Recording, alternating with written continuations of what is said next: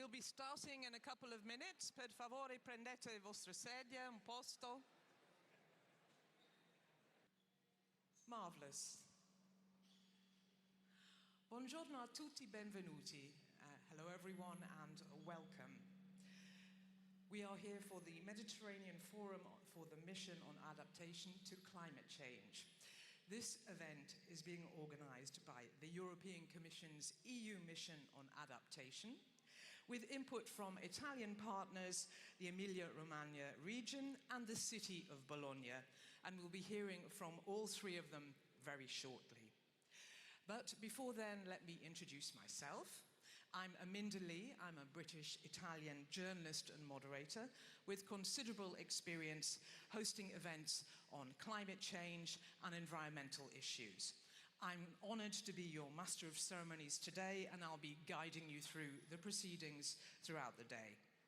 I'm delighted to see so many of you here in this Technopolo in the beautiful city of Bologna, and I also extend a very warm welcome to those of you who are joining us online. Before I continue, just to let you know, we do have translation into Italian, and also for our first speech we'll have translation from Italian into English. And then the rest of the proceedings will be in English and you can hear them in Italian. And you just have to select the numbers on your headsets. Very simple. So we are here at the Dama, the new Technopolo of Bologna. It used to be a cigarette factory after the Second World War until the 1970s, if you can believe that, looking at it today. It is a huge hub focused on supercomputing, big data and AI policies. Very, very different from cigarette manufacturing. And it was created 100% by public funding. As you can see on the screen, there's a rendering of the whole site showing the key players and where they are. We are in B4 today, the conference center between Leonardo and the ECMWF Weather Forecasts HBC, both world top 50 supercomputing facilities, so really super high tech. And this was created, this conference center, by the Emilia-Romagna region, and it was an idea to become a hub for European events. Here we are, here's a European event being held here. So you're a warm welcome here today.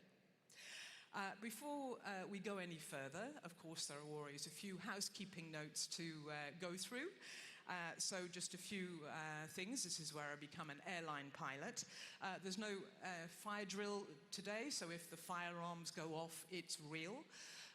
Please leave the hall. We have 2 exits right behind you, just going through along the corridors and out there. And we also have 2 exits, one on the left and one on the right here. So just make your way to the exits if the fire alarm goes off. Hopefully it won't. The toilets are in after the coffee area. There are 2 corridors and they're on either side. And just so you know, this event is being recorded in case people can't follow it live, so they'll be able to catch up afterwards. And you'll be sent a link, and please do pass it on to your colleagues. It's always good to be sharing the information we have here. Please do make sure that your mobile phones are on silent, but have them ready because you'll be needing them for 2 reasons. The first is that we encourage you all to share what you hear today with the wider world on social media, and you can see the hashtags on the screen: EU Missions, Horizon EU, Mission Climate Adaptation, and Mission Med Forum 25. And the second reason you'll need your mobile phones is that we're going to be using Slido, both for 2 things. I'm going to be asking you a couple of questions during the day, and the second is that you'll be able to have an opportunity to send in your questions for the panelists as we go through the day. We'll be explaining a bit more about that afterwards, but you can see the QR code on your screen, and for those of you online, that works just the same. Or if you prefer, you can go to slido.com, and then the passcode you can put in that you see there. Now, since you've already hopefully just taken that QR code and have your mobile phones, I can already see them in your hands here. Let's start off immediately with a quick poll, in fact, two. So I've got two questions here for you. The first one is a very simple one, what Mediterranean region are you from? And once you've answered that, the second question will come up. What are the major climate risks facing your region? And if you put in just one or two words, and if you see another answer that comes up that you agree with, you can put that in and we can create a nice little word cloud as opposed to a rain cloud. And we can see that growing. So what Mediterranean region are you from? We've got one participant responding. There's always a bit of time lag. And I imagine we'll probably have quite a few Italian responses here today. So we've certainly got someone from Croatia. That's great. And we've got 32 participants responding. You need a little bit of time for the technology to wake up, even though we're in a technopolo, very high tech. Sometimes it takes a little bit of time to record. So Campania, lots of Italy, Sardinia, Cyprus, Spain, Emilia-Romagna, what a surprise. Italian living in Spain, Sofia, okay. Greece, Crete, Athens, Sicily. We have, as we can see at the top, 12 from Italy, 3 from Greece, 3 from Spain. France as well, visiting from the Baltic Sea region, please, you're welcome. Slovenia, Tuscany, not very far away from here. Northern Adriatic, Corsica, Thessaly, southern France, so a lot of countries around the Mediterranean. Thank you for sending those in, Madrid, Murcia, the Azores, so a big range of countries around the Mediterranean today. Obviously, you're all going to be interested in sharing your knowledge with each other on climate adaptation strategies. Okay, we have Lazio live in the UK. Welcome, thank you for following us online. And I think what we'll do is we'll now move on from that. We've had almost 70 people responding, so that's quite good, thank you. And here we go into the second question, the major climate risks facing your region. So floods and drought, extreme heat, floods, heat and floods, heat waves, heat. I think we're getting the message. Luckily it's nice and cool in here, but the minute you step outside you can feel the heat. It's certainly, we also have sea level rise, temperatures, pollution, wildfires, obviously often a result of the extreme heat, flooding, erosions, summers. We have, yes, heat and floods. I think that's the one that's really winning out here, which is no surprise, and we'll be hearing from one of our speakers very soon about the data on that. Because really the Mediterranean region is one of those which suffers the most from climate change, and we've certainly been seeing a lot of extreme events that involve heat and floods. And of course, when you have heat, you also have drought as well. So you either have not enough water or too much water. Okay, thank you very much indeed. We've had 73 people answer that, so I think I'm now going to say thank you very much, and we'll close that poll. And we are going to go on to opening this actual event. Now, this Mediterranean Forum is very special because it's the first of a kind. It's a regional event bringing together stakeholders of the EU Adaptation Mission to discuss special challenges, specific challenges of this part of Europe, the Mediterranean region, which is broadly recognized as a hotspot for climate change impacts. Indeed, just a few days ago, a Bellino Rosso was issued for the city of Bologna, where we are now, which signals a dangerous heat wave even for healthy people. That was quickly followed by huge storms and hailstorms, which caused significant damage in Modena, which is just a few kilometers away from here. And this event takes place as the Climate Change Adaptation Conference 2025 concluded in Rimini yesterday. Maybe some of you were there and you've come straight from there. Insights from climate change adaptation, challenges and scientific analysis all stressed there was an urgent need for climate adaptation, underpinned by scientific research as well as engagement with municipal government at every level, plus communities and citizens, of course. And that is what we're going to be doing today, with speakers and an audience investigating how we can mobilize climate action in the Mediterranean region. So I'd like to now make a start with our first speaker in the opening segment, who is Michele De Pascal, who's the president of the Emilia-Romagna region. Please give him a warm welcome as he comes up on stage, and get your headphones ready.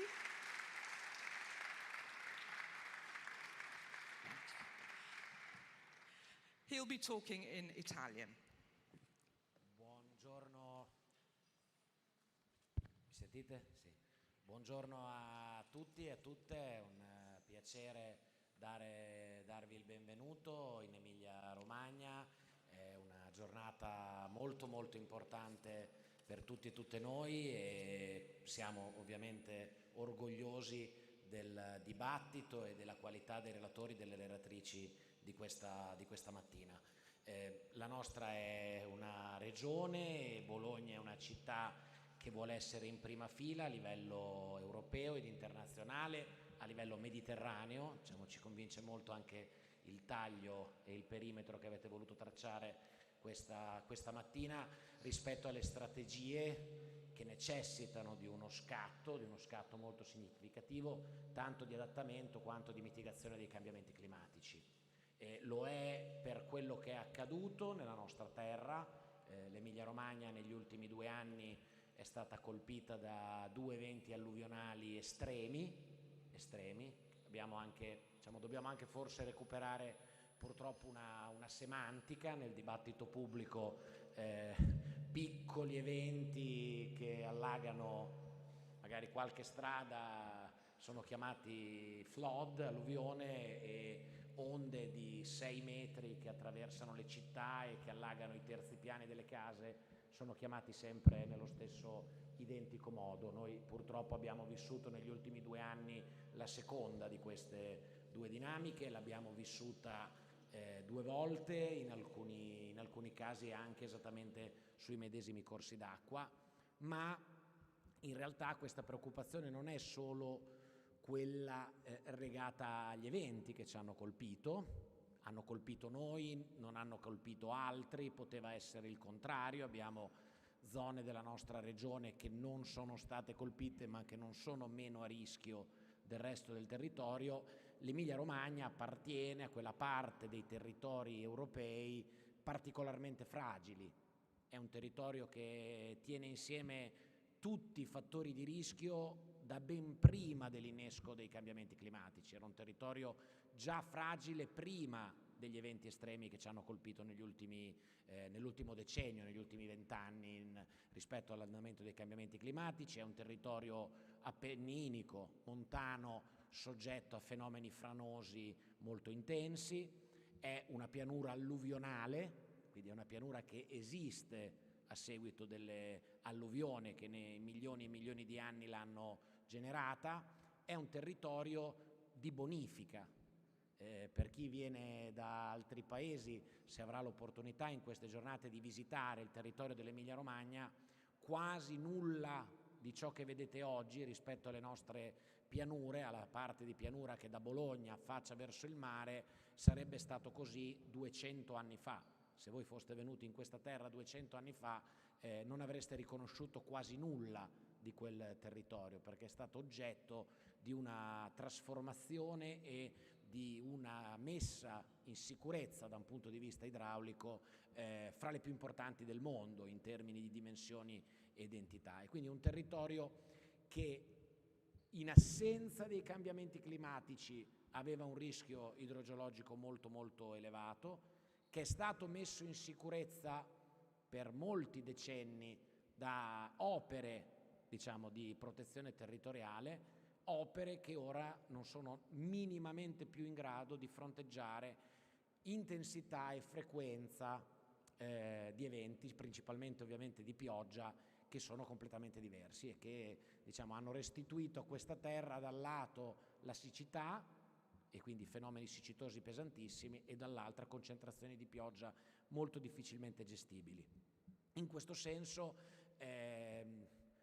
io faccio sempre questo esempio. Noi ovviamente abbiamo il tema della gestione della crisi, abbiamo sentito la Commissione europea da questo punto di vista vicina, c'è stata sia in termini di presenza della protezione civile, abbiamo avuto 4 Paesi membri che durante gli eventi di maggio 23 sono venuti qui, Slovenia, Slovacchia, Belgio, Francia, sono venuti con le loro squadre ad aiutarsi. È stata la prima volta in cui l'Italia ha attivato il meccanismo di solidarietà europea della protezione civile. L'Unione Europea ha stanziato risorse, altre risorse straordinarie le ha stanziate il governo italiano. Detto questo, noi ce ne accorgiamo rispetto ai territori che sono fuori dall'emergenza, quasi nulla sembra essere cambiato. Chi è stato colpito in questo momento ha risorse straordinarie per aumentare la propria sicurezza, chi non è stato colpito, la dico così, da un punto di vista amministrativo sta continuando la vita più o meno come era prima. E invece noi abbiamo bisogno di un cambio radicale di approccio a questi temi, e il fatto di essere stati colpiti o non essere stati colpiti ha poco a che fare. Adesso noi abbiamo avuto un altro evento più di 10 anni fa, sismico in questa terra.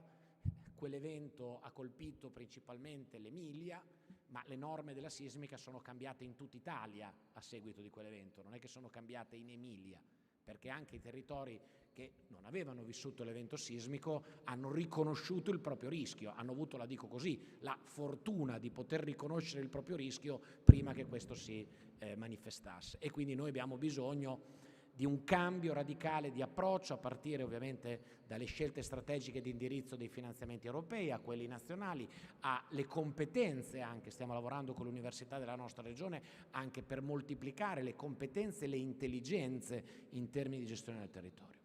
L'altro elemento, e concludo veramente, vogliamo e dobbiamo inserire questo dibattito anche dentro un dibattito dell'Unione Europea sul tema della mitigazione dei cambiamenti climatici. Non ci possiamo accontentare delle politiche di adattamento, che comunque sono essenziali, ma dobbiamo tenere insieme tutte e due le leve. Abbiamo la responsabilità di tenere insieme tutte e due le leve, e qui lo dico con chiarezza, anche dentro a una riflessione, anzi dentro a una riflessione geopolitica che sta cambiando radicalmente. Io penso che dobbiamo aggiornare la missione europea. Noi avevamo immaginato un mondo nel quale l'Europa fosse, insieme ad altri popoli e paesi del mondo, una frontiera di transizione e di riduzione e di modo di cambio radicale delle modalità di produrre e di vivere l'economia nel nostro pianeta. Noi immaginavamo una grande alleanza globale sulla riduzione delle emissioni climalteranti che si potesse diffondere in tutto il mondo. Questa strategia oggi è, dire che è in pericolo è un eufemismo, è una strategia che vede l'Unione Europea in una condizione di isolamento molto molto preoccupante a livello internazionale. Io penso che dobbiamo aggiornare la nostra missione e che in questa fase storica la missione dell'Unione Europea sia mostrare al mondo come si può rimanere competitivi nella manifattura riducendo in maniera radicale le emissioni climalteranti. Questa è la nostra sfida, è la sfida che abbiamo davanti oggi. Se falliremo in questa sfida, cioè se non saremo capaci di mostrare al mondo come si possono ridurre le emissioni climalteranti senza desertificare la manifattura, nessuno ci seguirà. Nessuno seguirà questa strada. E se nessuno seguirà questa strada saremo altrettanto colpevoli di chi fa finta che il problema non esista, perché la sfida è una sfida globale, non è una sfida locale, è una sfida che coinvolge tutto il pianeta, e quindi oggi abbiamo questa responsabilità. Oggi la manifattura europea, e l'Emilia Romagna è una delle principali regioni manifatturiere d'Europa, sta vivendo una condizione di crisi drammatica, le cose le dobbiamo chiamare con il loro nome. 26 mesi l'Italia industriale, sono una recessione oggettiva della nostra manifattura. Serve uno scatto e penso che dall'Emilia Romagna possa arrivare, dalla nostra terra, un contributo molto molto importante in questa sfida, anche perché non solo per convinzione ma anche per interesse questa parte del territorio è una delle più avanzate d'Europa e del mondo in termini di riduzione delle emissioni nella produzione. Abbiamo i costi dell'energia più alti del mondo probabilmente, quindi non solo per spirito etico ma anche per sostenibilità delle imprese qui gli investimenti in quella direzione sono stati molto più forti che altrove, e quindi ripeto, anche questa sfida ci vuole vedere protagonisti. Grazie a tutti e a tutte e buon lavoro per questa mattinata.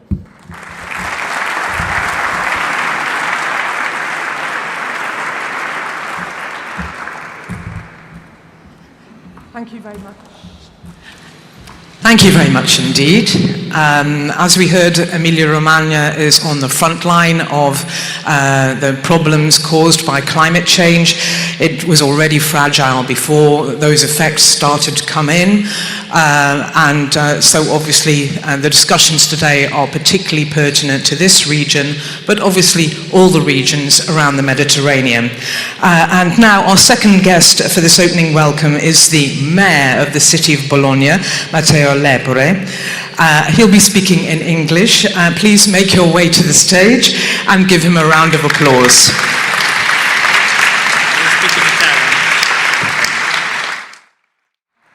No problem. Change plan. We changed the plan. I will speak in Italian. But I start in English. Welcome to Bologna. We are very glad to have you here. Grazie davvero per questa presenza. A tutti i rappresentanti della Commissione Europea, del Comitato delle Regioni, i colleghi e le colleghe che voglio salutare. La Regione Emilia-Romagna che ha promosso questo appuntamento così importante dedicato al Mediterraneo e al cambiamento climatico, alle politiche di adattamento.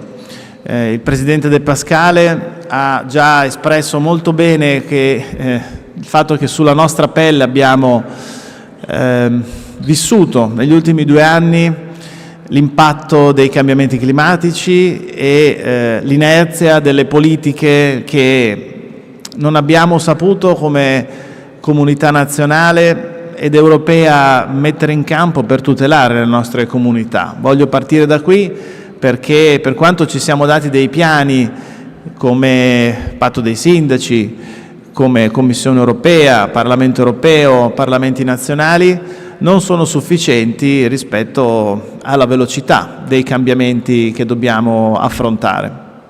E credo che in particolare le città e le regioni del Mediterraneo sappiano quanto sia importante collaborare. È sempre stato un punto importante. Il Mediterraneo ha sempre significato collaborazione, relazioni internazionali, dialogo, comprendersi. Questo vale per tanti campi, anche quello della pace geopolitico, ma credo ancora di più oggi sulle questioni climatiche. Allo stesso tempo abbiamo l'esperienza vissuta con le nostre comunità, dal dissesto idrogeologico alla scarsità dell'acqua, alle alluvioni, cosa significa vivere accanto al mare e alle montagne, cosa significa nei nostri territori avere grandi città, ma soprattutto piccoli comuni e aree interne, isole, Appennini, aree montane. Il paesaggio del Mediterraneo ci racconta quella che è la complessità di un paesaggio che dobbiamo difendere.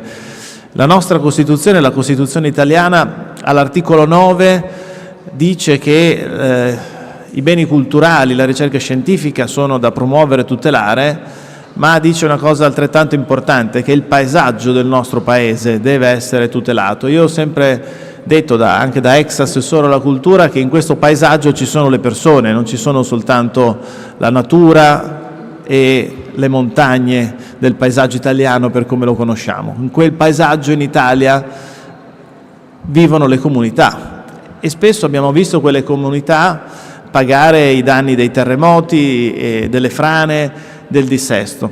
Oggi questi avvenimenti accadono quasi ogni anno. E questo è diventato per noi amministratori locali un grande problema. Non siamo super uomini, non siamo super donne, ho detto con qualcuno prima, dobbiamo mettere in campo strumenti non per Superman o per Wonder Woman, ma affinché gli amministratori normali di tutti i giorni li possano usare.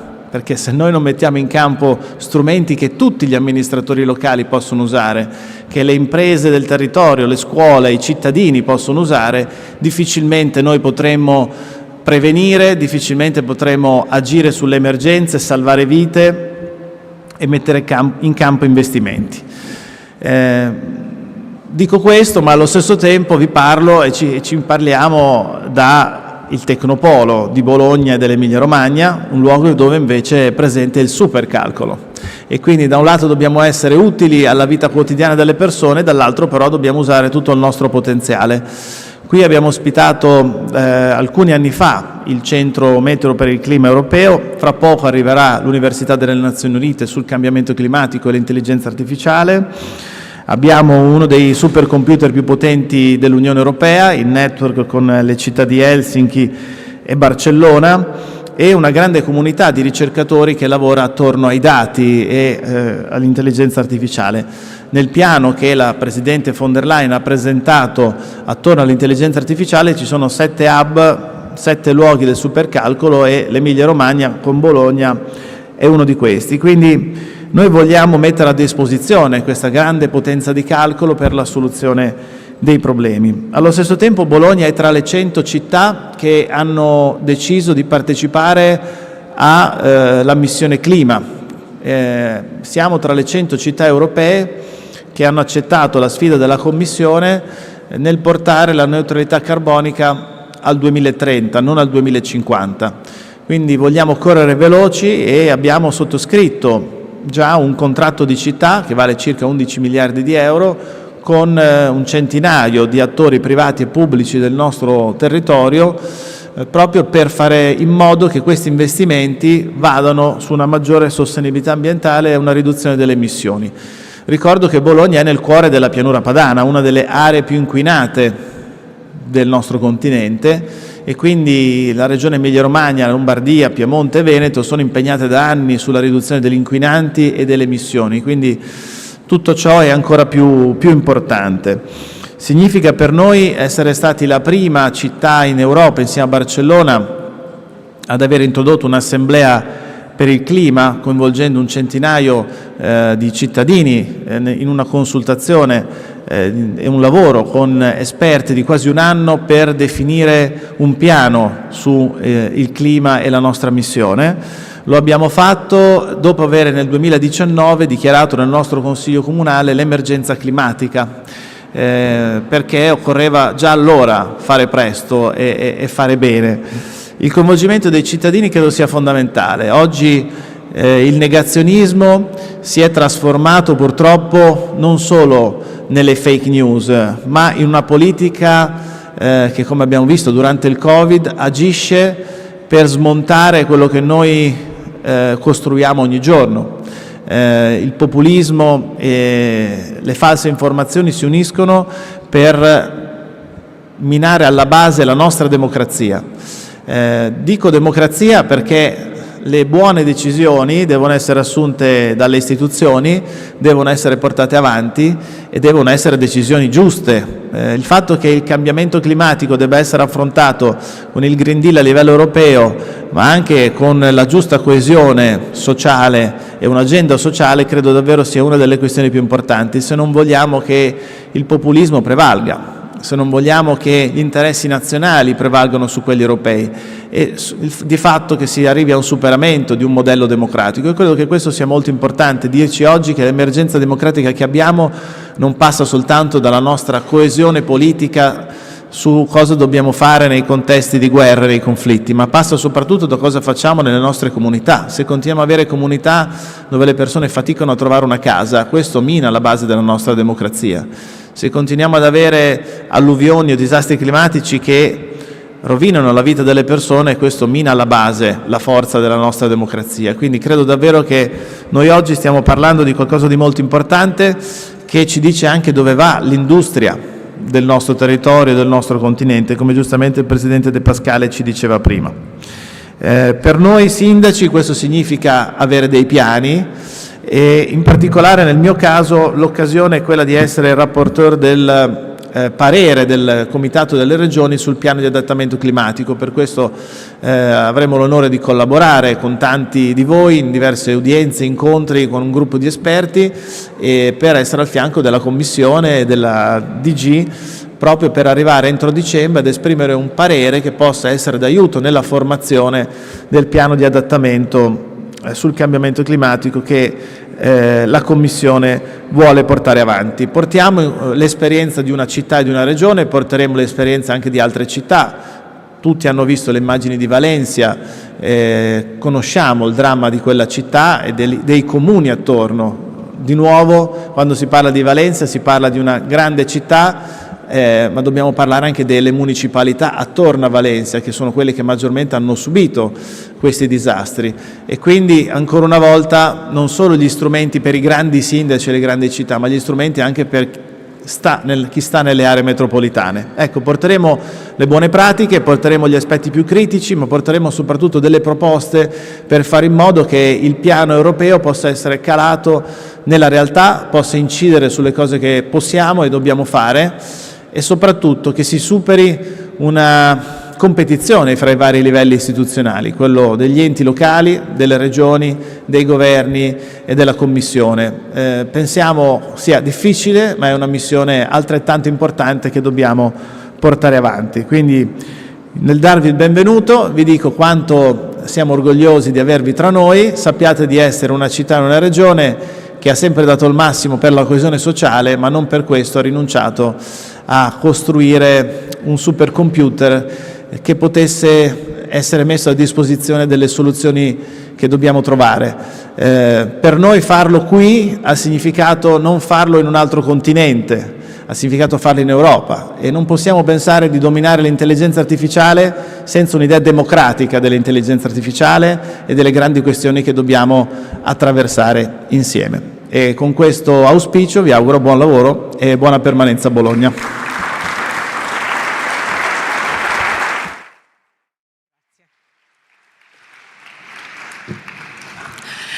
Thank you.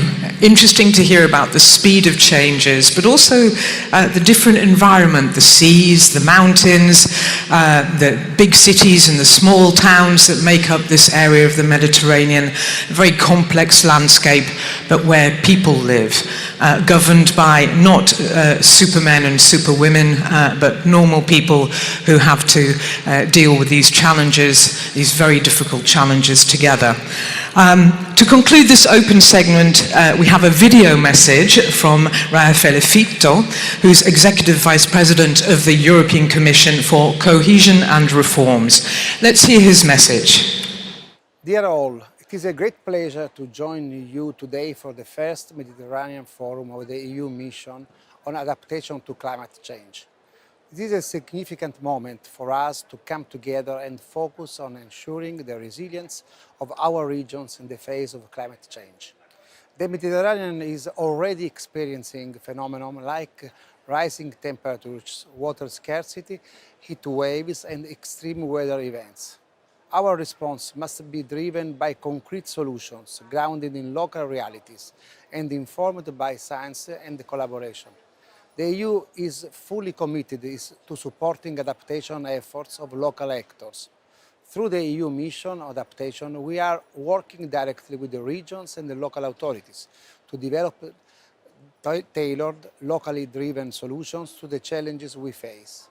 Engagement between national and local governments, scientists, businesses and citizens is the key to success.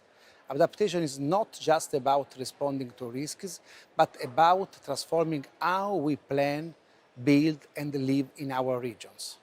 Education and knowledge sharing are also vital to our success.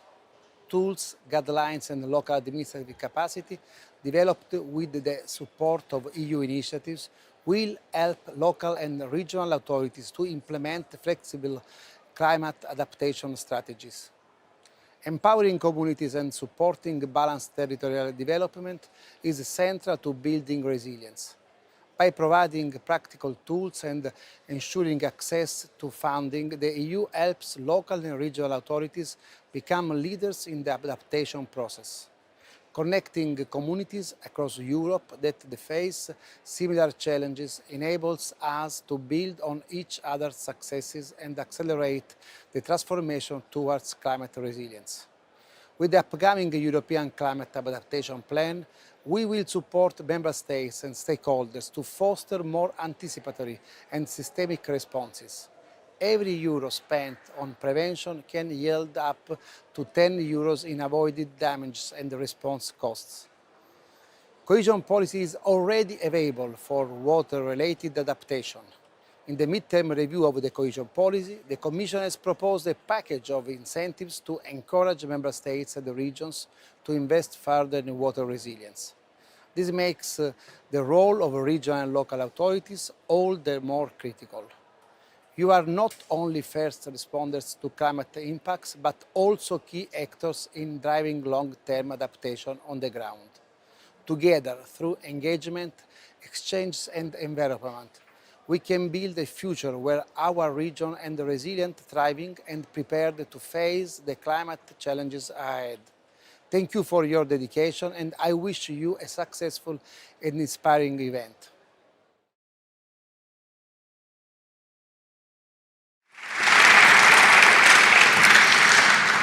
So this is about how we plan, build and live in our regions and cities.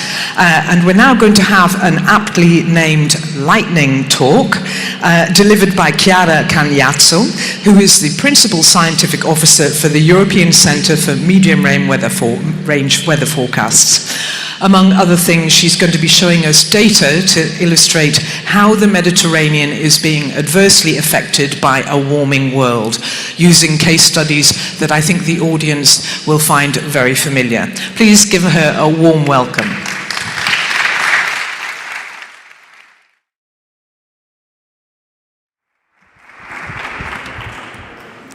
Good morning. I hope you can hear me. So it's an honor being here and opening this day. And of course, we have heard about the challenges that local administrations and regions are facing. And actually, my intervention will focus more on the role of the data to support actions. And I hope my slides will run soon. Yeah. That was on me, apologies. Okay, thank you very much. Okay, I'm here to represent the ECNWF, the European Centre for Medium Range Weather Forecast. So ECNWF is both a research organization and an operational center that delivers global weather forecast and climate information. Our mission is to support our member states, cooperating states, and in general the wider community. Actually, we have one of the largest supercomputing facilities, and it's really close by to here. And we have a multi-site organization. ECNWF is really located behind that wall. So the information that I'm going to report today is mostly based on the Copernicus program. This is the Earth observation component of the EU space program that looks at our planet for the benefit of the European citizens. And this information is delivered thanks to different services, thematic services that you see on the right-hand side. And this is based, of course, on authoritative source of data. It is based on the latest science. It has to be fully transparent and traceable, and also quality information associated to the data is delivered. And ECNWF is implementing two of the services, the Copernicus Climate Change Service and the Atmosphere Monitoring Service, and it also contributes to the emergency management. Well, we have heard and we know that we are in a phase of a fast evolving climate, and we have just heard that we need to move from reacting to disasters, from being prepared, proactively prepared. And this needs data. That's what I would like to focus on. So we need data to monitor the climate and its evolution. And this climate monitoring is very helpful if we want to understand the climate drivers and the climate evolution itself. And this understanding is needed then to build models because we want to predict what's coming next. And of course, also in the longer term, we need to be able to design systems that can deal with future shocks. So examples of climate monitoring are shown into these slides. This is one of the activities that ECNWF via the Copernicus Climate Change Service provides. This is a snapshot of an interactive application that looks at specific climate variables, in this case the temperature at the surface. This is a snapshot that I took a few days ago on the 13th of June. You can see on the left-hand side the global average temperature and the daily evolution year by year, and a gray line is a different year, and highlighted the last 3 years. And on the right-hand side, you see these maps, these global maps that shows an anomaly of temperature, and this just illustrates, for example, the recent start of the heat wave that we are facing in Europe. And if you look at, for example, what's happening at the sea surface, so the temperature of the sea, again, this is a snapshot taken a few days ago, where you can see that we were really starting a heat wave into the Mediterranean. And this is an information that delivers, monitors the climate in real time. But we need also to have more information, and this is what ECNWF does, that provides these different reports about the state of the climate. This is a big report that is delivered every year, and that looks at the climate of Europe with respect to the previous years in the long-term climate and with respect to the global perspective.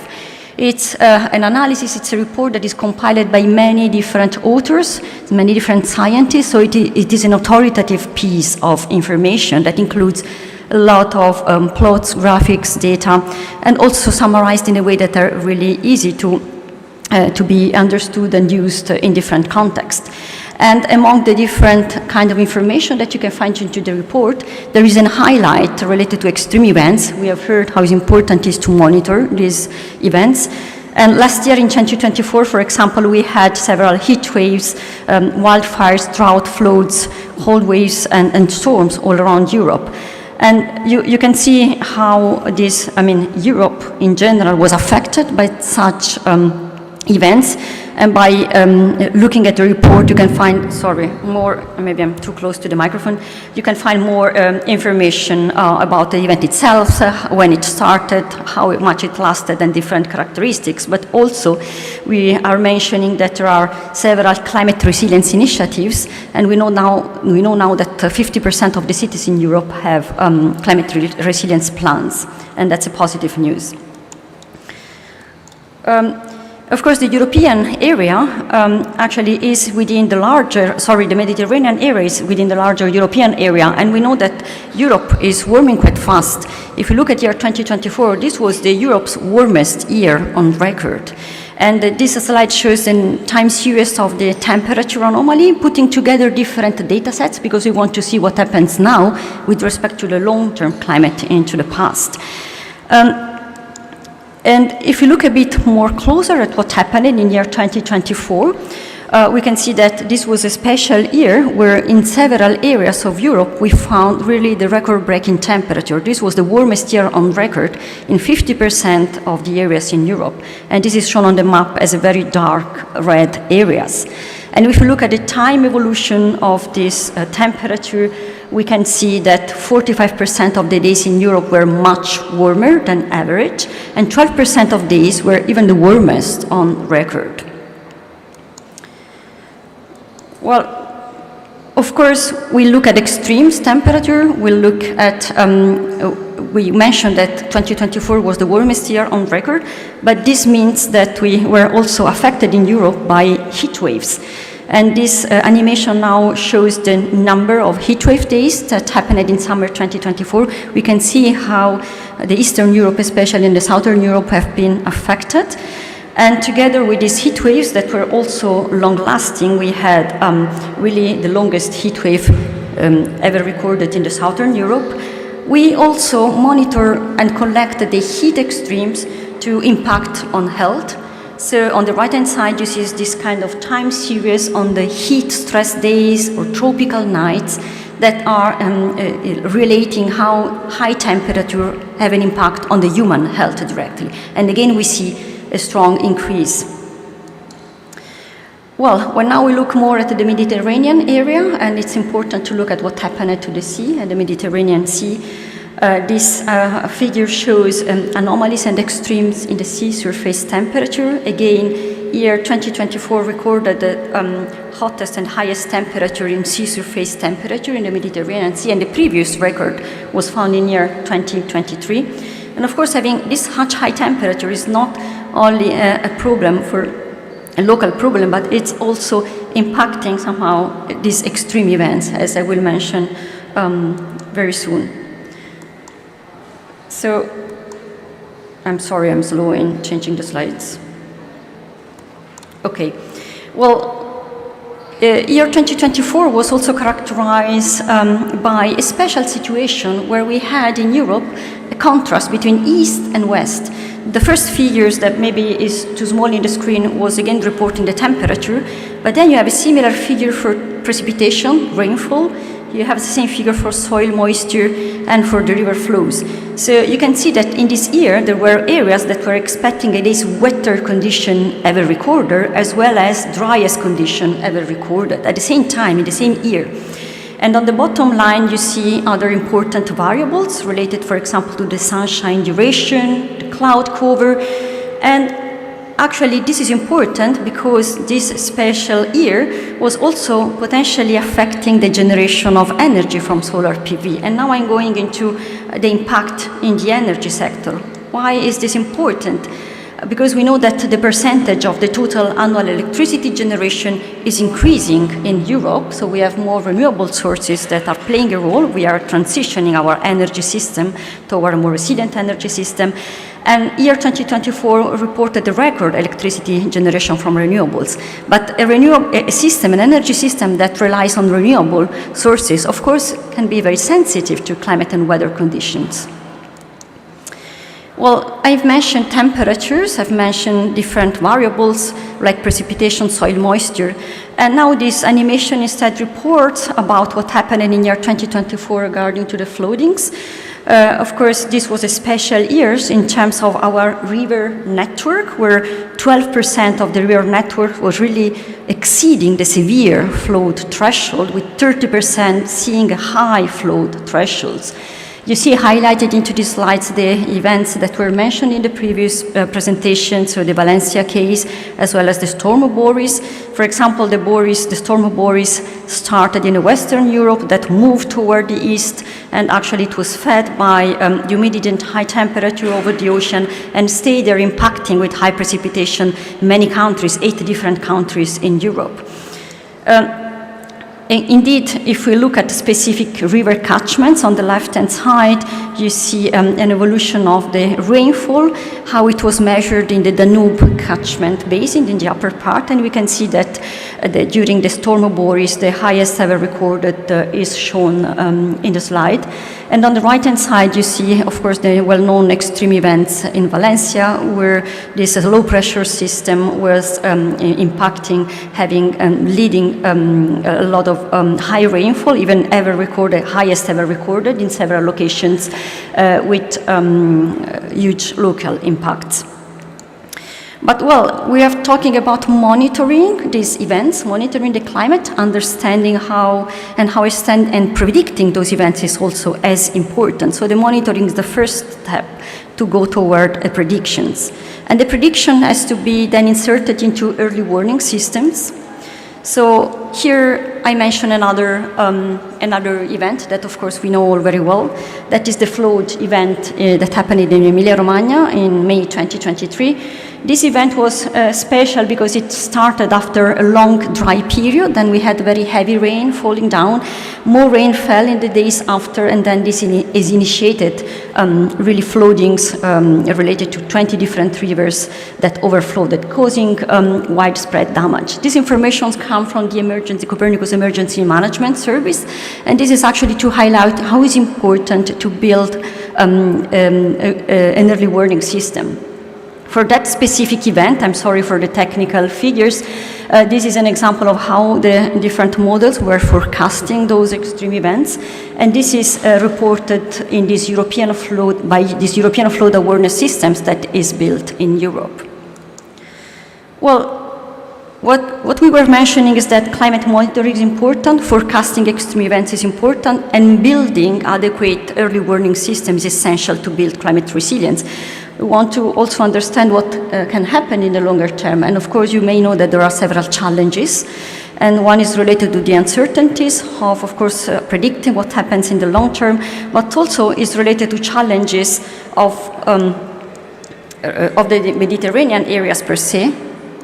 Okay, as the Mediterranean areas really sits in a special place. It's between this very dry climate of the North Africa and the temperate and wetter climate in the Central Europe. This means that even small changes in the weather patterns can cause a big climate shift. So our climate projections tell us that we should expect hotter and drier summers across most of the Mediterranean, as well as wetter winters in the north, with amplification of extreme events.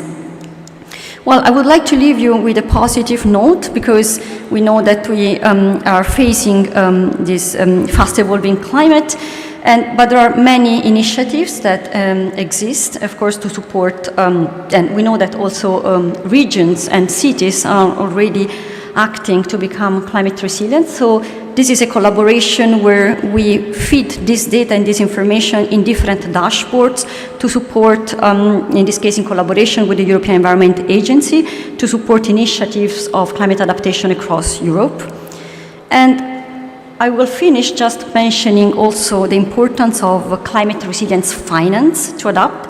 In this case, we are building a climate service dedicated to the finance sector for private and public entities. And the idea is to develop sector-specific indicators tailored to the needs of investment projects. And what is important is that this will be aligned with the European policy. And I thank you for your attention.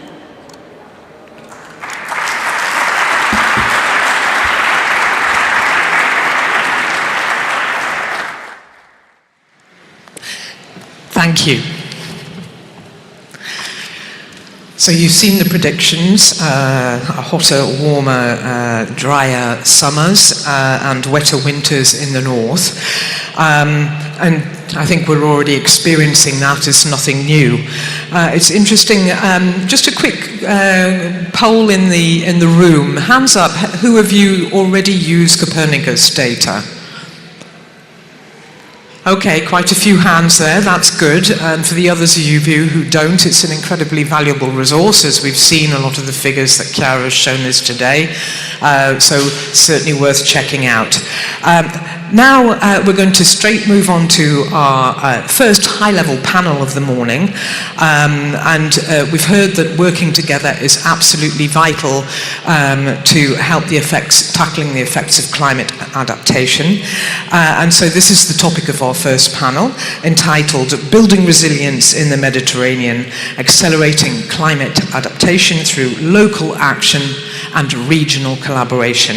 And again, it's not having the competition between those different levels, it's working together. This session is going to be moderated by Elina Badram. She's Mission Manager and Director of Directorate General for Climate Action, DG Klima at the European Commission. The panelists for the session, I'm going to call them up now.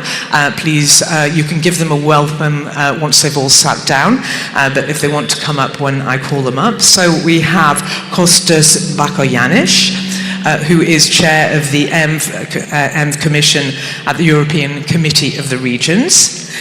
We have Annalisa Corrado, who is member of the European Parliament ENVI committee member.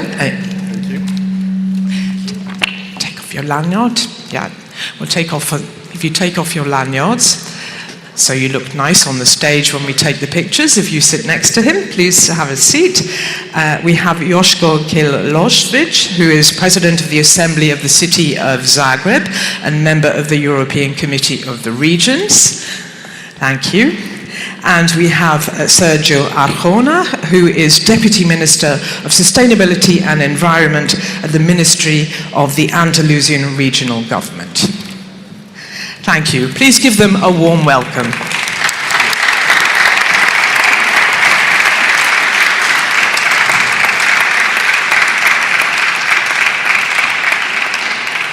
So I'm now going to hand over to you, Alina, to moderate these discussions, and I will be back afterwards to tell you what's happening next. Thanks so very much, and good morning to everyone. I think it's excellent to be here. It's the first ever regional forum, and what better place than Emilia-Romagna to host such an event in the context of mission adaptation, which is all about empowering local action, deploying innovative solutions, and replicating these at a scale. The Mediterranean region is a hotbed for climate, but it's also called a cradle of civilization. It's really hosted exciting historic developments, some massive challenges in the region, and I think today's challenges are something which we also take very seriously, not just at the level of the region, but also at the level of the European Union. So I'm happy to have these panelists today with us. I think today has to be about the art of possible. You know, how can we at different levels, in our different capacities, help develop that intelligence, access to the very important data, which was mentioned by the President and the Mayor, but also local intelligence. How can we tap into the know-how that we have in the regional and local levels, among the administrators, among those people who can make things happen, and also among the citizen. I'm not going to dwell on the risks. Chiara did a great job, but I think I really liked her two last slides, which were about the positive news, because there is so much pessimism and people feel overwhelmed, defeated by what's happening around them. And it's very important to give them back the sense of agency. This is also what the European Adaptation Plan needs to be about. The way forward, accepting that the climate has already changed quite radically, but that there are ways for us to tackle that, to get ahead of the impact and bring the risk of exposure to a manageable level. There will always be a residual risk, but we can manage that if we all work together. So, with my distinguished panelists, we'll be unpacking some of these issues in more detail. And I'm going to turn first, and I have some prepared questions for you, to Kostas. You're famously quoted to say that the green development, the green transition, is not going to work if it's not also about growth and social cohesion and citizen security. What do you think are the empowering actions and promising opportunities to build in cities and regions that are both sustainable, resilient, and prosperous? Thank you so much. It is a pleasure and a privilege to be with you this morning. And special thanks to the region and to the city. It's truly wonderful to be here and join this panel. So, you know, sometimes I feel that we have created our own little particular echo chamber and that we live in our own little bubble. So I think we owe ourselves the truth. So, ladies and gentlemen, my friends, I'm sorry to say the obvious. We are in trouble. Let me repeat this. We are in trouble. Right now, the world is changing in a very, very dangerous way. Over the Atlantic in the United States, it's all about drill, baby drill. The biggest and most spectacular U-turn of the Trump administration compared to the Biden administration had to do with the climate. Here in Europe, the words Green Deal are slowly but steadily are being excluded from our vocabulary. We speak about the Green Deal less and less. To a certain extent, this is understandable. We're facing incredible geopolitical risks and challenges. We have wars, there's a feeling of economic doubt and insecurity. The cost of living crisis is prevalent within all our societies. However, I would like to insist, and this is the big picture, that it shouldn't be this way. On the contrary, if you just look at the Draghi report, you'll see that we may be complaining about the Trump tariffs, but we have implemented tariffs within the EU from 45% for goods up to 110% for services. If you look at fiscal expansion, the United States has expanded 3 and 4 times more compared to Europe since 2008 and the Lehman crisis. So yes, there is the potential, the tools are there, we do have the power, but we need to unleash this power and essentially free ourselves. And this is where the role of local authorities, of regions, of cities, of towns, of the 1,200 members of the Committee of the Regions is now more important than ever. It's more critical than ever because we are going to be the catalyst of the public debate. Obviously, we all know very well that we are on the first line, we are the first responders. But it's much more than that. We are the closest democratic institution to the citizen, which means that we owe our citizens to actually transcend our political, partisan, and ideological differences and form a coalition in response to the climate crisis. This is what we're trying to do in the Committee of the Regions. This is what we're trying to do at the ENVI Commission. And I'm happy to report that we manage to do more and more every day. I hope that this conference will also give us an opportunity to take the steps that are necessary and go further. Thank you.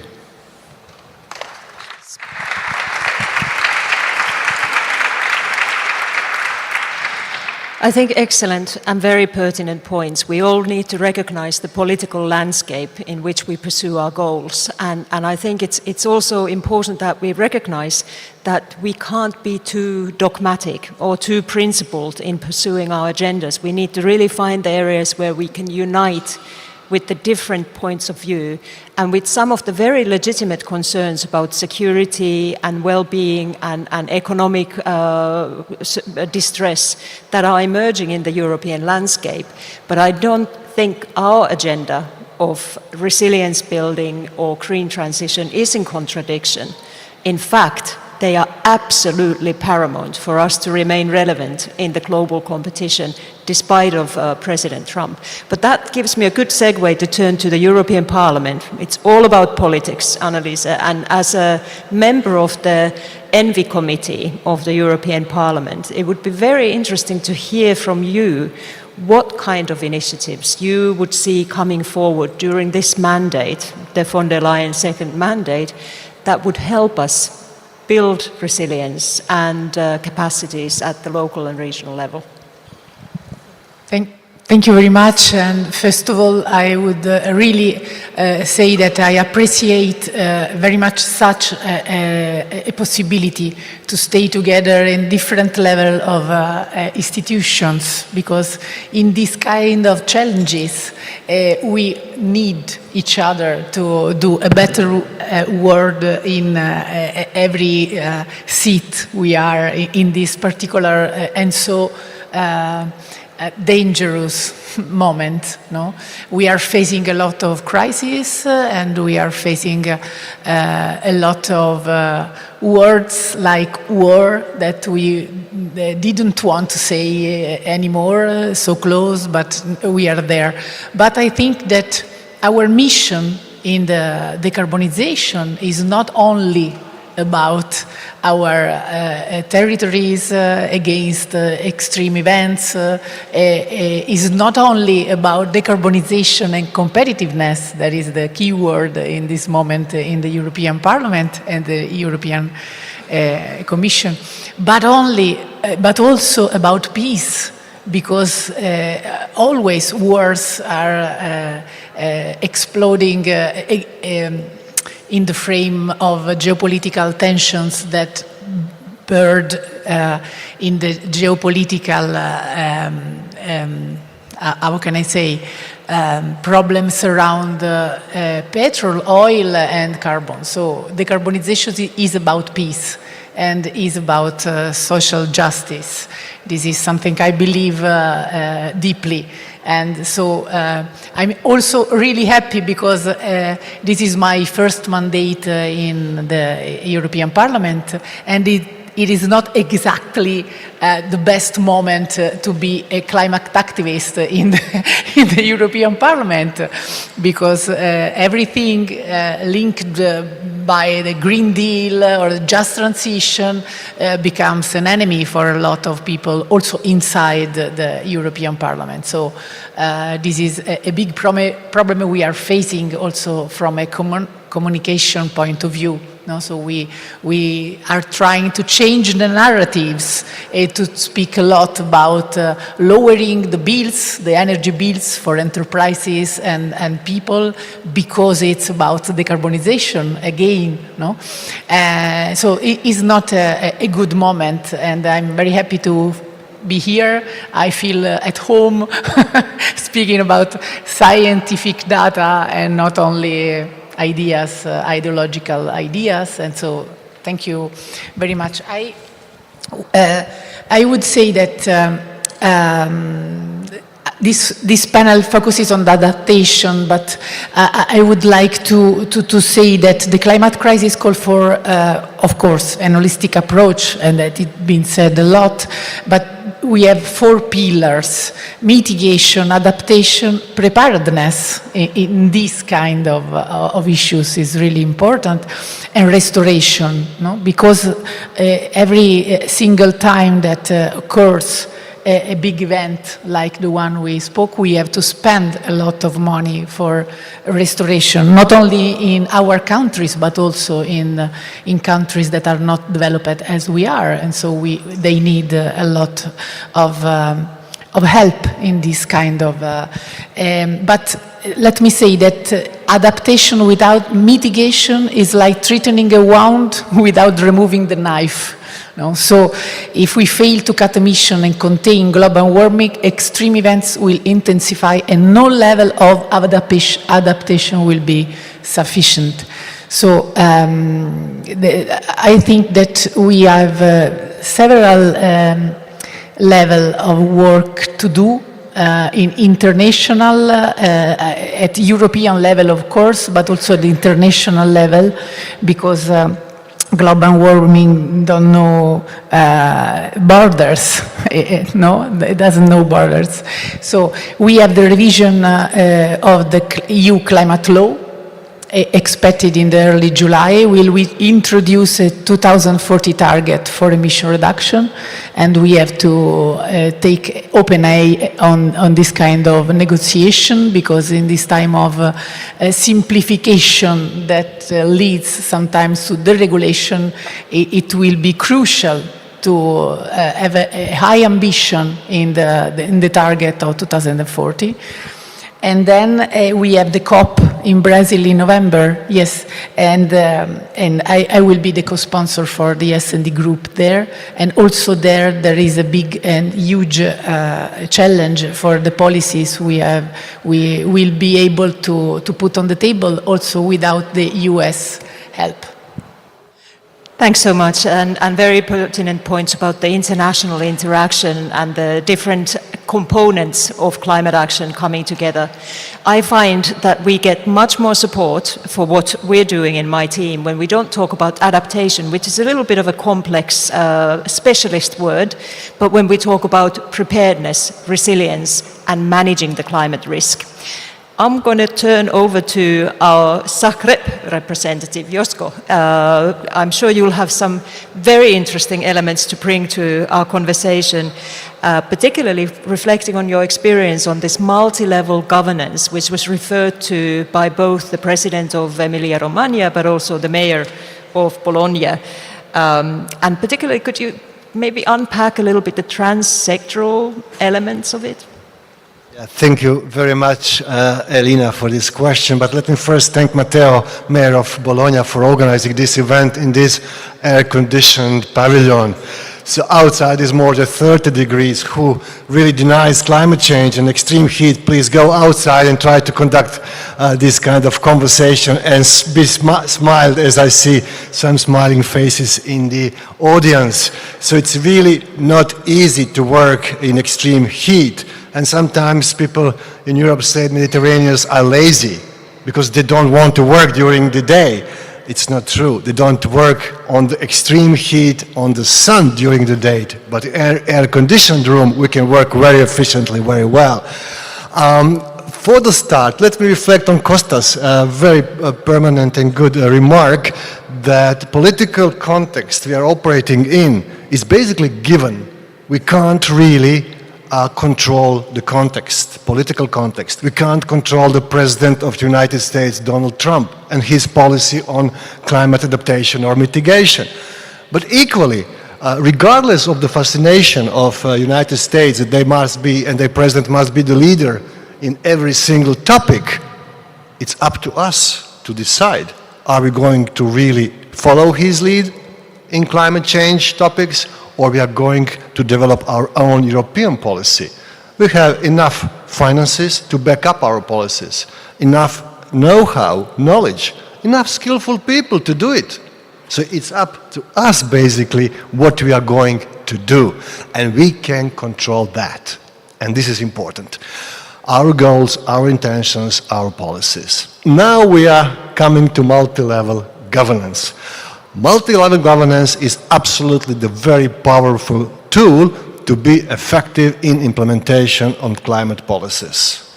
But are we really efficient in implementation? Member states had an obligation to prepare national energy and climate plans. And they did it. And Commission very recently assessed all of them. Result? Satisfactory? No. No. There were some of the member states which did it well, but they were a minority. There were some of the member states which start multi-level consultations with the local and regional authorities at the very end of the process, 7 days before the deadline, or maybe even after the deadline. There were some member states who didn't report at all on the results of these consultations with local authorities, regional authorities, with the businesses, with NGOs, with academia, all the stakeholders. They didn't report it.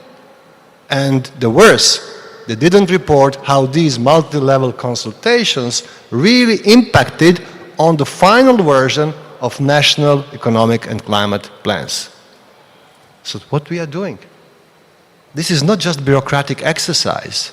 It's 31 or more degrees outside. We are dealing with the quality of life of our citizens. So if we really put all these measures just within the offices, among civil servants, that we failed. Absolutely, we are going to fail. This is not window dressing exercise, just for our democracy to look nicer, better, that we feel good. We have democracy. We have consultations across all the levels of government with all the stakeholders which matter in the society. And then we don't listen to them. We don't take action on the basis of these consultations. Everything is just did as a bureaucratic exercise, far away from reality. Now, as I said, there were a couple of member states which did it well. I think that one of them was Croatia. And our multi-level consultations and mechanism was basically part of the LIFE project. It was founded by LIFE mechanism. And we were part of NECP platform, which was a platform where 6 member states really participated, and we took the best of the multi-level governance, effective multi-level governance. But we, in the case of Zagreb, we didn't wait government to kick off the process. Government was too slow. But what we did, we took initiative as a local or regional authority. We established Regional Energy and Climate Agency, our expert arm. It's called REGEA. Some of their representatives are here with us.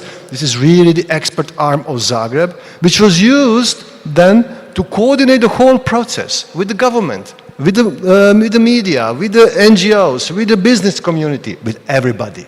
So you need to have committed people, skillful people, well-funded people if you want to be effective. Government was happy to have such an assistance. So we use the opportunity really to voice the concerns of the local community, to better fit with our projects and goals and policies at the local level in national level. Government accepted that. We even developed certain models of financing our projects with the Ministry of Finance, which is now establishing a strategic platform for financing adaptation projects. So there were many, many things which were very much in favor of local authorities. We took initiative, government joined in, it had authority, and all in all, we are satisfied with the process at the moment. I see my time's up. Okay. Thanks. No, I think we need those positive case studies, and we need to advertise them across the member states so that others pick up. And I completely agree. We can't do policies centrally that are supposed to serve people locally. So that's why I'm really happy I had an opportunity to talk to Mayor of Bologna earlier today about the Committee of Regions opinion that's going to come on the adaptation plan, and we agreed to work very closely as we and my team prepare action to take further. But let us move to Andalusia, and I have Sergio with us to share with us some really practical examples of what you have done locally in the area of biodiversity, desertification and water resilience in particular, and how those kind of case studies could also inspire and serve as an example. Firstly, I would like to do thanks to the mission and also to the Emilia-Romagna region to host this event focused on the Mediterranean basin. I hope Andalusia may have the opportunity in a second edition of this forum to host this following event. I think it could be grateful. First of all, I would like also to give some key data about Andalusia, about my region. Andalusia is bigger in extension than 15 countries in the European Union. Also, we in Andalusia, 8.5 million people live in our region. Also is the region in the south of Spain, also in the south of Europe, and we are very affected by climate change. The last 3 days, we have orange alert because the increase of temperature in Seville, in the capital of Andalusia. 3 consecutive days, we are in alert for the increase of temperature. So it's really affects the population and affects also the life of the people, the quality of living of the people. Also, we are suffering, as at the beginning of the session said, the increase in the level of the sea, also in our coast. Also, we are suffering very drought and flood. So we always say that Andalusia is an experimental region for what will not happen in the rest of the European regions in the following years. So what are we doing to adapt our region for these events? I would like to highlight several aspects. First of all, the first thing that we did was to have a plan, a strategic plan in climate change with 3 main pillars: transition, mitigation and energy transition, also adaptation, and the third pillar was communication.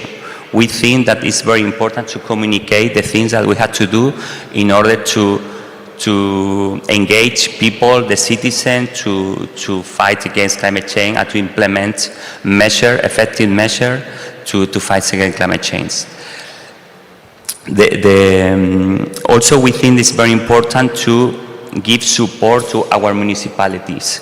We have more than 700 municipalities in Andalusia, and we offer, we are giving support to implement, to have their local climate action plans. And also we are giving grants, 5 million grants, to implement adaptation projects in their local areas. For example, renaturalization areas, or also to prevent heat island effects in the local things. Also, for example, in biodiversity, we are very worried about how can adapt natural spaces within the Natura 2000 network.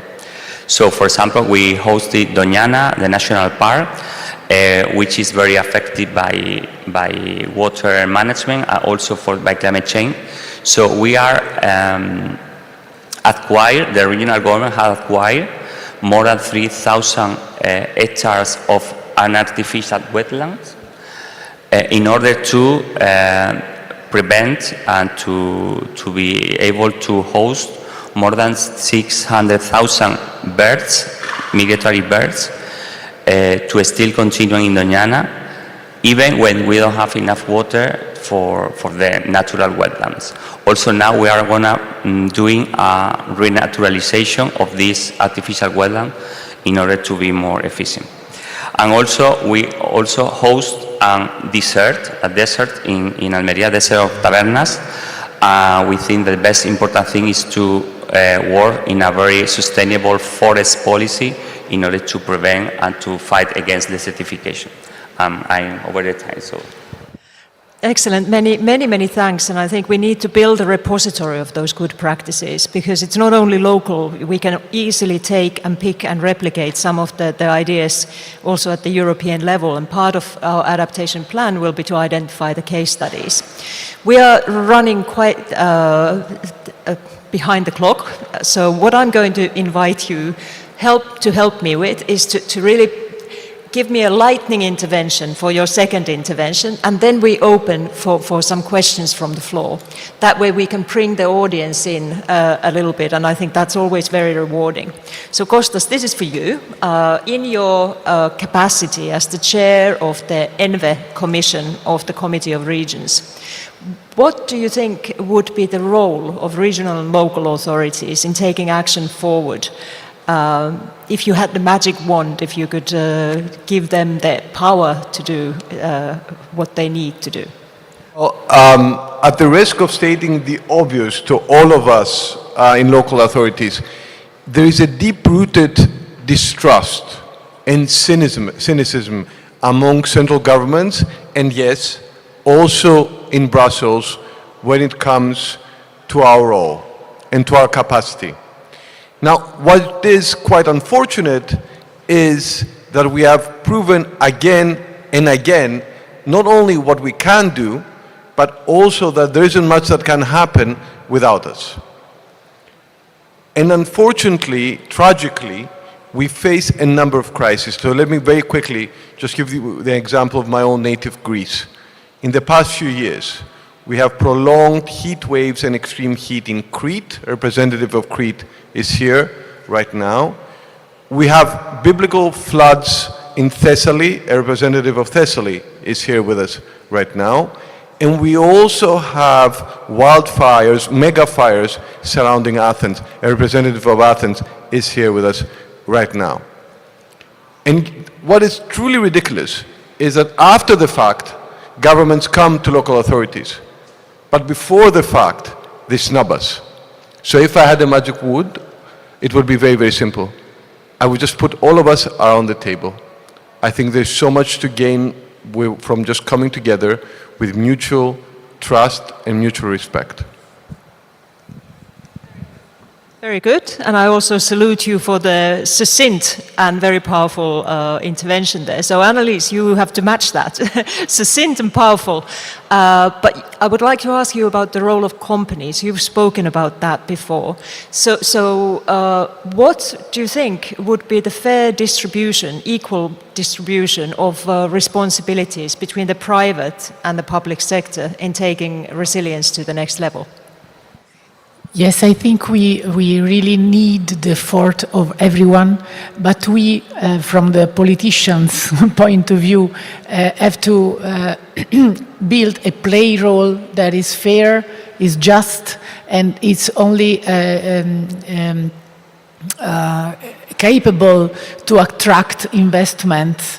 And so the framework should be with a medium and a long vision that is a target that we want to achieve.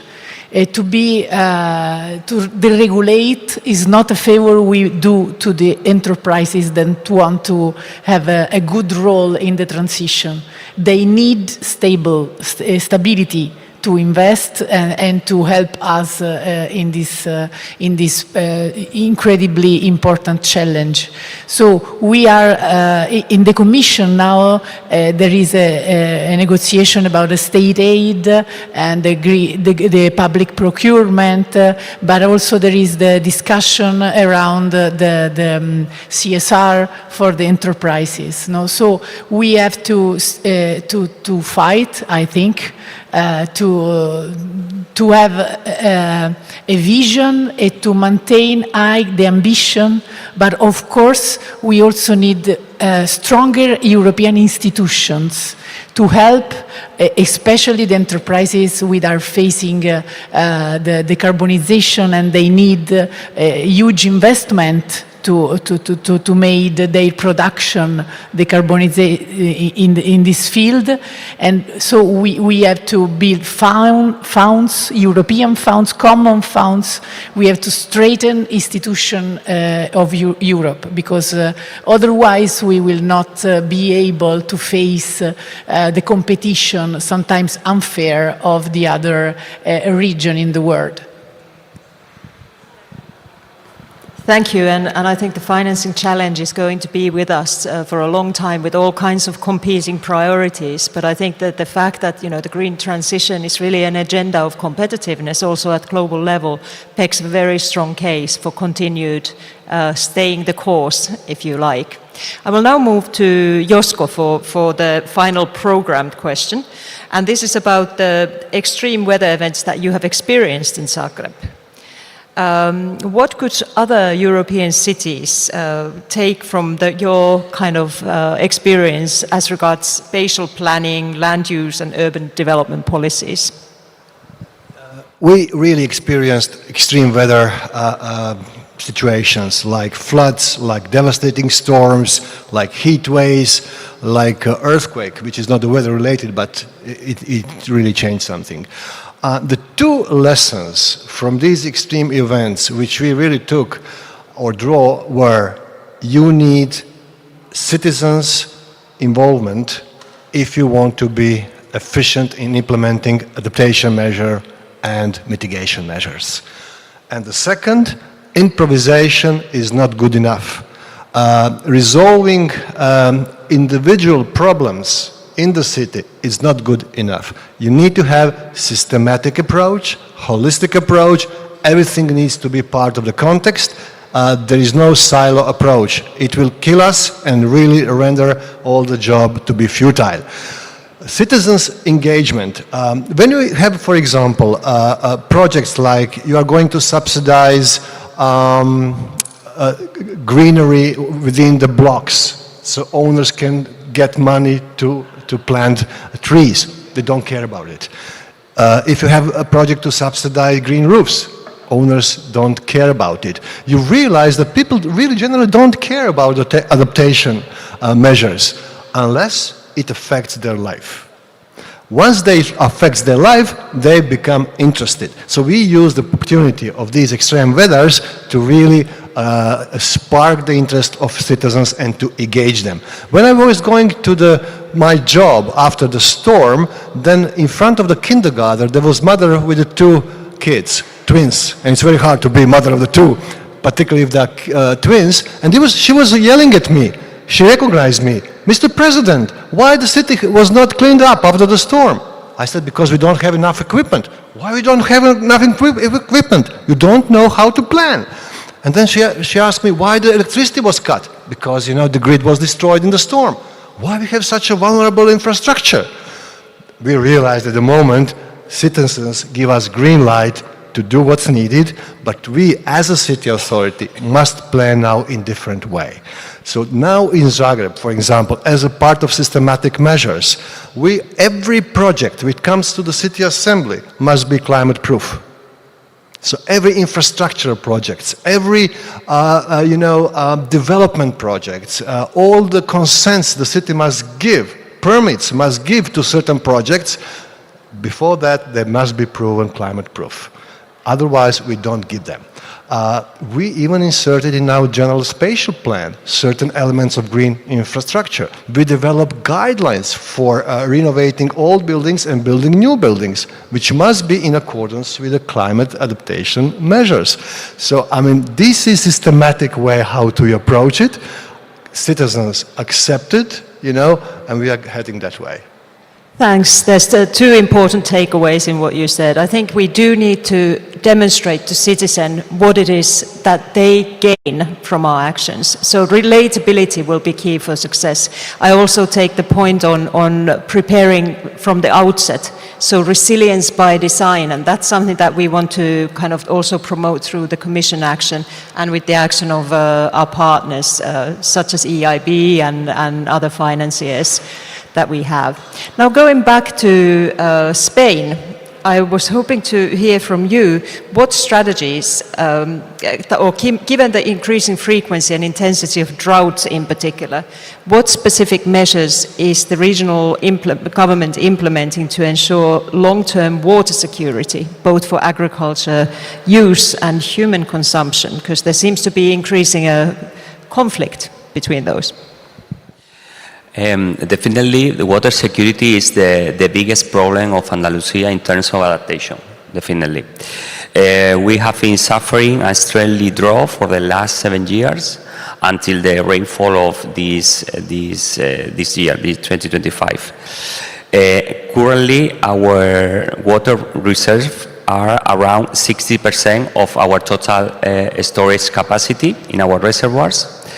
And now we think that this is the best moment to still continue working in the water management, because we think we have to work when we have enough resources, because we are sure that in the following years we want to still again a new drought period. So we are working in two different aspects. First of all, we are increasing our offer of water resources. First of all, I think one of the examples in coastal areas is the desalination process. For example, in Almería, where I live, all the population drink desalinated water in our house. It's the only way that we can guarantee water in quality and in quantity for the population. On the other hand, we are working also in renewable and regeneration water from other uses such as agriculture or tourism. For example, in the golf course, we use this kind of sources. We started with an amount of 17 cubic hectometers in 2019. Now we are using around 70 cubic hectometers of regenerated water, and we plan in 2027 to achieve 100 cubic hectometers in regenerated water for agriculture or tourism resources. On the other hand, we are working also in reduce the demand. So we had to working in efficiency and also digitalization of the water management processes. We are also working in other aspects, floodings. Also, Andalusia is very affected by floods. And we are, in this case, we are working with nature-based solution in rivers, also in wetlands, also in implementing early warning systems in our dams, in our reservoirs, in order to prevent population when we have flash floods. I think that this is our main policy. Water policy is the key policy for our government, because we depend, all our economy depends from water. So for us, it's the best option for adaptation, and the best things we have to do to adapt to climate change. Thanks so much, Sergio. And water resilience is, of course, one of the key priorities. We recently came forward with the European Commission's water resilience strategy, and that's going to be debated between the different institutions as we move along. But hopefully that will bring some energy to the European level conversations as well.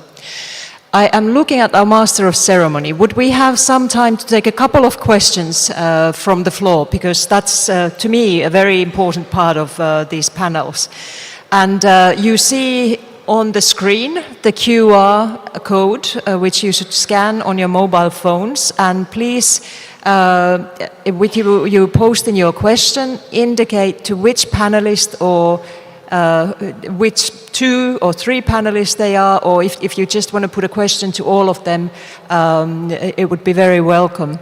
And I will then take them forward to our panelists in no particular order. Maybe we start with Kostas on the first question regarding the models used by local and regional actors that you have seen being successful, and which ones are strongest or have the strongest potential for replication? Now, that's a great question. I've been very fortunate in my many years in local government. I've seen quite a few very successful examples. So rather than naming 1 or 2, let me just stress 2 things. Number 1, for example, to be successful, you need citizen buy-in, but you also need to make sure to have a holistic approach. At the same time, I would like to stress that we are very lucky because the ENVE Commission and its excellent secretariat has created a depository for best practices from regions and cities, local authorities all around Europe. It's on the web. I think the Commission has access to it as well. So there is a lot of, let me put it this way, brain power right now that we have gathered. So please visit our site. I think you'll see a number of excellent examples from all around Europe. And even better, if you can add an example of your own, we would greatly appreciate it. Thanks very much. The next question is to Annalisa. I want to keep the gender balance and also go in the linear order of the seating. So Josko, I'll come back to you. But Annalisa, could you say a few words about what are the remaining challenges to be prepared for a resilient future, in particular for the most vulnerable, assuring the transition is fair? And you've spoken in your book about girls, and so it would be interesting to see how that too could be folded in. Yes, this is a very huge question, the question maybe. I think we need a holistic approach in the framework of SDGs. Now they are not in the mainstream, but they remain the most important strategy, the SDGs of 2030, of course, where we see clearly that we have to take all the battles together. For the just transition, for the gender equality, for the peace, for the ecosystems, of course, for our cities where the challenges are very close to people. So we have to do a lot of job, but I think we must work on the rules of the game, because there is not fair now. And there are a very little part of enterprises that are making a lot of richness, and this kind of richness is extracted from people and small and medium enterprises. So we have to work a lot on this, because in this transition that have to be very quick. And as we were saying, we must protect people, and this is possible only if we have a fair play rules of the game. Thanks. Rules for the game in this today's political landscape seem to be in short supply, but indeed that's something that makes EU project and our system so reliable and predictable, which is also important in these very, very turbulent times. Josko, I said I would get back to you, and I will ask you about the public opinion, the citizen, that true interface on the ground. In the successful implementation of adaptation measures and achieving resilience, can you explain the role of that particular entity? Yes, as I said, city authorities can't successfully implement adaptation measures without citizens. Full stop. That's true. So citizens' behavior matters. If citizens set the air conditioning on 18 in their homes and outside is 35, then they consume huge energy, in vain. If citizens want to be consumers but not producers or prosumers of energy, that matters. If citizens do not want to use subsidies which were given by the city for green infrastructure to green their roofs or their gardens, that matters. But why citizens do that? Because generally they are not interested in adaptation measures and they do not trust politicians. We realized that. There was a poll in Croatia which says the citizens trust, 4% of them trust to political parties, 8% to government, 10% to parliament, and 28% to European Union institutions. So in order to really get interest of the citizens and establish trust, we brought EU officials and mayors from major European cities to speak with our citizens. Once they realized it's possible somewhere else, then they said, maybe it's possible here in Zagreb as well. And we had conversation in a format of citizens' assembly. We brought them in large numbers in the city assembly, where we listened them. What you, citizens, really want, how to adapt to climate change. And they were really excellent proposals.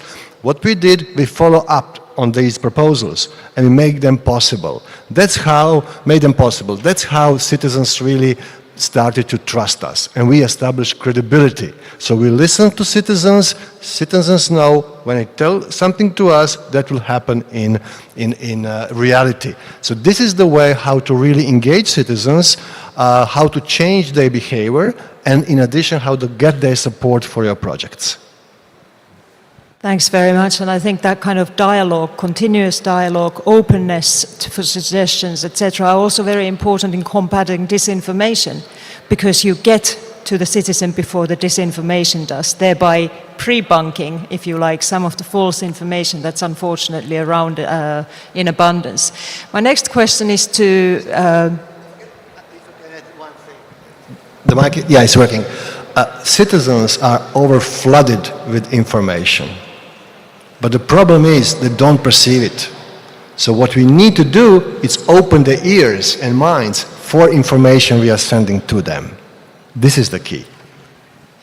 Thanks. I have one more question to Sergio, and then I'll have a catch-all question to all of you to just make some final concluding remarks. So Sergio, your question relates to the strategies in place to combat desertification. How are land use practices being adapted for soil erosion and ecosystem loss? And also I would like to hear from you, how you get citizens to support this action?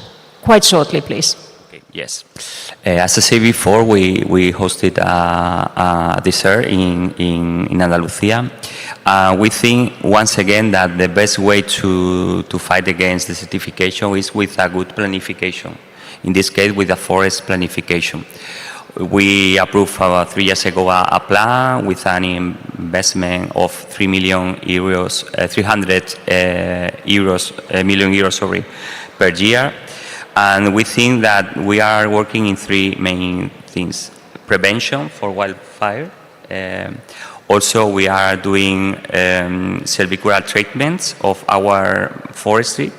If you can imagine, the 50% of our area or surface is forest, and the third of this part is for private people. So we have to engage people to do that. So. Very good. And now comes the real lightning round. I'll give you all like 20 seconds, but we all live in a time of tweets, so I'm sure you'll be able to wrap it up. What would be your one message for the Commission to do in the context of future efforts to build resilience and adaptation? And it can be from engagement to law to what have you. What would you expect? We start in the same order. To the Commission or the EU institutions, we are all stakeholders. Please don't take this the wrong way, but my message would be shut up and listen.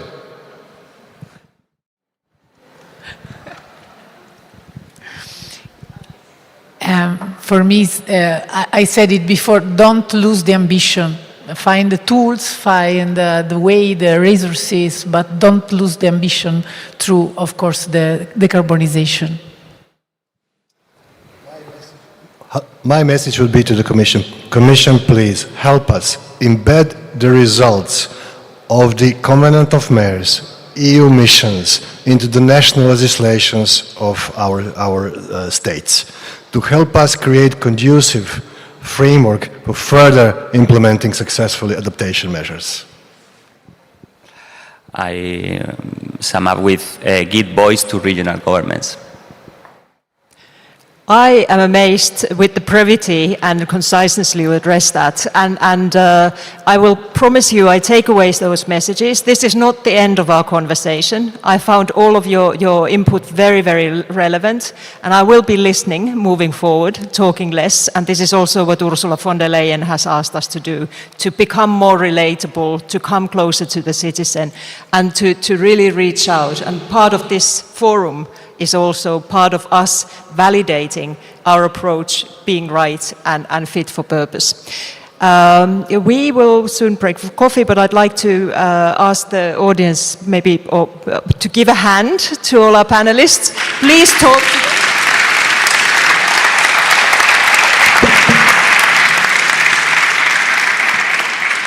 Thank you very much indeed. We've heard the takeaways, so I'm not really going to spend a lot of time talking about what we've just heard, but a couple of things that came out: the importance of the political landscape, international action, implementation in reality, mutual respect and trust, multi-sector approach, and involving citizens.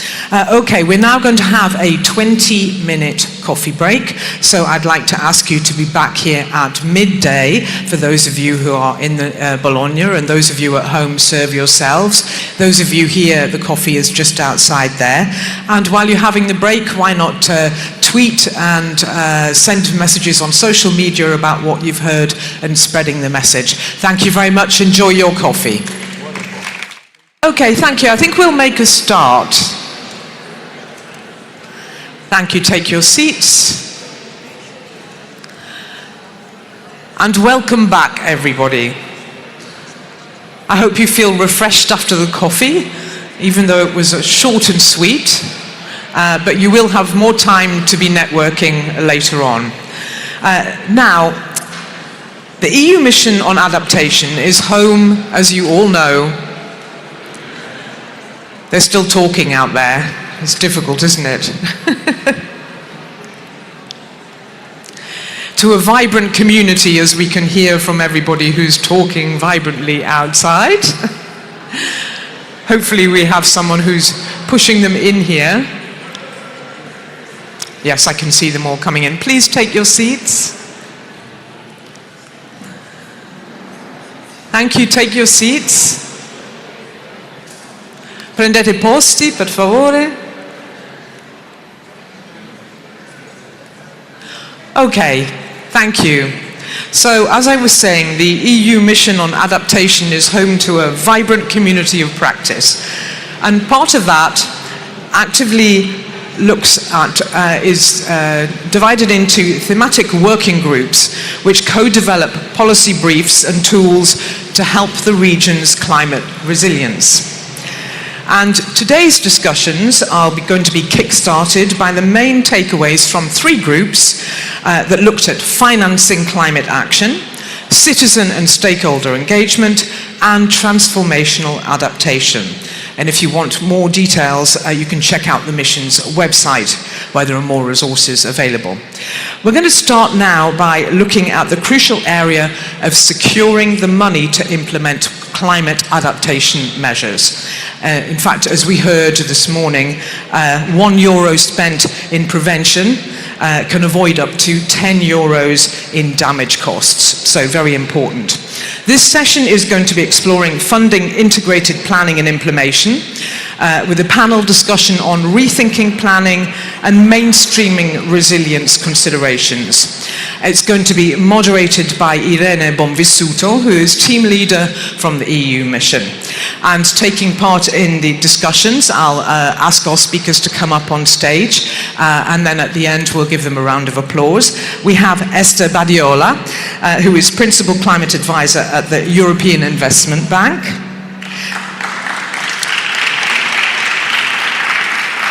We have Mariangela Coscarella, who's Advisory Development Associate at the Cassa Depositi e Prestiti. We have Marisa Parmigiani, who is Head of Sustainability and Stakeholder Management at Unipol Assicurazioni.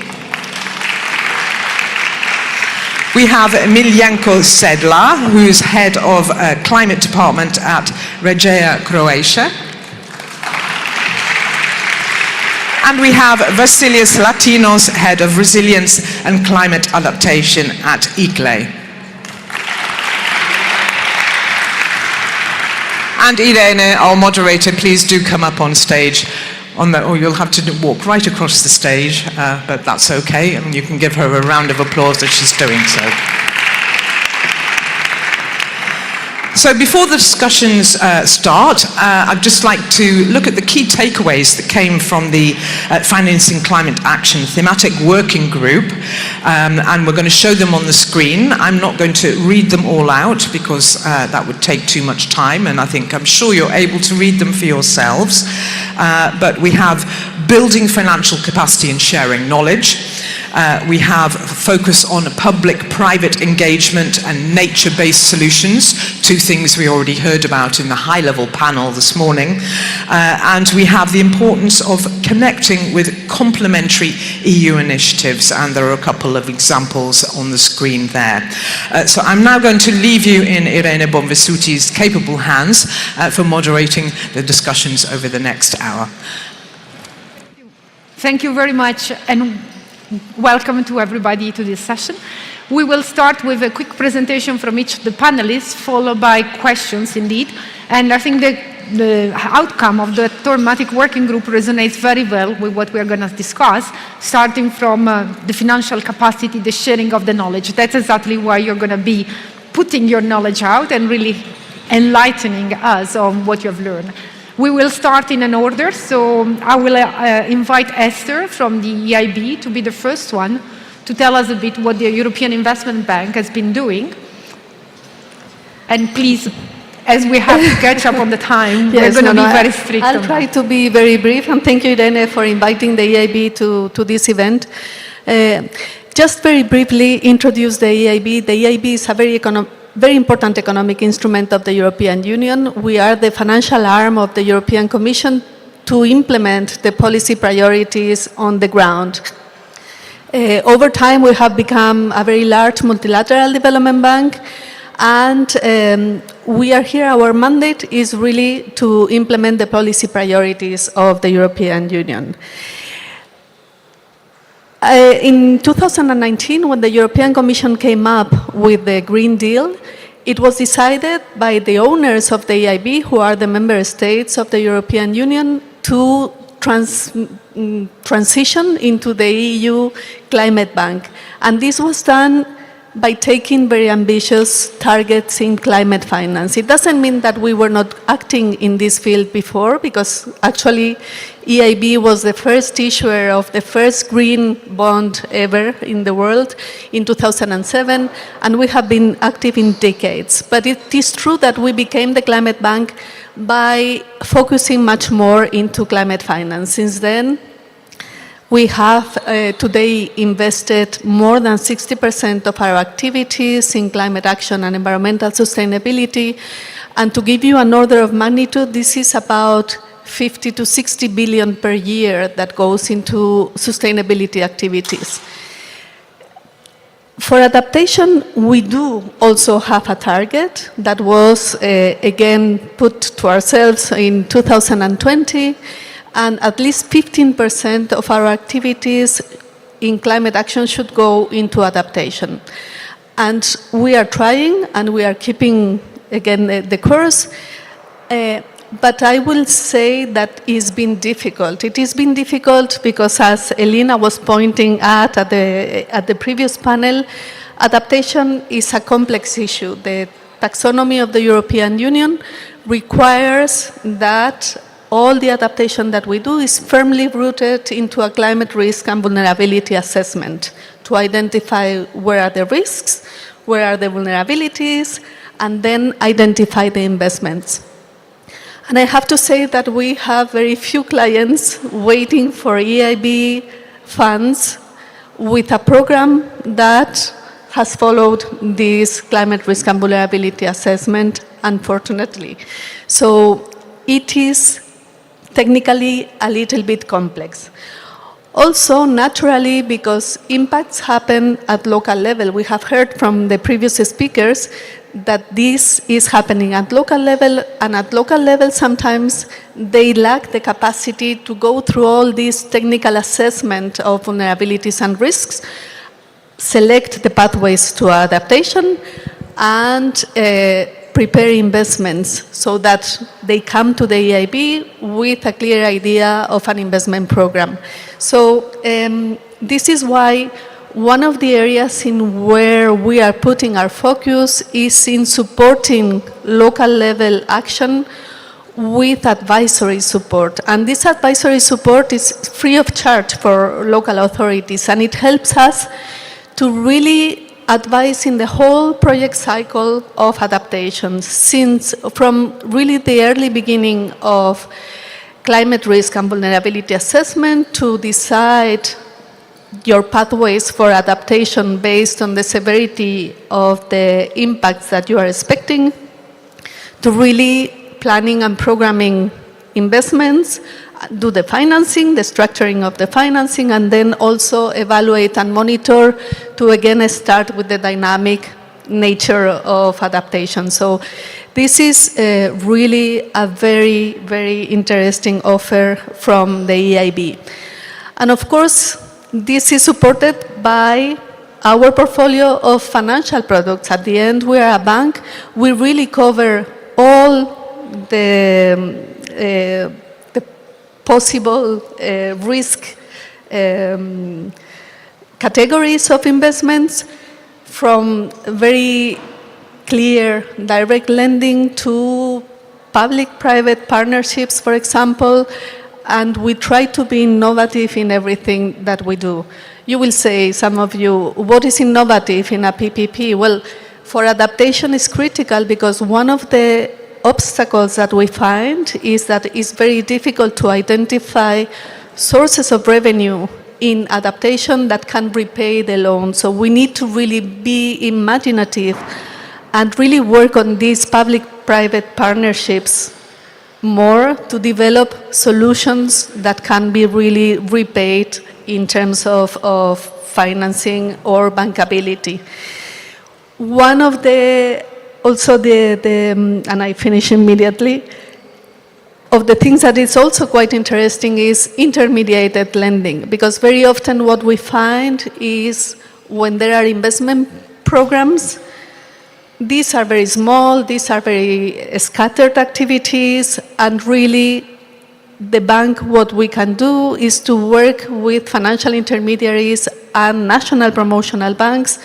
We give them the liquidity and they on-lend this liquidity to smaller interventions. This is also very useful at local level. And maybe let me stop here if you want, Irene. Thank you, Esther, because I think you did discuss already, the budget is there, you have put targets, but then the question is really what are the challenges that from your side you see the regions and the local authority have? It's about, you described the advisory mechanism. Is that sufficient? Do you have a queue of people knocking on your door? And are you capable of serving them? Or what are the challenges that they still experience?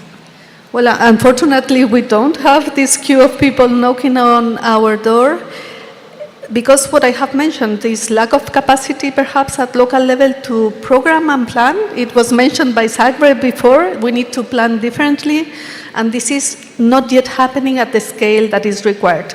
What comes to the bank is really small, scattered, that we can cover through financial intermediary, but what we are looking to have is more transformational projects that from the beginning think about this resilience.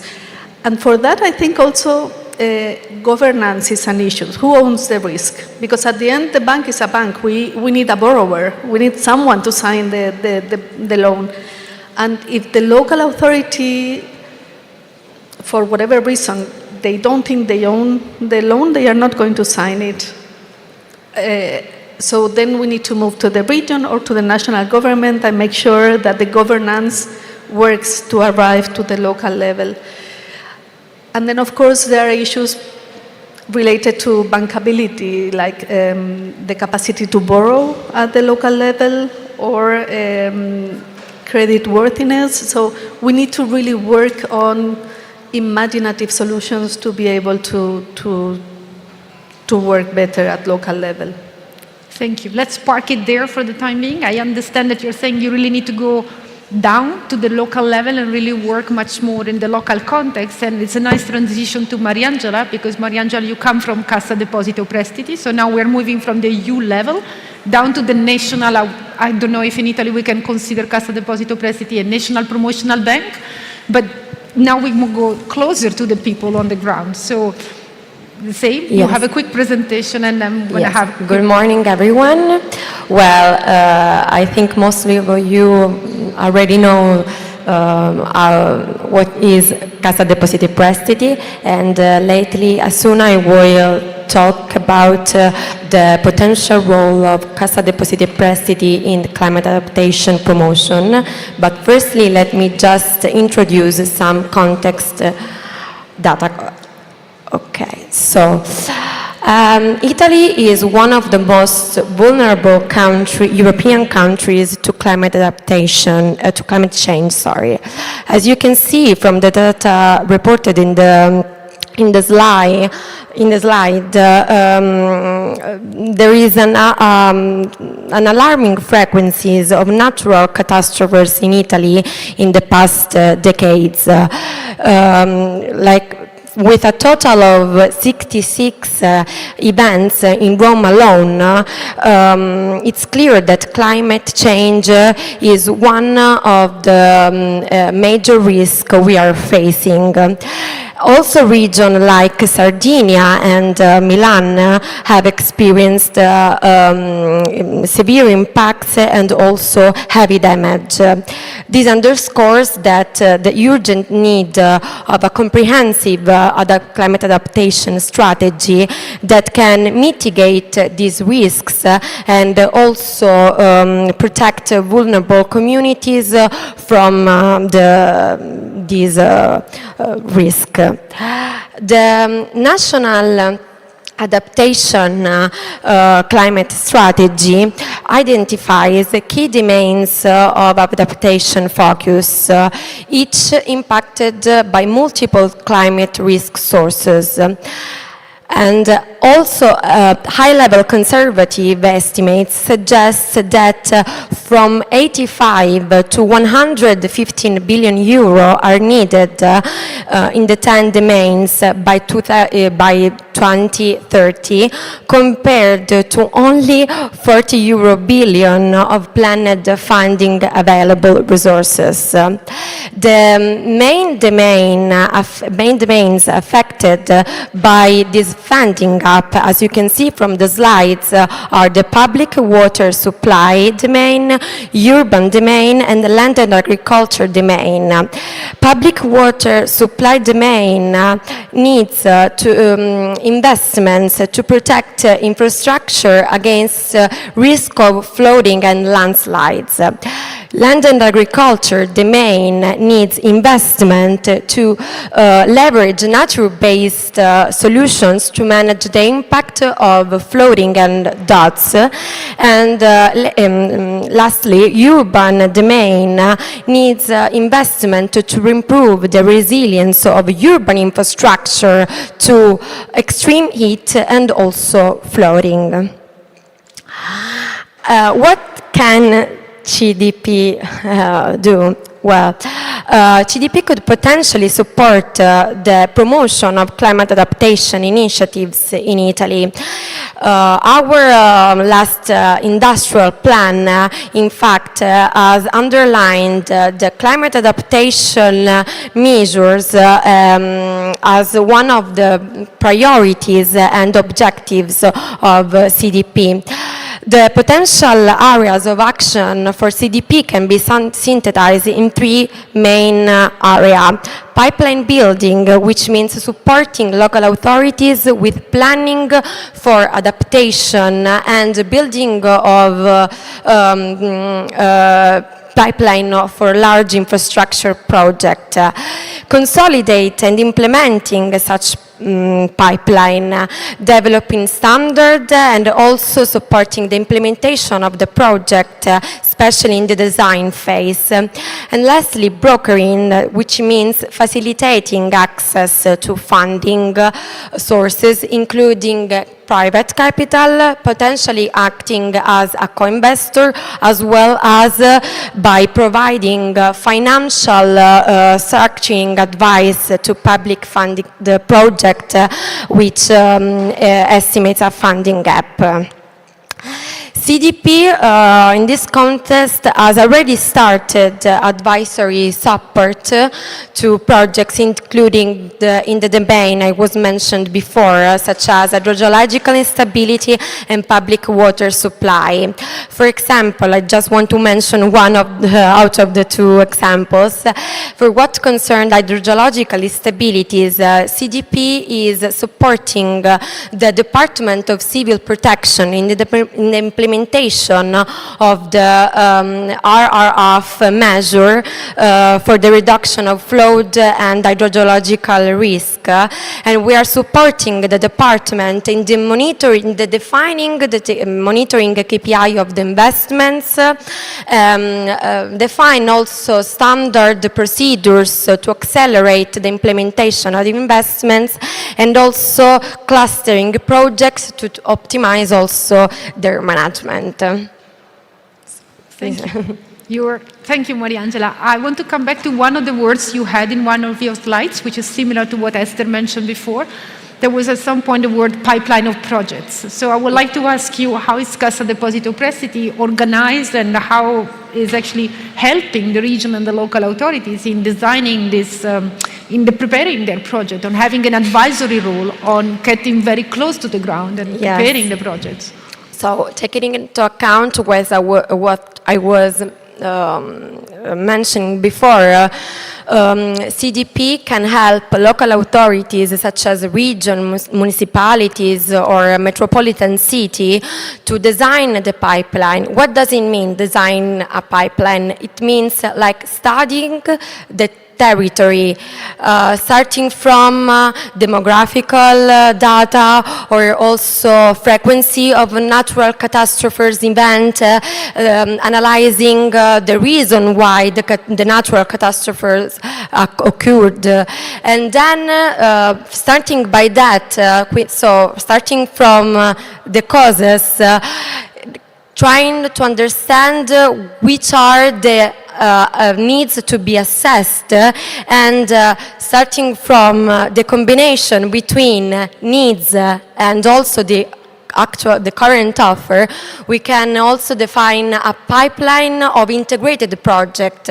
Sometimes local authorities already have planned some spot intervention, but these interventions are spot, so they're not seen as an integrated approach that can be lead then to climate adaptation integrated projects to promote climate adaptation. So maybe just a little follow-up question. Do you think this is something that can be expanded also towards other member states? I mean, is there any collaboration between you and other national promotional banks? Because yes, I think Esther mentioned the EU framework. Yes, sure. Yes, I think that the collaboration mechanism and the coordination, especially mechanism with other European institutions like IIB should be taken in place, because it's important to share information, data that maybe are not available for CDP or for the other financial institutions, or also best practices on what the Europe is already doing. And also pool resources together to provide advisory services and also technical assistance to the project in order to guarantee their quality and especially their bankability. It's fundamental. Thank you. Let's leave it there for now. I want to pick on some numbers you did show where the big investment gaps are. You did show something which was called public system and whatever, but you also did show that there is the biggest number, if I saw it right, of investment gap is in the land and the agricultural sector, where I guess it's not only about public money. And I would like to use that to transition to Marisa. Marisa, you come from the insurer background, so clearly that's where we also see the private budget coming from. You come from Unipol, and Unipol has also been active in experimenting a bit how to use insurance scheme also in the agriculture sector. So I think it's a nice transition. You also have a few slides to introduce your work. No, okay. Thank you to have invited me to this very important meeting. Just a few words on Unipol, because it's not a very international one. We are a big group, a leader industry in the non-life insurance, but totally based in Italy. We are quoted on the stock exchange, but the majority of our shareholders include companies that form part of the Italian cooperative movement. To give an idea of the dimension, we have 12,000 employees and serve 16.8 million customers through the biggest agency network in Italy. We are a complex group, 50 companies, half of them in the insurance sector and half of them in the beyond insurance. That means that our company working to provide services, product, integrating the offers of insurance in mobility ecosystem, welfare ecosystem and property ecosystem. We started to work on climate change in 2015 when we published a position paper called Unipol for Climate, where we set out our vision on the need to implement a prevention and management model for the natural disaster based on cooperation between public and private, adopting a mutually beneficial tools of an insurance nature to manage the increasing risk resulting from climate change and to address the huge compensation amount expected, like CDP showed before. In the next years, we developed two tools together with the Europe, because are both in life project. One is Terris and the other one is ADA. ADA is for the agricultural sector, that is the most exposed to climate change, but is also the more aware about that. And Terris is for the SMEs. In both the tool, we are working to identify the level of risk of the actor to 7 perils that are the main perils connected to the climate change, from drought to flood and ice and so on. And the tool gives you the exact exposition to the risk based on your place. but also there is a library of questions that help you to define your adaptation plan. And this is the true value to work with our tools. Now we have done the same also for house for people around Italy. Sorry, I have problem to move this. Okay, now just a short reminder. We have been on what an insurance can do about climate change, because we are contemporary. We have contemporary three different roles. One is the risk risk taker. The other one is the risk manager, and the third one is the risk advisor. Now, with the UN DRR, through our international society, we have identified how insurance company can help in the reduction of the risk in the catastrophic events. And we identify, first of all, that we can apply different pricing based on the capacity to be more adaptive. The second one is to include prerequisites and extension to provide incentive for risk reduction.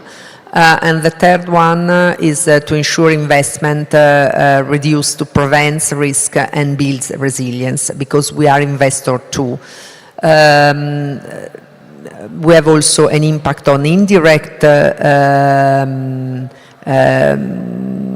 capacity to reduce disaster risk, raise awareness. We have been a lot working in training and capacity building to build and share capacity and technology for risk modeling, analyzing and monitoring. The data issue is a critical aspect, and to give you an idea, we have involved at the moment 600 data analysts working in Unipol on data management and monitoring.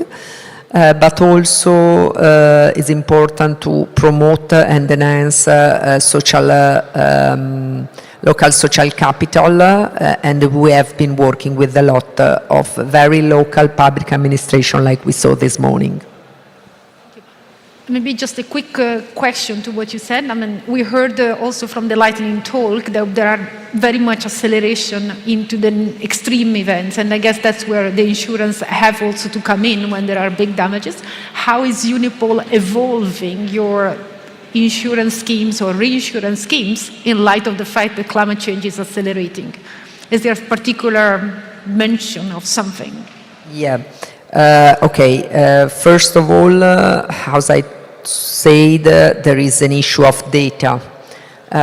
We change our way to propose guarantee and coverage, starting from a very analytic use of the data, also with satellite and other innovative tools that help us to understand the right level of risk.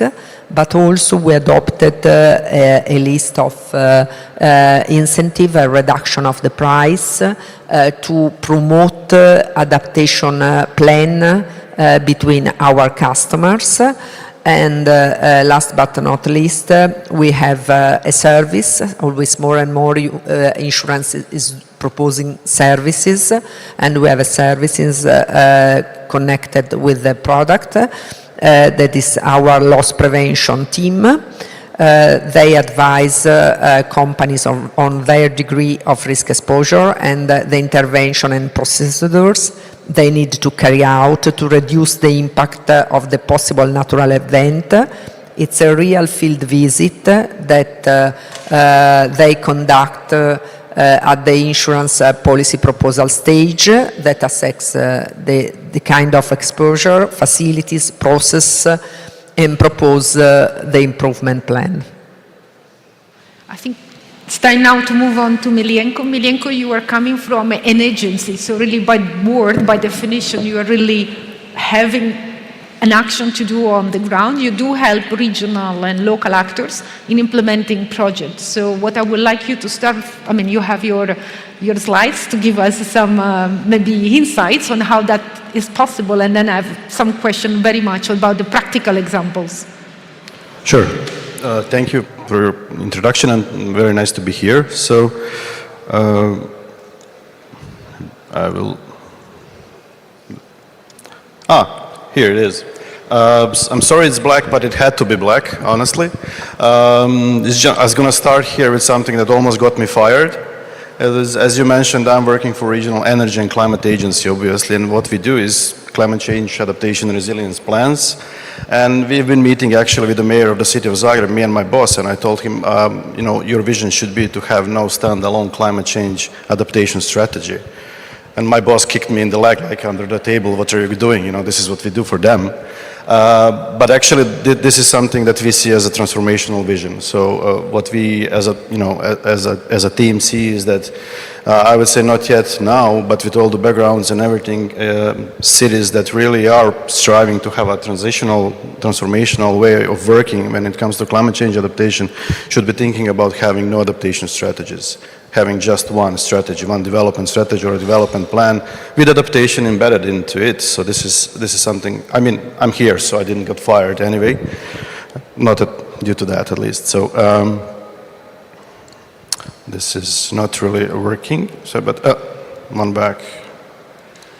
So Mr. Klisovic already mentioned that we are climate proofing projects. We are not only climate proofing projects, we are basically doing what we think is climate proofing the system. Idea is not to do and work on infrastructure projects, but we see three basically main pillars of that. One is the spatial planning, second is the budgetary planning, and third is obviously the project planning. Because as we see, those are basically the tools that local and regional governance has in their own hands. And the more important thing is this is the language local and regional governance speaks. They don't speak about resilience, they don't speak about planning, they don't speak about EU missions, unfortunately. But this is what we see as EU missions transferred to the local and regional level, working with these things you have.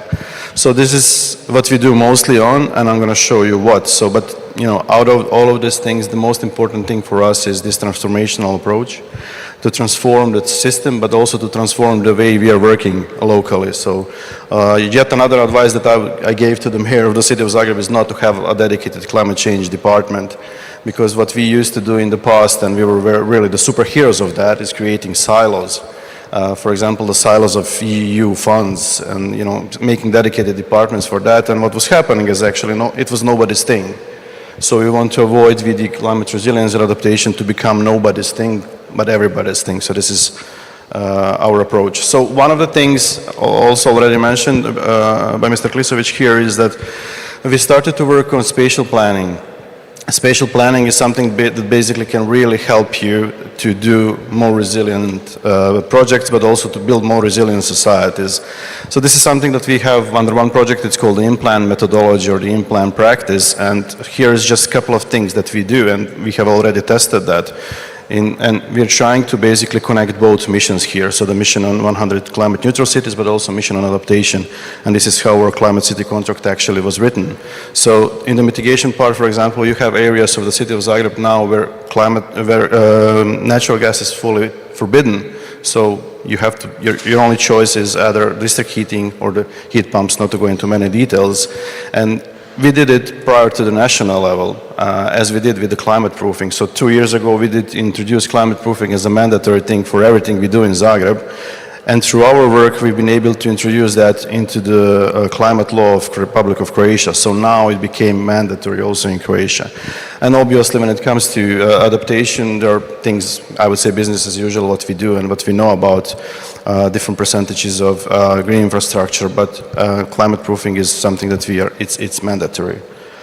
And maybe even a bigger thing, what we see and what we do is the transformation of the financial system and how we plan how we plan budgets in the city, but also it has spilled over on the national level. Again, we were the origin of this, but it spilled over the national level, is how we embed climate action in the budgetary planning and reporting. Because, you know, when we try to understand how much are we actually investing into climate resilience and climate change mitigation in the city of Zagreb, we had a lot of, I would say, uncertainties, and we were not aware how much really are we investing. Because everybody thought, okay, this is the number coming out of the environmental department. It was 1.5%. And what we did, then we dig a bit deeper and we came up to 14% because we analyzed each and every budgetary line. And now what we are doing is basically, it was already mentioned today, we are embedding the taxonomy into the budgetary planning. And we'll be able to plan, but also report, and not only that, we'll be able to see how much basically the system is resilient, the financial system is resilient. So I would say probably in 2 years we will know very precisely how much we are spending on climate change adaptation. I take from that that you're trying to implement this climate proofing or resilience by design in terms of putting together already the consideration about the future climate across all the budget line. Is there an example of a success story of a region that you already helped to take that approach? Well, I can connect it with something that was already said with, from the lady from the EIB. Zagreb was lately has signed the big framework loan with the European Investment Bank. And what actually helped is the climate proofing process that we introduced 2 years ago, because you know, when they came and asked, okay, do you know how much money is, or how much out of your capital and expenditure is related to resilience of your projects? And we said, sure, we know. So that was like a wow moment, because how do you know? Because we have methodology in place, but not only for, you know, some sporadic projects, it's for everything what we do. So for all projects, regardless, it's that finance from the EIB, from the national, from the ERDF, and that is a connection to the cohesion policy as well. Because, you know, our Minister of Regional Development has now embraced this, and now basically everything what is being financed from cohesion funding is also climate proofed. So this is, I would say, one of the major things we did, because we now know that everything that is being designed, built in terms of infrastructure is going to be resilient, and what we do, we use actually the worst case scenarios always. So we are, you know, dealing with RCP 8.5 and stuff like that. So we are not trying to see, are we working like just to do something? No, we are going, let's call it hardcore for the best we can do. I mean, we obviously have issues with standards, norms and everything, which everybody has probably in Europe. But we are now able to actually, you know, calculate. And what we know is that, you know, what we are now developing or investing in is going to be resilient up to a certain level, obviously, because we know how everything is changing fast. So do I understand right that you are working against those worst case scenarios? So you have an agreement on what is the temperature change, or what is the scenario against which you should test? I would say that we are in luck that we have, for example, in the city of Zagreb, we have a mayor who understands and is supportive for that.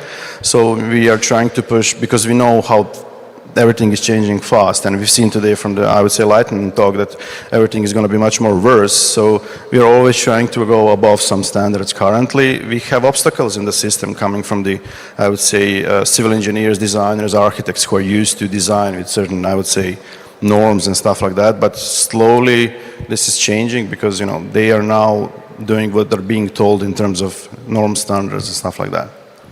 Okay, thank you.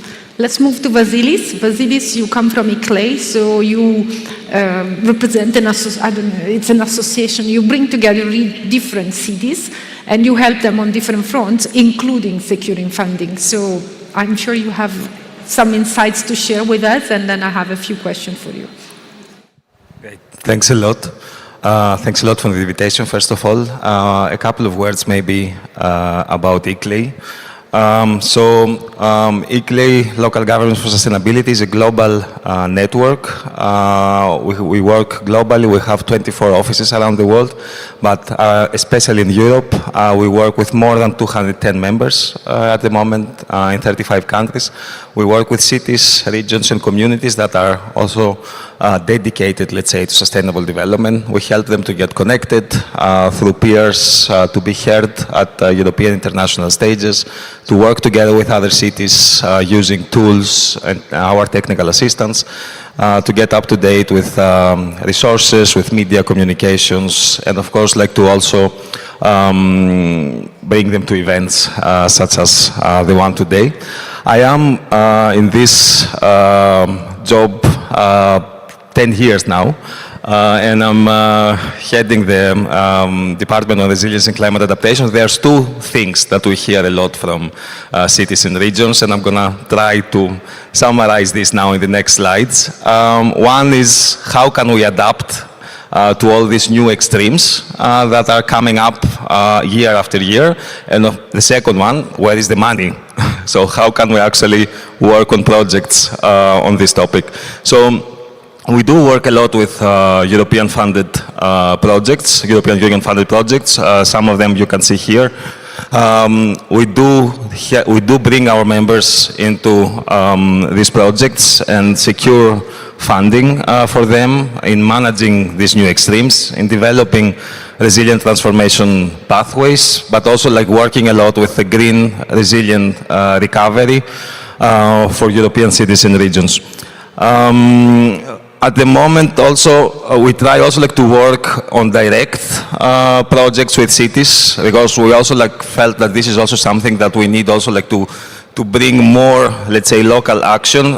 So we try to work also like with foundations, with insurances, with insurance companies. Here you can see, for example, our recent activities in Greece, where we work basically with the Google Foundation on projects in 3 municipalities in Greece, in Athens, in Varivula, Vouliagmeni, and in Thessaloniki, trying to lead, trying to bring climate adaptation and artificial intelligence together.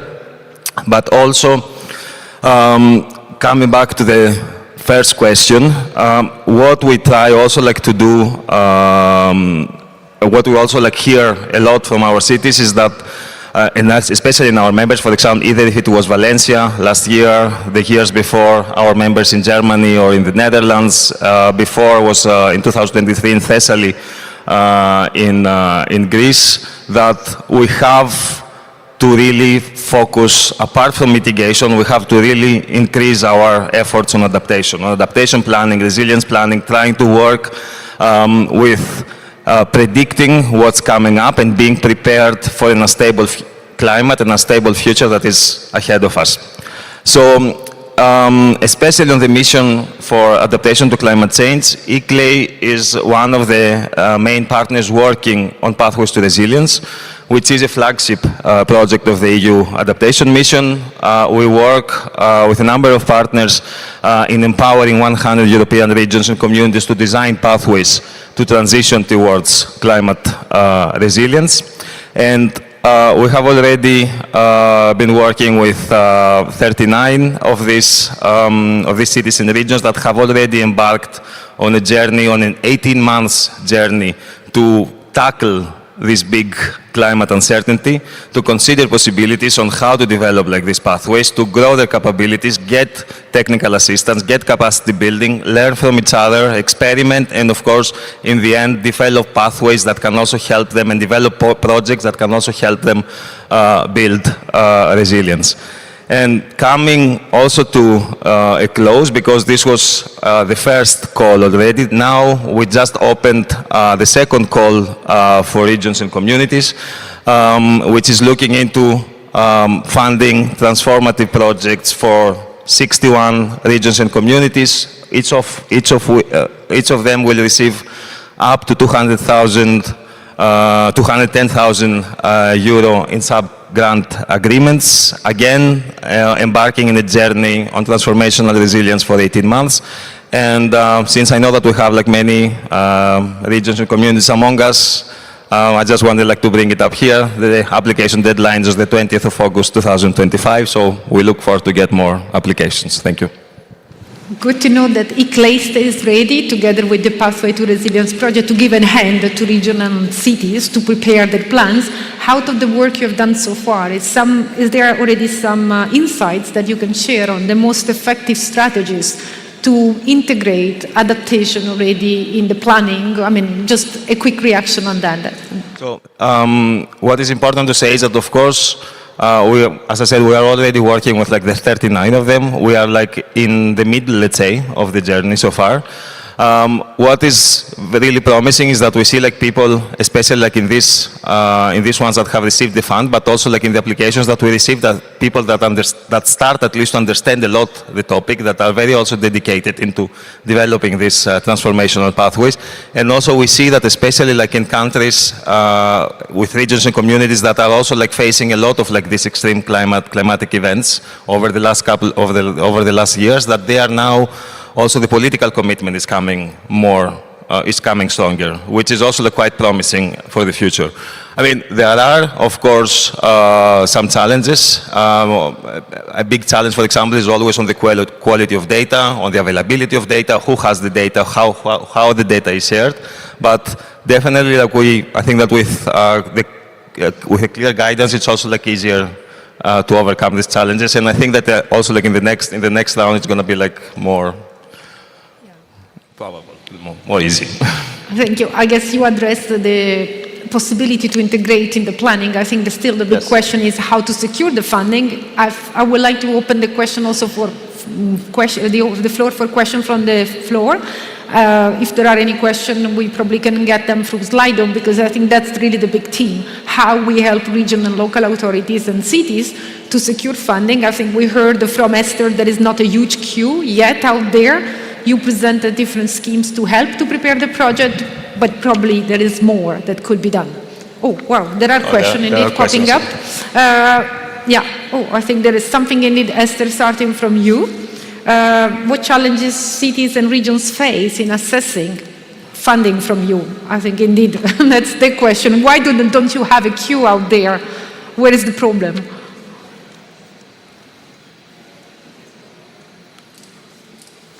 Go, they will put it on.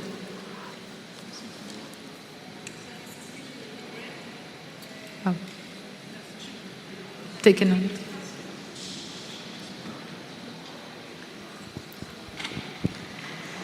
So, on the challenges, I mentioned the need for having a clear idea of where you want to invest. And that needs to be firmly rooted on a previous analysis of where you have your risks and vulnerabilities and what are the measures that would help you to overcome those risks.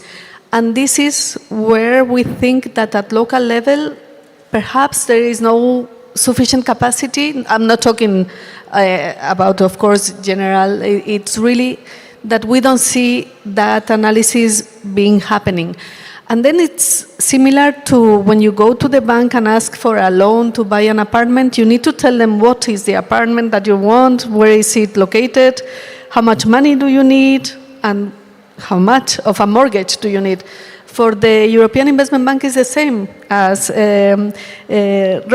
Renko was mentioning, you really need to tell us where do you want to invest the money and have this clarity of investments that you want to tackle. So this is why we are supporting with advisory and with the Adapt platform, as I say, which is precisely to help you with that.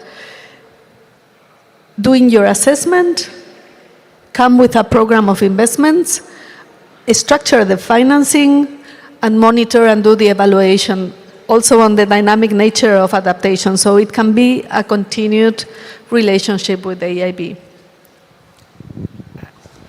There is not a clear indication for whom is intended the next question, but I guess probably fits Cassa Deposito Prestiti in a way. What is the difference between also, assessing finance for a region? I mean, who do we deal with? Do we deal with regional actors? Do we deal with small actors? I think it's still a question to the banks, let's say here, how you treat differently the large actors or the small actors.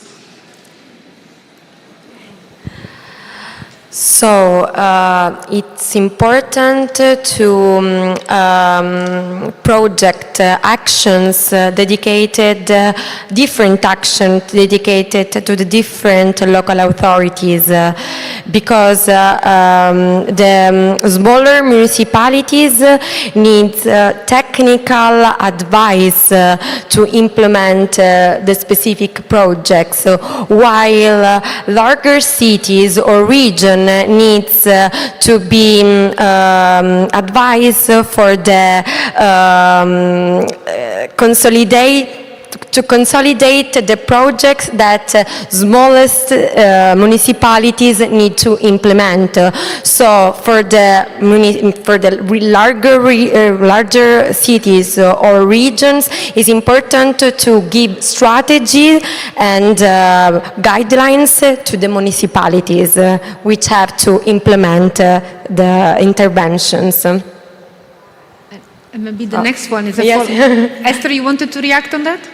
No, just to say, for smaller municipalities, we are also working a lot with local banks to explain what we look to support in adaptation. So when we provide liquidity to Santander, to local banks, we also provide them the direction of what we are looking to support, and local authorities can go to these local banks and speak the same language. So this is starting, and we are doing a lot of work with them, but again, it's a question of communication and a little bit of shared knowledge and among all of us. I think still this is a question for you, for Cassa Deposito e Prestiti. What kind of initiative are needed to encourage investment in climate adaptation? Do you think you're doing enough, I would say, or is there space for... Maybe just one thing more. Currently, climate adaptation area lacks of, let's say, policy and specific regulatory framework. So starting promoting this kind of regulations can foster the interventions in this in the climate adaptation, but also the governance process has to be enhanced, because it's important to give the responsibility of the implementation and the promotion of climate adaptation to a single authorities, which can promote consolidating a project and also coordinate them in order to improve quality and bankability of the project itself. Thank you. I think there was a question, it's a question up there, I guess, for you, Marisa, really asking about what is the role of the insurance sector. How can you also help the region and the local authorities, exactly looking at this bankability issue as well, on how to look at the risk assessment in a way to really understand how you calculate the benefit, the investment. This is it's a part of the work that also you're doing as an insurer. Yeah. As risk managers, we carried out a lot of trainings to municipal officials on adaptation and resilience during the LIFE project. Now we are working to promote a real information movement that integrates target skills in the professional figures who manage urban development, like urbanists, engineers, architects, and so on. We have to work all together to exchange knowledge. They have knowledge of the landscape, of the structural condition. We have knowledge about the level of exposition and the measure that you can adopt. Usually it's very hard to make public administration to invest in a cost that you never know if will be useful. The adaptation measure are, can I say, something that you do hoping never use them for the flood, for the wind.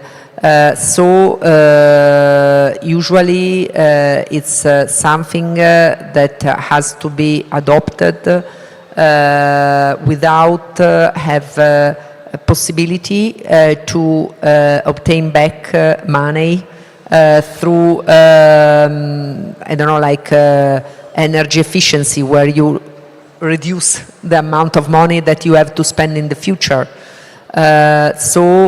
We develop a lot of business case and spread them around to make public administrator to understand which one can be the future cost of to don't act now. We take the last question, both for you, Milienko and Vasilis, because I think that it's a question on what can small cities do to secure funding and financing. I think Zagreb is not necessarily a small city, but you also have some, you represent cities. What, in your view, and please try to be short because we are staying between people and lunch. I can connect the first question actually with this. So how can more EU funds be moved from recovery to disasters? I think we're going to, for some time, going to be needing both, because what has happened in the past that you're not being proactive, rather reactive.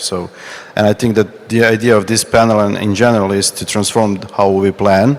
And if we're able to transform how we plan on national, local, and regional level, then we'll be able to move some of these funds to prevention, which is key. But still, we're going to need a lot of that for disaster management. And the last question is that it's referring a lot, I would say, to what Mr. Klisovic was mentioning on the multi-level governance, because smaller cities had to be brought also to the table through association of cities, through things like Pathways to Resilience, as Vasily was mentioning. So they just need to have, I would say, support as well. And there are things that are actually already working, like these platforms and stuff like that, which can help cities. But I think also this is a message also to all levels of governance. They need a lot of technical support. There is a lot of technical assistance needed in the system to transform how we plan, but also to be able to implement projects in, I would say, more efficient way. Very short last word. Yes. I mean, also like maybe to respond also to that, I think also like from my perspective that EU funds should be to some extent also shifted from recovery to prevention. But I mean, this would need, of course, strategic adjustments to existing programs, but of course also the development of new initiatives. And this would also like influence then reevaluate, let's say, we would need to reevaluate also the allocation of funds within the recovery and resilience facility, for example. But I mean, this is also like a bigger discussion. But what I can say is like, especially for smaller cities, I mean, sometimes we also see that, for example, it's the same person that works on mitigation, adaptation, on smart cities. So it can be like also like difficult for them to navigate like this changing environment, to understand where the funds are, how they need like to work with them, and how basically like to prioritize. But for that, I think that this is also like, this comes also like the importance of programs and initiatives like the mission, that we try also like through these kind of initiatives like to provide guidance and to also like bring also like smaller municipalities. I know that, for example, we're already working in the mission for adaptation in smaller municipalities, in small islands that also like need this guidance to basically navigate this complicated landscape. Thank you. And with that wisdom word, I think it's really about getting together and exchanges knowledge, which is exactly what we are doing today. I would like to thank you for participating in this panel. Can I ask the audience for giving a hand to my panelists?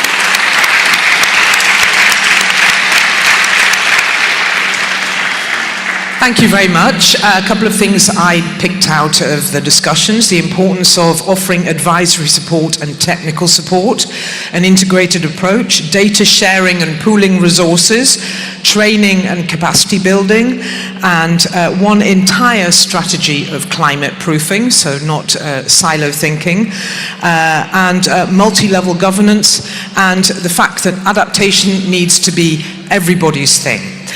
So I think with that, we'll say thank you to the panelists again, and we're now going to the lunch break. Please be back here. You have almost an hour, so please be back here at 2 o'clock or back in your desks for the online audience. And as well as networking, do take the chance to share what you've heard here on social media. The hashtags are around in the hall. Thank you very much indeed. Enjoy your lunch. Buon appetito.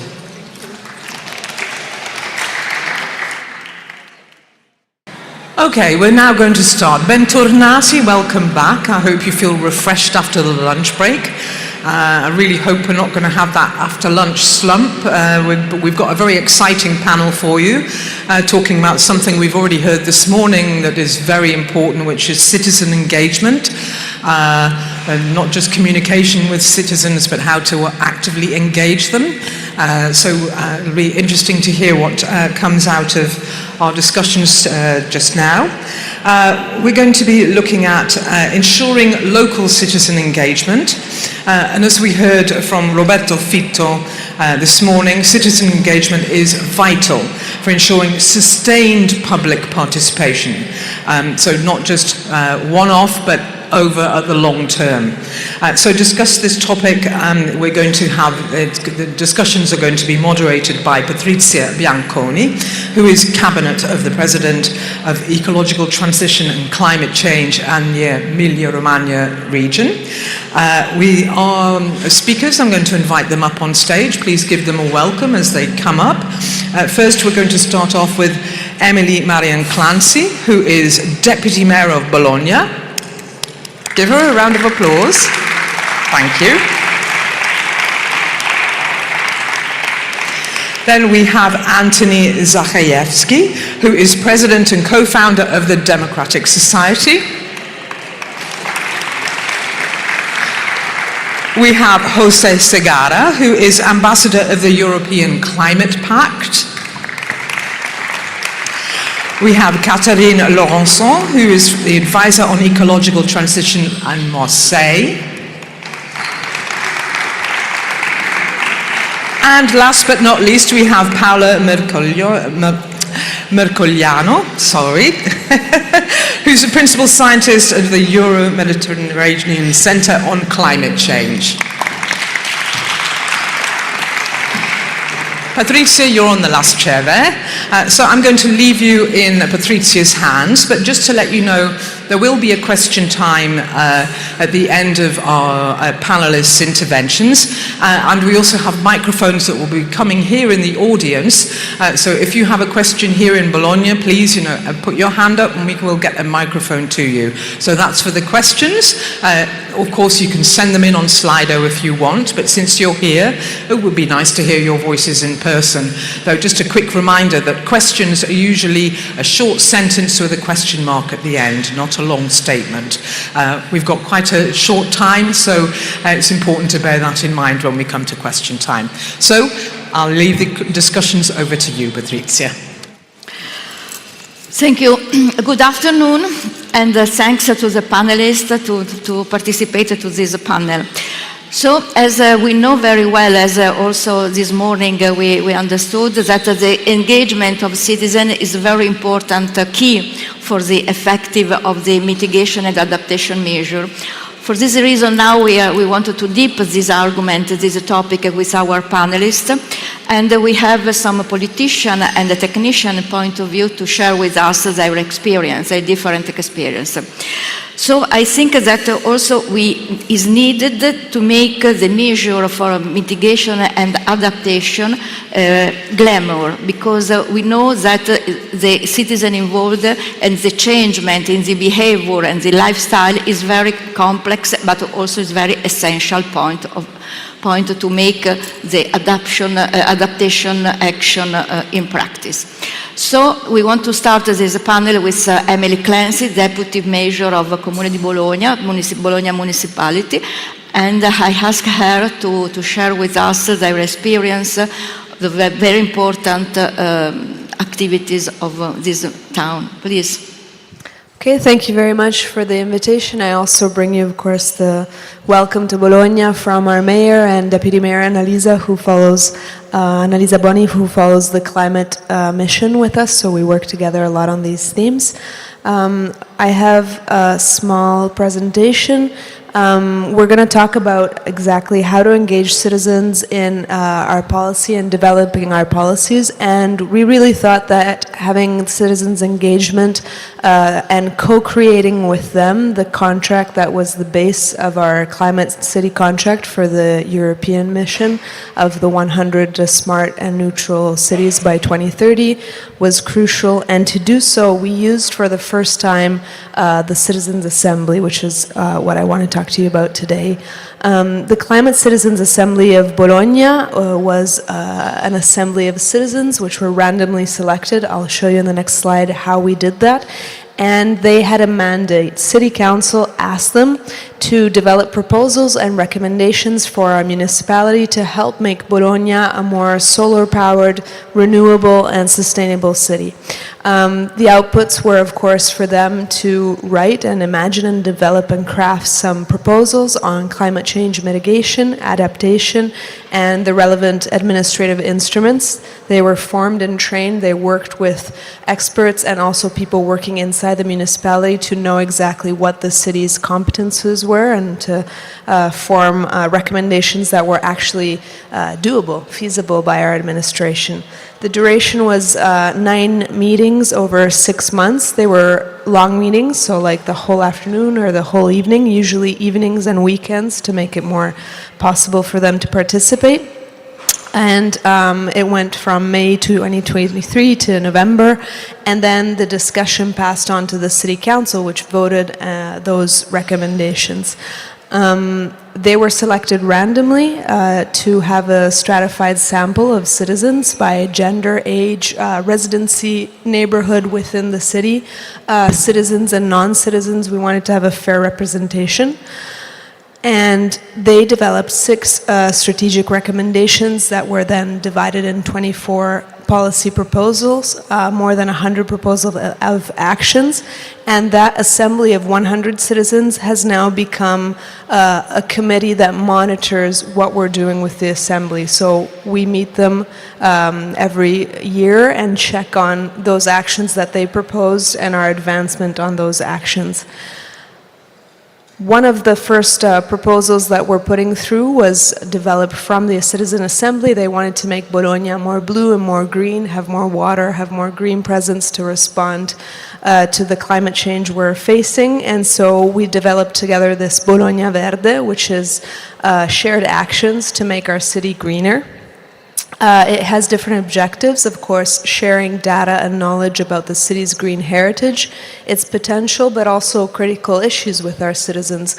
We have trees now that are trees that are from Bologna, and they've always been a part of our natural environment that simply don't keep with the temperatures that we're facing sometimes in these summers or the droughts that we're facing. So we need to reflect on that. You know, what new species can we put in? How can we respond to that? We're using more nature-based solutions in our parks, you know, how we build toys and games for children, or what we can use for urban conviviality and being together, benches and all that sort of. We're de-soiling soil and depaving soil in order to have more green presence and more let the water pass through. And we've done this establishing a new pavilion in the Montagnola Park. So it's a center for environmental education where we work with the citizens. The first allocated budget was 15 million euro. Now we're up to 23.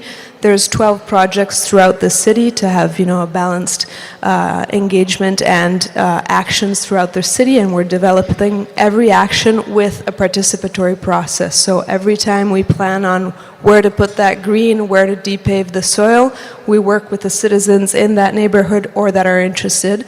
And the committee that formed the actual activities in the calendar is integrated with environmental associations that work with us and make proposals directly in the process. So that's how we're trying to engage citizens in this challenge that we're all facing.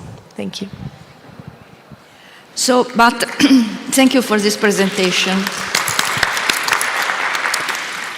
But so we know that Bologna has been a leader in participatory urban planning, but what are the innovative citizen engagement strategies in the city for the 2025 to be sure to have the commitment and also to have the contribute to build the climate resilience after the big events in 2023 and 2024? I think one of the novelties was definitely the assembly has randomly selected citizens, and that really changes the perspective. So many times we have people who are engaged in processes that are very well educated. They know what city administration is, how it works, what it does. But that often means that we're not engaging the point of view of more disenfranchised citizens who don't usually participate. In this process, they were randomly selected and they were paid to participate, because we know that, many times you have other engagements, you have work, you can't participate if you don't have some sort of compensation of your time. So I think one of the innovations was having a new point of view. In terms of adaptation after the floods, we have opened citizen assemblies in every specific area that was flooded, and we are talking with them about climate contract and actions to put together on the area. Of course, it also involves working with the region and with the national state and getting emergency funding for new infrastructure that we need so that we can prevent floods from the torrents in the city. So it's a complex work, but we're trying to engage citizens along the way in this also. Okay, thank you. And again, what are the biggest challenges in maintaining the long-term citizen participation in climate adaptation projects, for your point of view? I think the challenge for any civil servant or politician is to maintain the engagement with the frustration of the long time you need to put in place strategic action. You can engage citizens and they can be very participant and very active because they are mobilized by the cause that they're working on, but the administrative time of actually implementing that solution can, lead to some frustration. So what we're trying to do in this specific case is, of course, the Assembly by statute has its own committee of monitoring that monitors the Assembly, and so we have a form of engagement with the representatives of that Citizens' Assembly that talk with the different deputy mayors. We have a meeting in council when we monitor the progress of the Assembly and all the actions that they ask for. It's not always easy, I'll be honest about this. I think that's really the challenge, is to keep people focused and active, even though it takes so long for public administration to put those solutions in place. But if you're transparent about it and work with the citizens, even through the monitoring process, we hope that that can have an effect.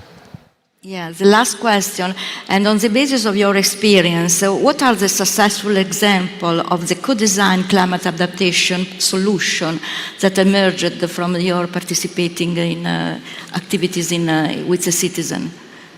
So it's still in process, but one situation where I think we've turned around a sticky issue, as they call it, is the Parco della Montagnola. It's a park that's in the city center, and it's a park that really wasn't utilized to its potential. And working with the citizens, developing the process with them, where to put the toys for the kids, where to have action, how to build a new pavilion so that there could be citizen engagement and have assemblies and work in the park, has brought a different perspective. It's a park that used to be, it's close to the station, it used to have a lot of sort of microcrime drug dealing, and now there's a lot of activity on it. We've co-designed the process of depaving the park with the citizens, and that's in place, and they know it's coming, and there's new activities that we've planned together, and it has a completely different aura. The park is now much more participated, many more people go there. And I think working with them and having, of course, a place where we can talk about environment together and work with experts has been a key asset in that. Okay, thank you very much. Thank you. We move to Anthony. You are a president and also co-founder of a very important association, the Democratic Society. So also this morning, the Major Lepore speaking about the important link about the climate change policies and the democracy. They are strictly connected. Can you present your experience? Certainly, I'm very happy to. I think, well, first I should acknowledge that being in Bologna, I'm very much at the center of some of the really great practice that's out there and some of the brilliant ideas on citizen participation that have been going on for many years here. And I think Bologna shows us one of the reasons why citizen participation is so important in climate adaptation. It's because it is such a long-term thing, such a long-term journey. You have to bring people with you, as Emily just said. And I think that in doing that, you have to build citizen engagement that works for the long term as well.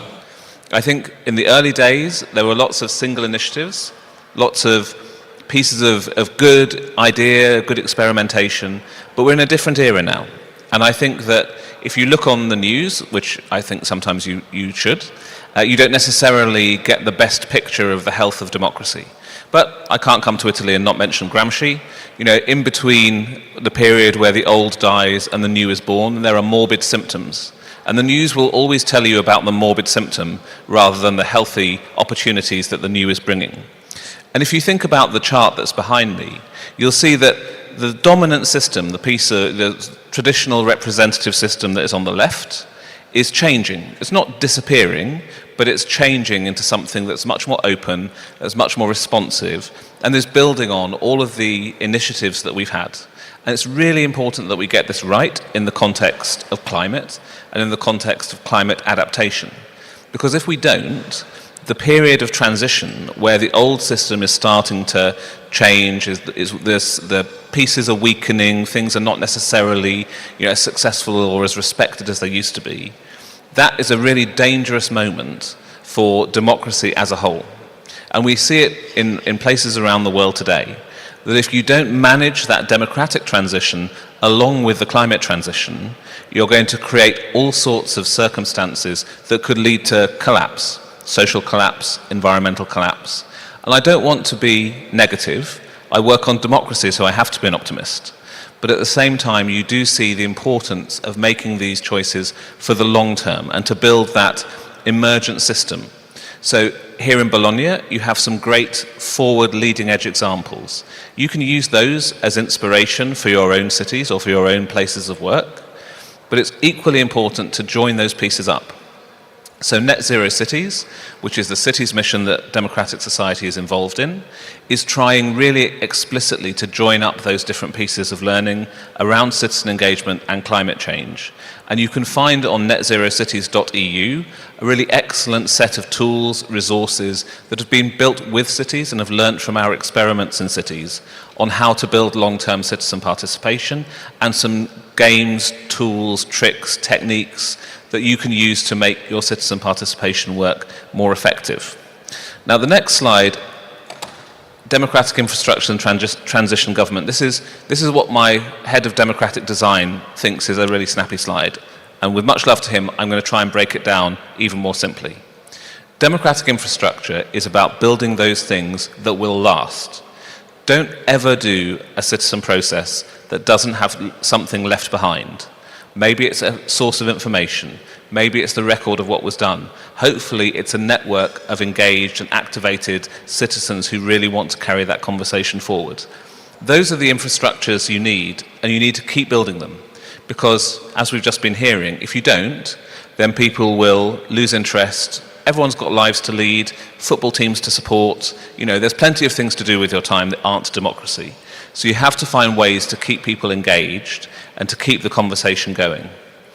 In that, politicians and governments have a really important role, which is to set the direction and to set the frame within which those conversations happen.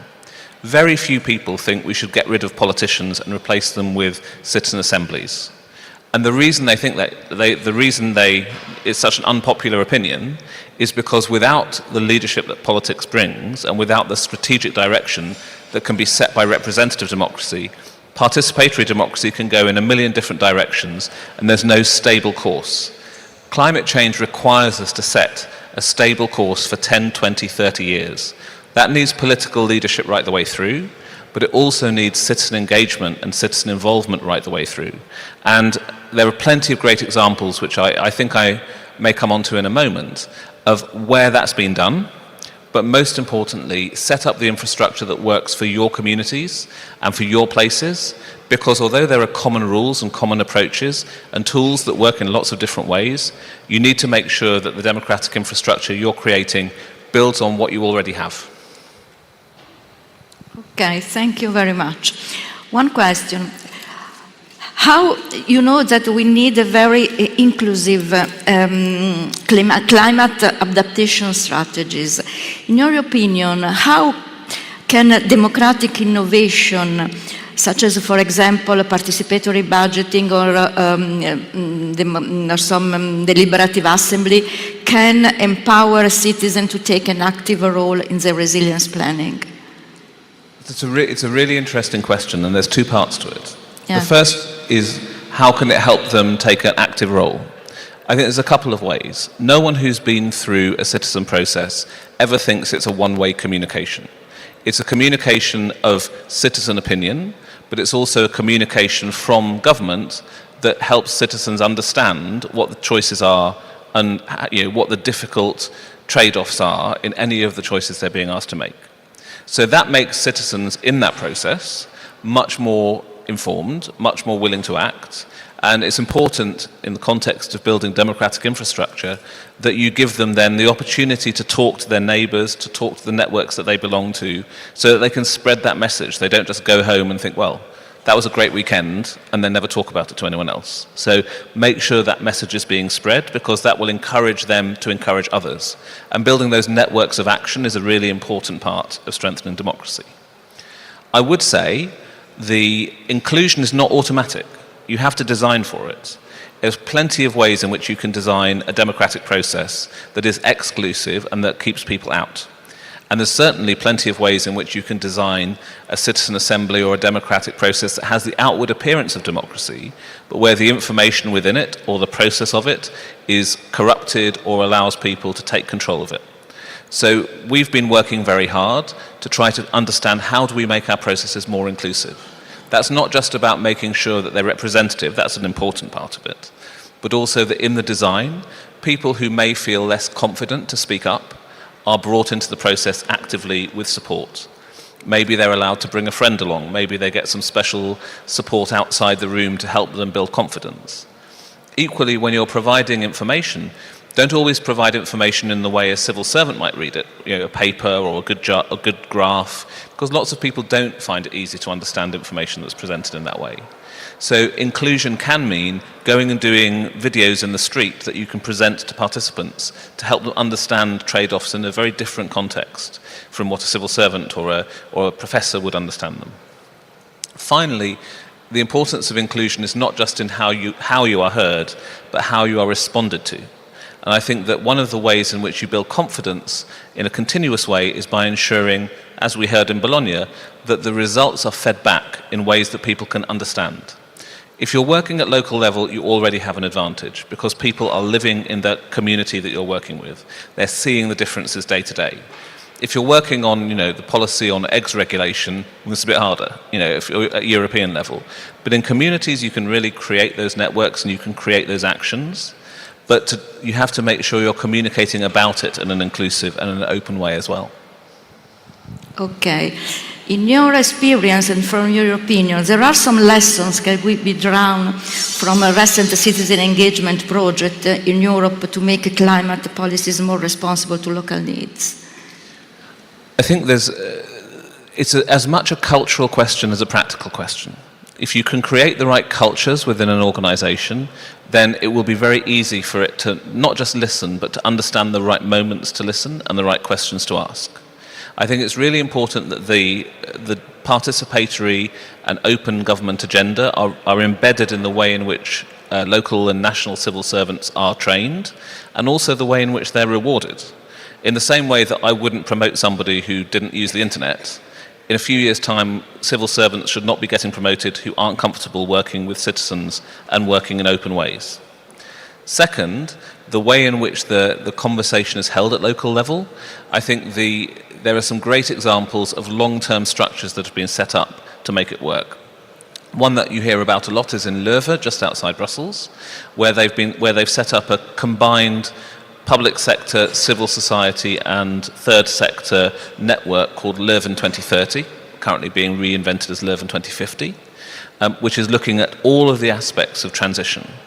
And my third point would be, when you're talking about climate transition and you're talking about the decisions that need to be made about climate change, remember that you're talking about almost everything. So the transition that you're looking for needs to get to a place where people feel that justice is being served, that it's a world they want to live in. Because a lot of the time, climate communications can come across as eat your vegetables.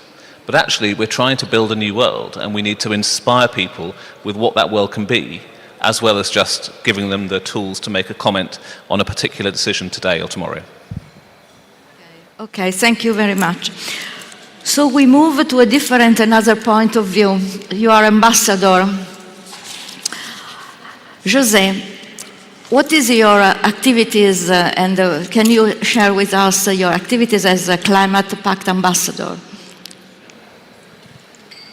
Okay, thank you very much. So, well, I'm going to talk about the Climate Pact Ambassadors as initiative for citizen engagement. Probably you already know about it, but I will try to do a quick summary. So, well, first of all, the Climate Pact was born from the European Green Deal to respond to the growing demand from citizens for stronger action. So this is responding to the concerns of citizens. They really want to participate in the creation of solutions for the climate change. No? And the Climate Pact says like this, no? Solutions can only succeed if people, communities and organizations are all involved in the process. And this is the main reason why the Climate Pact was launched. Solutions can only succeed if citizens are involved in the transition.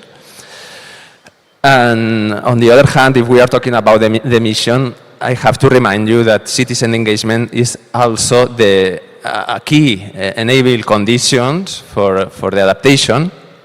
So we need the engagement of citizens if we really want to reach the necessary transformation for adaptation and resilience. And the Climate Pact is this, it's a movement, it's an opportunity for citizens to participate in the climate action, to work together, to learn together, to co-design the solutions, to build networks. I mean, all these aspects are included in the Climate Pact. And the main initiative of the Climate Pact is the Ambassadors Network. The Ambassadors Network is a network nowadays with more than 1,200 volunteers. This is very important because this is a network of volunteers. And they are ready to inform, to inspire, to work on our communities, in our regions, mainly in three main priorities that are the priorities of the Climate Pact. The just transition, bringing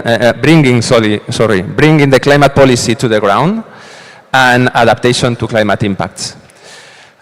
And if we talk about adaptation, if we talk about the mission, we have to look as well to the adaptation cycle that is recommended by RASP as the regional adaptation tool. And we can see that citizen engagement is practically included in all the stages, in all the steps. Preparation, risk assessment, implementing the solutions, the evaluation, the monitoring, so in the whole process. No? And this is something that also the European strategy of adaptation says. It says literally that regional and local level adaptation will benefit, while the European Climate Pact will empower individual citizens who play a key role in the success of the adaptation strategy. So I think it's quite clear. And now I would like to talk about an example. Well, I am from Valencia, and I would like to tell you an example of ambassadors in Valencia. First of all, I have to thank the ambassadors because they were really active during all the the disaster with the flooding in Valencia last October. So they were taking part individually, cleaning the streets, bringing food, helping the people. So they were a part of this movement, no, that was in Valencia. But I would like to talk especially about an event that was organized as well by ambassadors. More than 10 ambassadors that are here in the picture were organizing a citizen engagement event in Paiporta, is the ground zero. This was 6 months after the tragedy, so when the things were more calm. But we were working with citizens, with policymakers, including the mayor of Paiporta as well, scientists, emergency workers. So a different kind of actors were included in the event, and I think very, very interesting conclusions came out from this event. No? In fact, I can tell you that nowadays there is for me it's a very nice project, but because it's based on theater. So the community is exploring, is expressing their experiences through the theater, through a performance, no? And it is focused, obviously it's just like a kind of therapy, but they are working as well, looking in the resilience and looking in adaptation. So I think this is very interesting. And on the other hand, there is another initiative very interesting that is called Living Urban Adaptation, that is created by some ambassadors as well. And we are, because I am included in these initiatives, we are supporting some municipalities in the ground zero as well in order to support them with the urban planning of adaptation. So, yeah. And as a Climate Pact ambassador, there are some successful examples that you have seen in grassroots initiatives driving a real change in climate resilience effort across the European region. Yeah. There are a lot of initiatives because, as I was saying, we are more than 1,000 ambassadors, and also with very different profiles. There are scientists, there are researchers, policymakers, teachers. Very important is a big representation of young people as well. So there are a lot, but I would like to go back to the connection with the mission of adaptation. No? I think ambassadors at the mission of adaptation have a very interesting link. And probably you know that MIP4ADAPT, the technical assistant of the mission, has been promoting and supporting a lot of participatory actions that are called community-level events. And in some of these events, the ambassadors have been participating as well. And I consider that this is especially interesting because well, we were talking about that, but I think it's very important that the participatory activities, actions, can reach some outcome, no, or some impact. No? For instance, I don't know, when people is really influencing in the policies, local policies or regional policies, or when citizens are assuming the responsibility of some services or some adaptive measures, so when they are really involved. No? And with these community level events, ambassadors have the opportunity to connect with the regions, with the local authorities and their strategies. No? So I think this is much more effective. They really feel that they are taking part of this action. And I think, well, there are different examples in that sense. In Spain, for instance, in Valencia as well, in France, in Nantes, here in Italy as well. And well, this is one of, for me, more important cases. But talking about Italy, I would like to tell you another example, because a group of ambassadors here in Italy, they have joined all together in order to create an association. So they have really created an association, and now they can work more strategically with municipalities, and they are especially working with the SECAPs, with the Sustainable Energy and Climate Action Plans. So I think both of them can be good examples. And in your opinion, how Climate Pact can best support the local communities to engage as a citizen, in particular in the vulnerability areas? Well, with the Climate Pact, ambassadors already have some tools and guidelines. I mean, the Climate Pact, the Commission is providing some tools, no? And I think they are quite interesting. For example, we have to create some climate walks, to create some photography challenges, to create some, or to use some climate games. So for me, all of them are quite interesting because they are using creativity and they are using some kind of emotional or personal approach.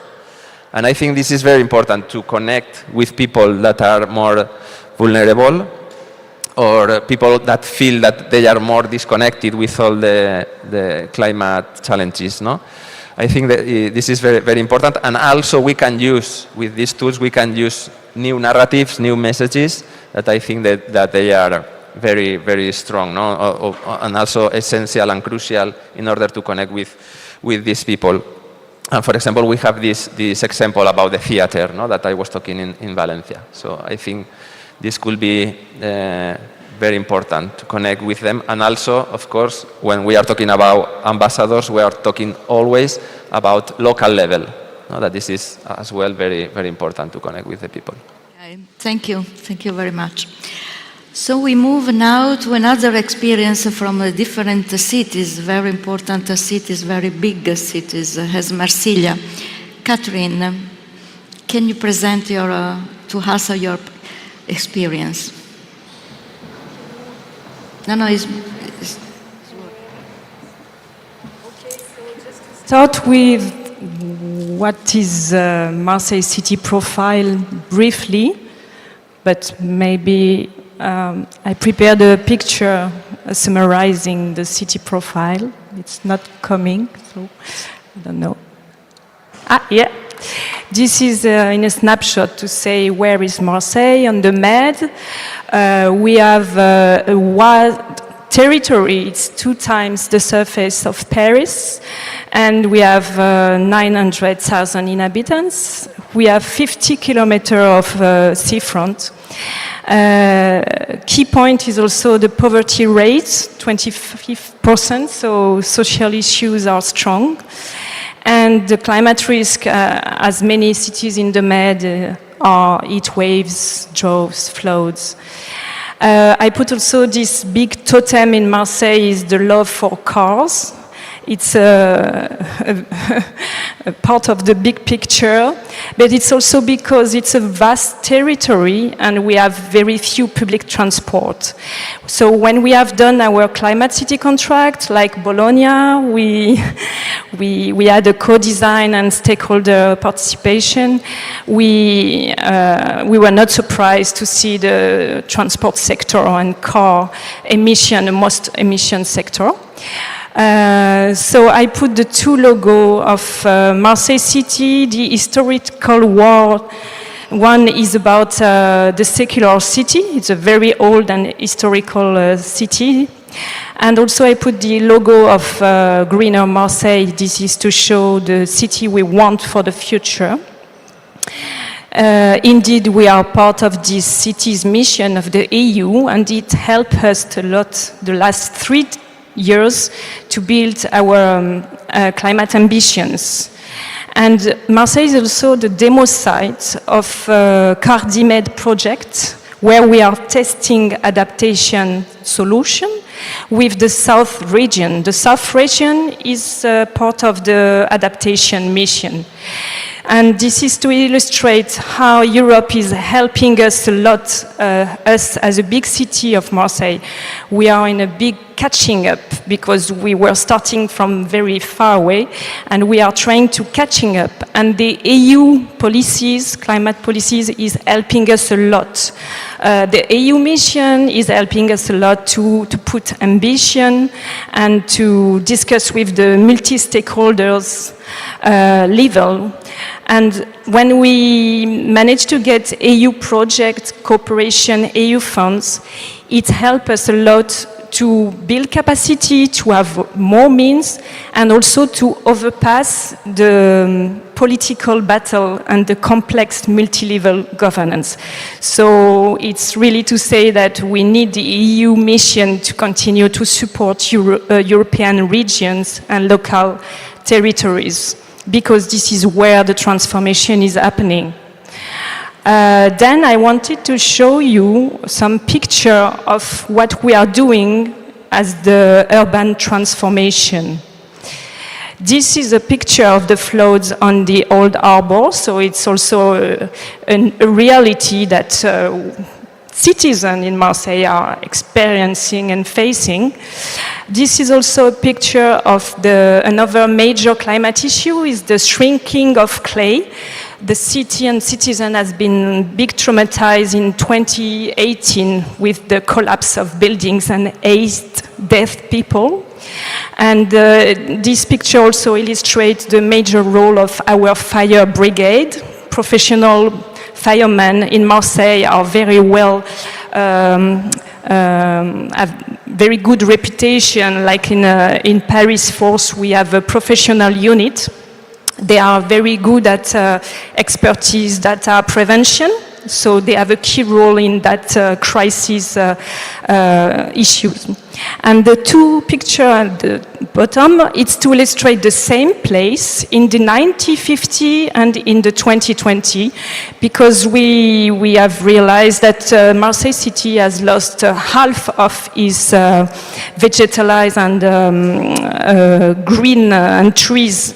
In 70 years, we have lost half of our trees. So this is to say that the city in the early 20th century used to be bioclimatic. It used to be bioclimatic with a historical city center, narrow streets, very well conceived initially. So we now need to restore this bioclimatic and nature-based solution that used to exist. Because in the 70s, the city put all the priority to the cars and destroyed this urban shape to use the space for cars. So now the issue is how we can recover and restore this resilience.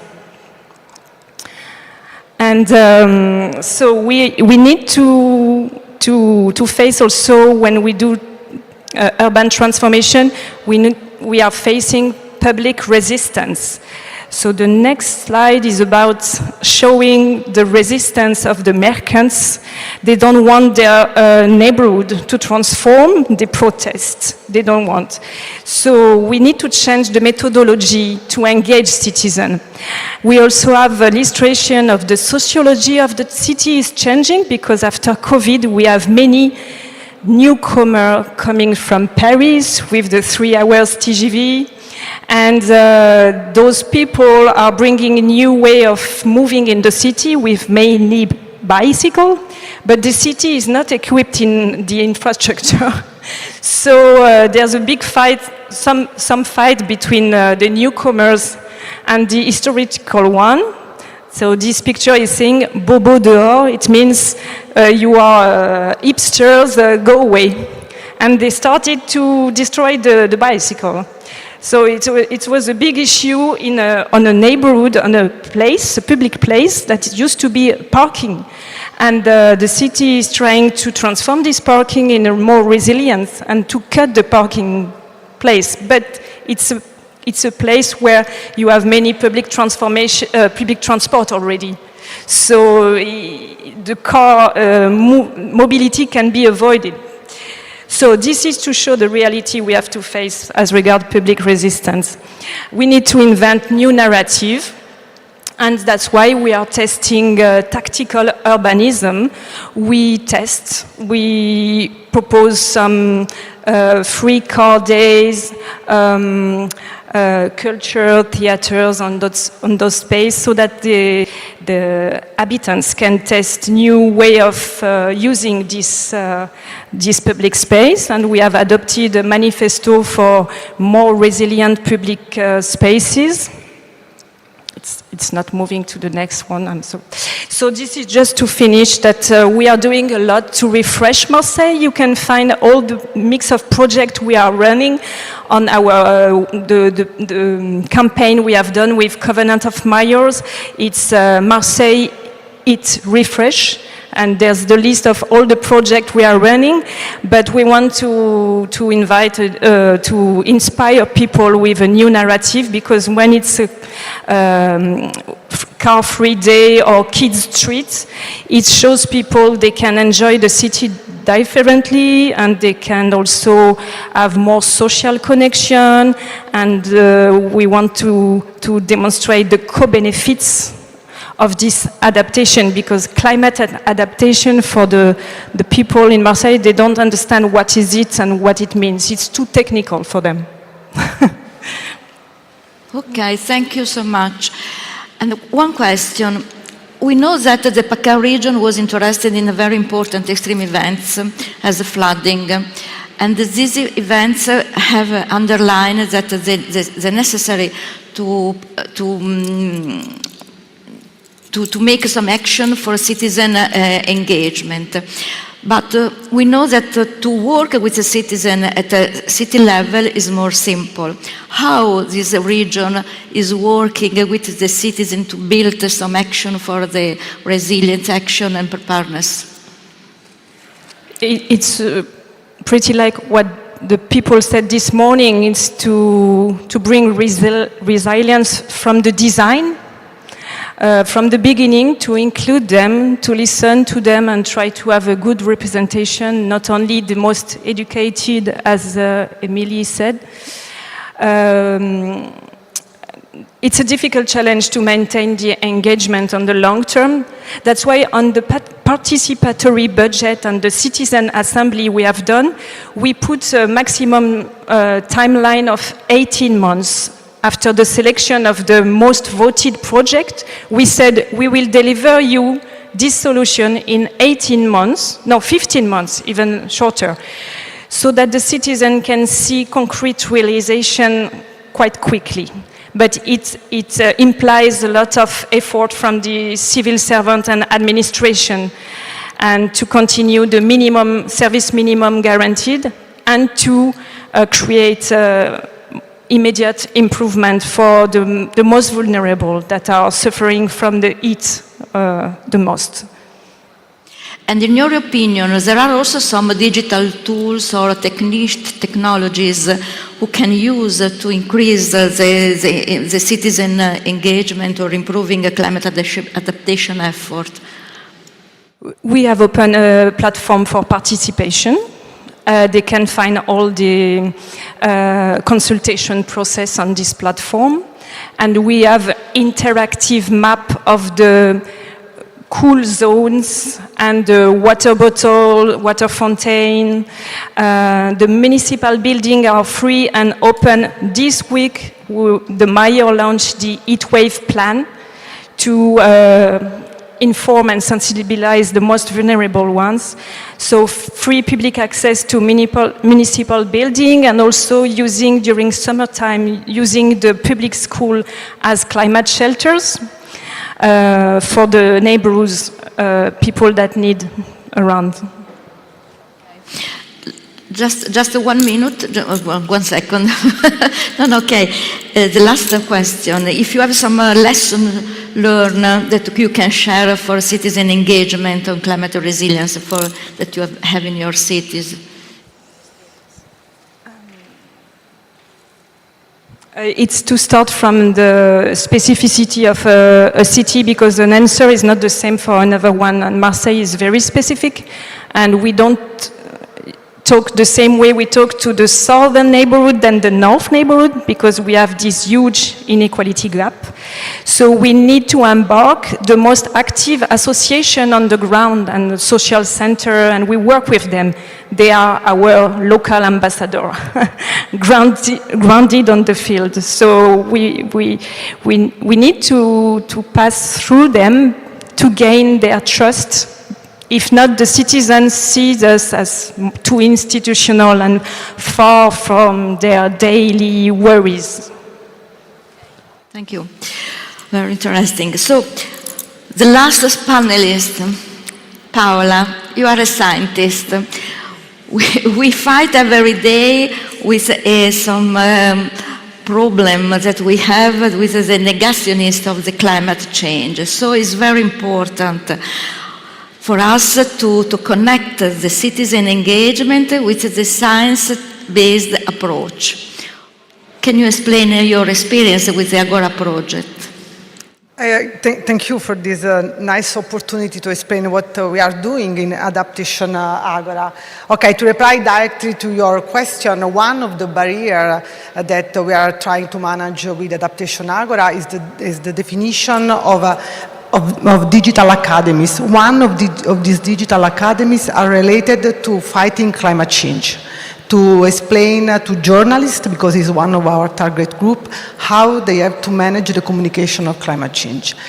And the other digital academies that we are developing is on the correct use of climate data, where communities can find information on climate data and risk in order to build in an effective way adaptation. And I think these are two tools that are very relevant for Adaptation Agora. Adaptation Agora, another strong point from my point of view of this project is our multidisciplinary approach, because in this project we are not working not only scientists, not only climate scientists, but we are working together with communication experts and social scientists. From my point of view, this is relevant because adaptation is not only a technical issue, because we have a lot of solutions coming from the scientific community. Here the problem is that we need to push the transformation of the society, and we can do this only if we are able to engage. And we need to find the right way to engage people. That also means that we are able to overcome the terminology, the barrier of the terminology, because usually scientists are not very good in communication. And then I think that in order to build an effective adaptation, we also need to find new tools to explain the relevance of the resilience at the local level. I would say that for us also was very, very important the local commitment of the commitment of the local government, because during the inception workshop, because we worked with these pilot areas in Italy, in Germany, in Spain, and in Sweden, but what was really relevant for us is to have, during the inception workshop, a lot of actors, relevant actors at the local level. And this was possible thanks to the vision of the local government on the resilience, on the relevance of the resilience. Thanks to this, starting from the first meeting, we were able to co-design adaptation with them. And also, we learned about the specificity of the context, because we had a lot of actors that can explain us where are the vulnerable people, which are the impact having for them that are more relevant. And then starting from this knowledge of the context, we started with this survey peer learning workshop. It was much easier for us to be effective. And starting from this, we also received information from the followers, because in Adaptation Agora, we don't have only 4 pilot regions where we develop with them this protocol of engagement, but we also have the followers. The followers are other communities that are engaged not in a physical way, I mean not thanks to workshop and so on, but because they test our digital tools, and then they can give us a feedback and to permit us to tailor much better our tools. And I have to stress the point that we received a lot of interest. We have more than 50 communities engaged in Adaptation Agora. We have more than 1,500 followers, not only Europe, also from the South America, from Asia, because they are interested in what we have done. And if I have to summarize the main output of Adaptation Agora, I want to say that first of all, we have released protocols for the engagement. We cannot use the same terminology, the same approach for all people. For example, I had the opportunity to go in a jail to speak with prisoners, and with them we make some picture. But I also went to the university, discussing with the planners, with the engineers. I had the opportunity to discuss with women having more than 65 years. And I mean, every time I learned something, but every time the language needs to be different. And then we decided to put on Zenodo all these protocols that can be used in all the other contexts. But also we have the Agora Community Hub, and the Agora Community Hub is a place where people can discuss together, but what is important is that it is hosted by We Adapt. And then we are sure that we continue to live also after the end of Adaptation Agora. So you told a very important things to implementing an adaptation project. The first adaptation action, we have to change our terminology, not only for scientists, but also for politicians, for institutions, because to bridge the gap with the citizen is very important. And do you developing or testing some innovative approach, for example, as a jail, but also as other kind of innovative approach in the Agora project? We had 7 different target groups. For each of them, during the design phase, we started to use the different engagement approach, and then considering the target, considering the feedback that we have received, we designed different protocols. And then from this point of view, this is innovative, because in this moment, if we approach a vulnerable team, we use an engagement protocol, and for me this is relevant. And yes, perhaps this is the most important thing, and this is available for all the other projects. The tools that you develop can be transferred to the other different situation, also if they are different, it depends.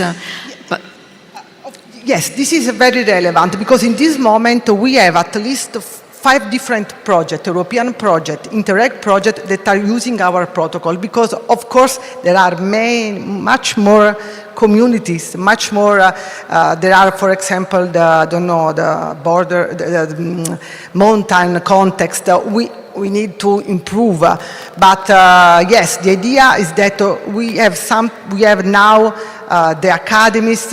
In the academies, for example, we have more than 500 questions about climate change. But we will try to improve this bank thanks to the other activity that we are now starting with other communities.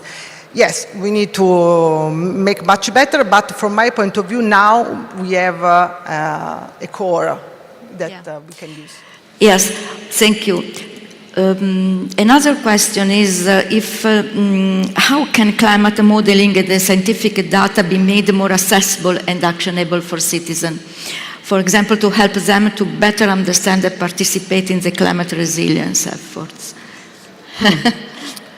Okay, I think that as a scientist, I think that I cannot ask to the people to look at all my data. What is important is that I need to find tools that are able to transform my data in information. And this is something that is our goal, the goal of the climatologist. And then I want to say that there are a lot of platforms in Europe, Copernicus, for example, trying to make this. But at the same time, climate science is something very complex. Then we need also to work on awareness, we need to teach climate change. And then I think that academia can also have this goal. We need to find a balance between the complexity of climate change, but also the need of improve the knowledge on these relevant science in the society. Okay, thanks. I think it's very, very important things and work. Okay, before to move to the question from the participant, I have one personal question I wanted to share with all of you. Nobody of us speak about one actor that, in my opinion, is very, very important, and also a partner, the media, the TV and the daily, okay, the newspaper.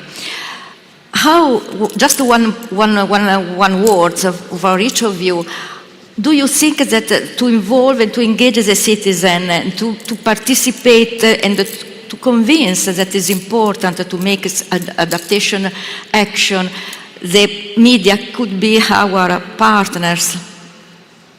Emily. Just one word without explanation? Yes, just okay. Fundamental? Obviously, yes, but how we don't use the media, because it's, for example, in Italy, it's very complex to move to the media and to receive the correct information in terms of climate change from that. There are not a partner usually. Maybe it's some instrument that where we have to fight, because in the newspaper often we read some wrong title regarding climate change.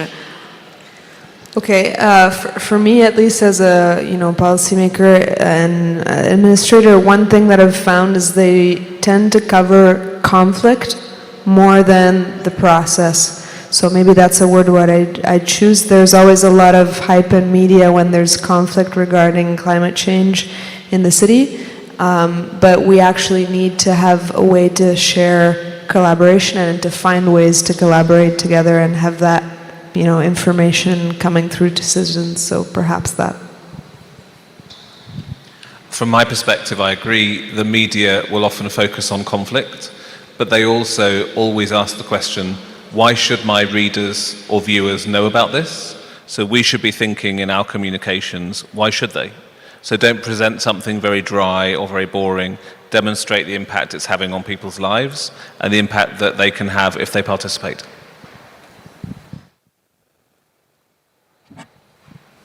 Okay.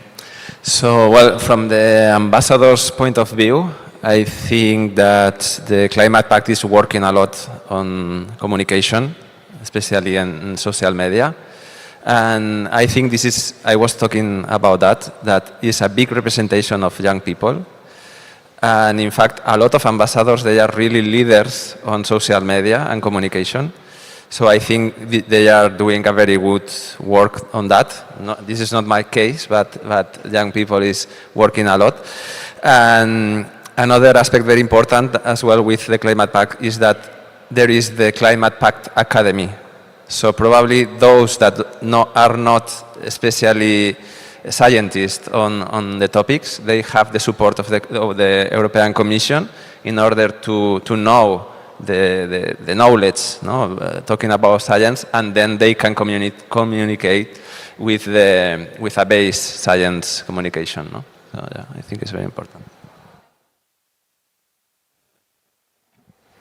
Yeah, same answer is which media, because don't think the mainstream media are followed by the youth people, for example. So would it be much more to be on social networks and Snapchat like my son is doing?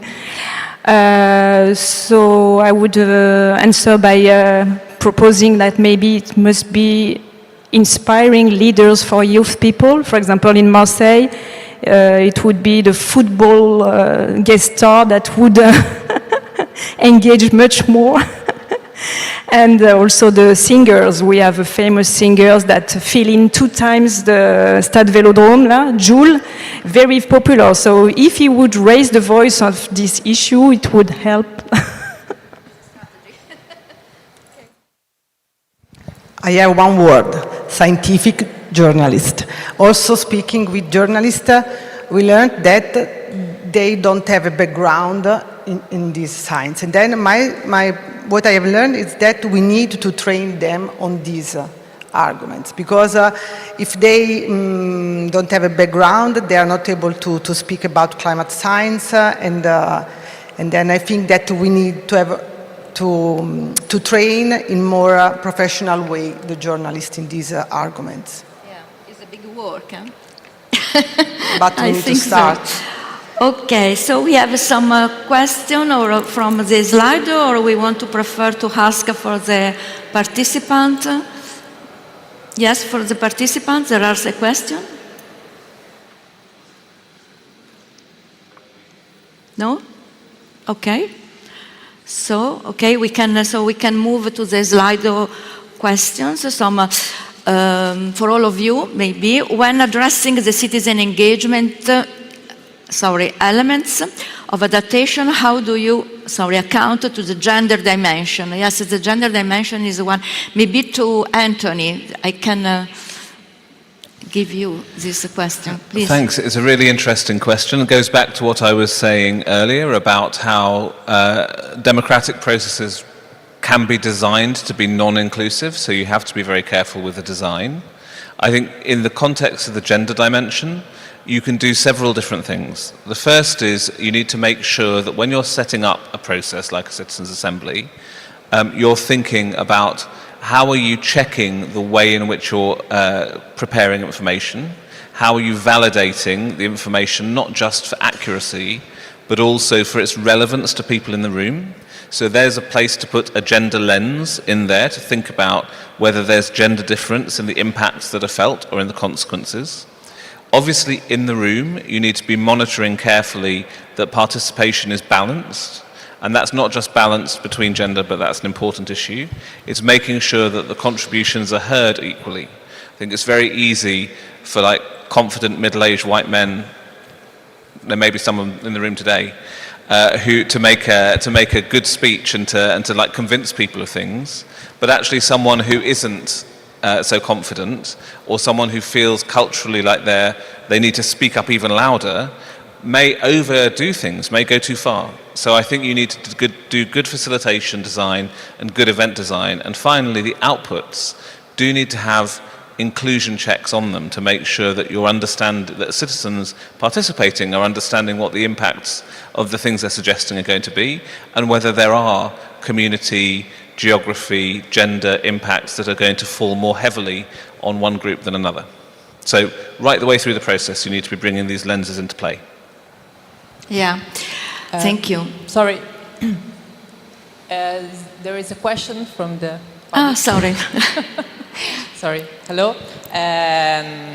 I would like to ask if you all panelists think that it could be a good idea to dedicate a specific fund from European Commission to ask to the member states to use funds to make a sort of pubblicità progresso, so an advertising on all media and TV and so on, and journalists, specifically devoted to adaptation and mitigation, so resilience, climate policies, to make a sort of overall European nudging action in the different states at the different territorial levels.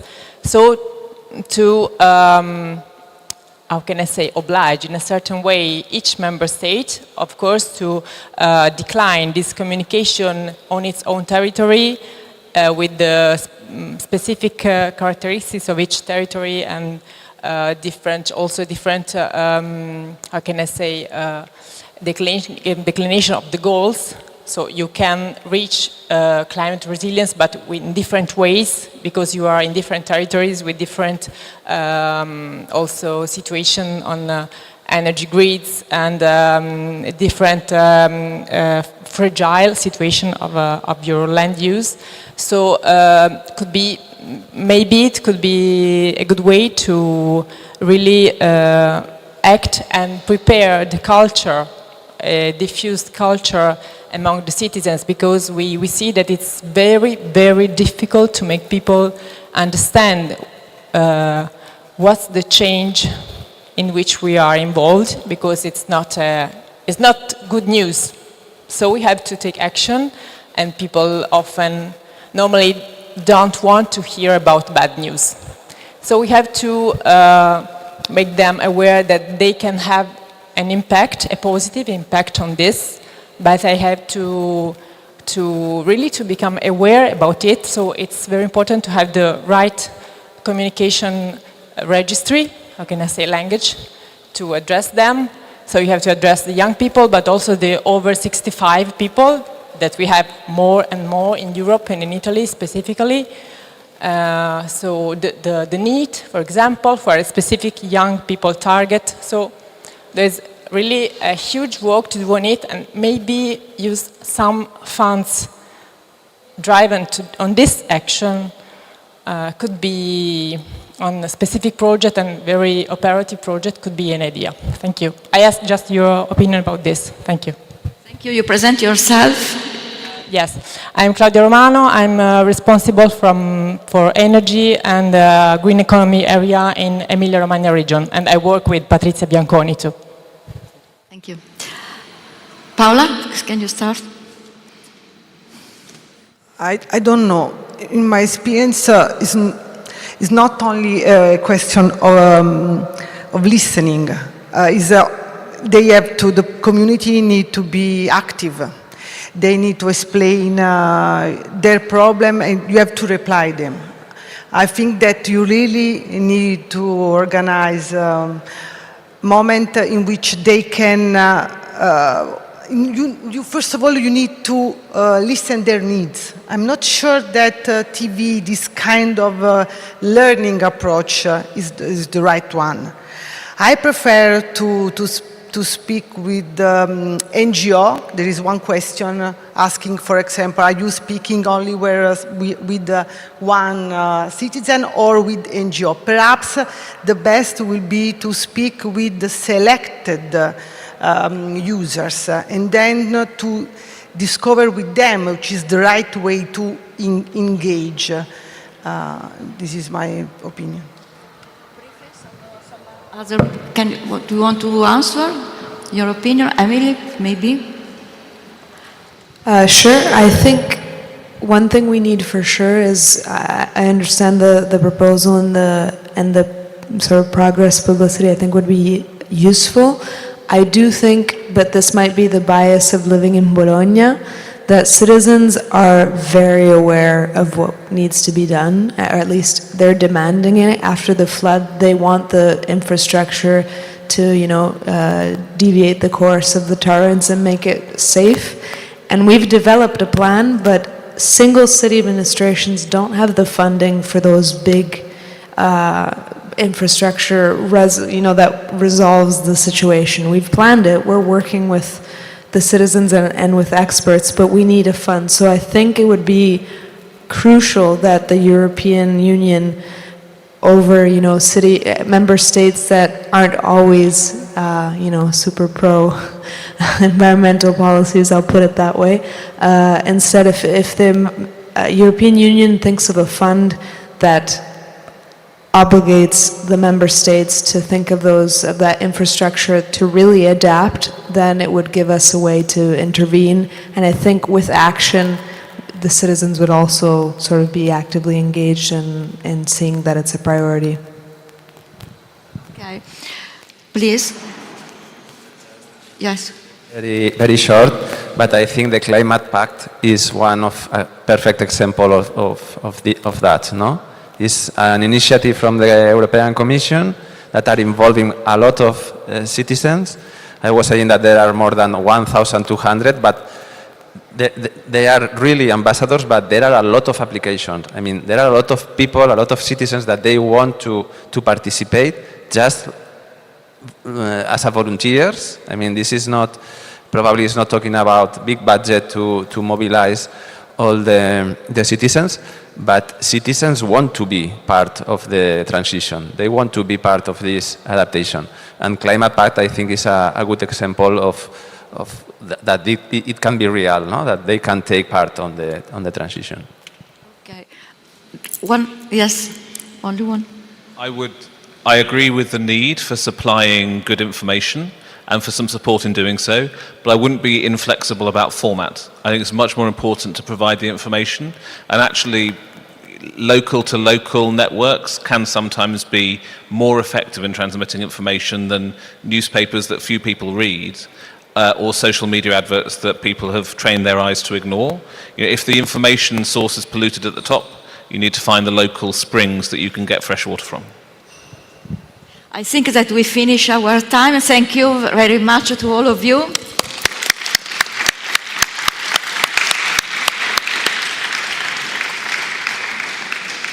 Thank you very much indeed to all our panelists. Fascinating discussion. I've got loads of notes down. I'm going to keep them short.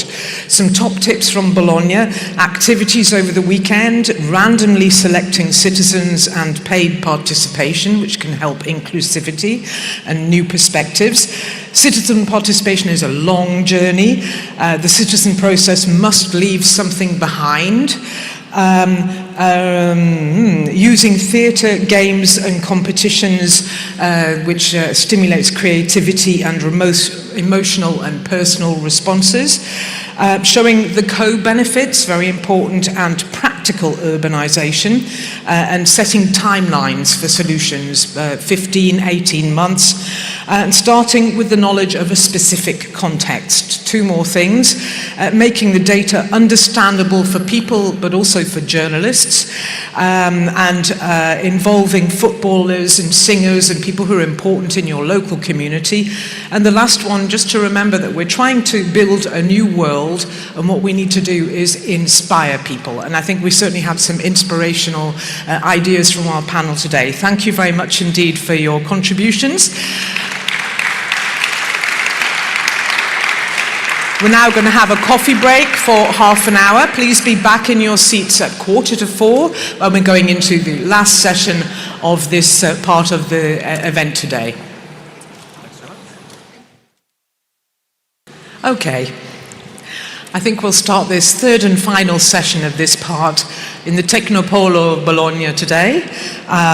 Welcome back, everyone. I hope you got some coffee to give you a bit more energy to get you through this final part. I know it's been an intense day with a lot to take in. Thank you for persevering and continuing to listen to us. There will also be time for your questions afterwards on Slido and also in the room as well.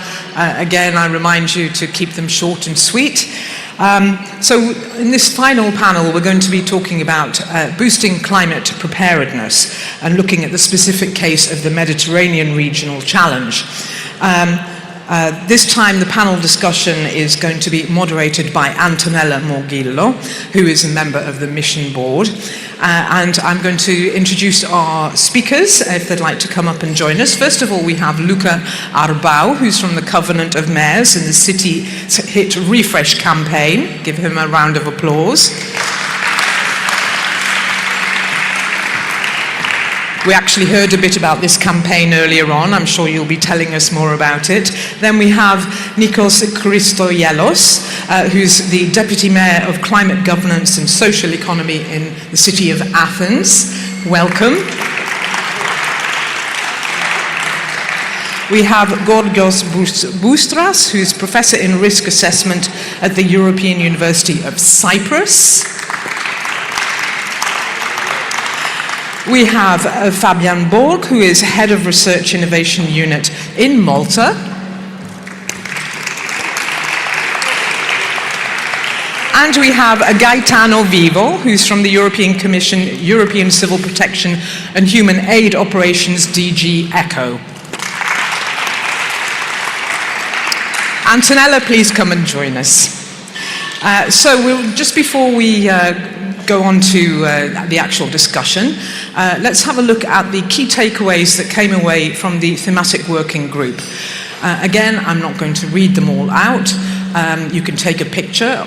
Also, the PowerPoints will be distributed on the EU EC's website, along with the recording of this whole event. So this is a way that you can catch up if you missed anything. And of course, you can share them with your colleagues who couldn't tune in today or follow us at all.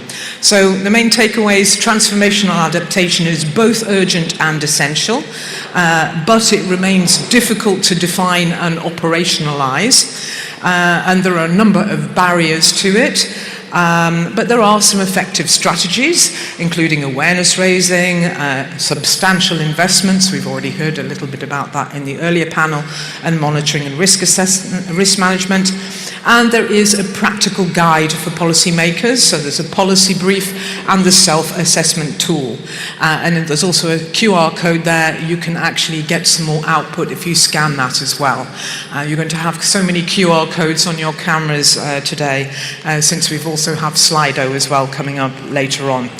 So I'm now going to hand the floor to Antonella, who will guide the discussions, and we'll be finishing with a short Q&A, and then I'll be coming up to round up the event. Antonella. Thank you. Good afternoon to everyone. And thank you for being here, still here. So I really appreciate your resilience for today. And so it's very important keywords from the thematic working group is transformational adaptation. Transformational adaptation is quite new concept in the climate change literature. So, and it's a systematic way to see the adaptation. The adaptation is one of the keywords of the whole day, but also of this panel, and the other words is preparedness. And according to the first European climate risk assessment issued by March 2024 by the European Environment Agency, Europe is unprepared of our climate risk. And the Mediterranean region are a hotspot for the climate change. So it's a really urgent needs to act for to repair for this unpreparation. So this is what we want to talk about with our first speaker, Luca Arbau, that is the from Covenant Mayor and the leader of the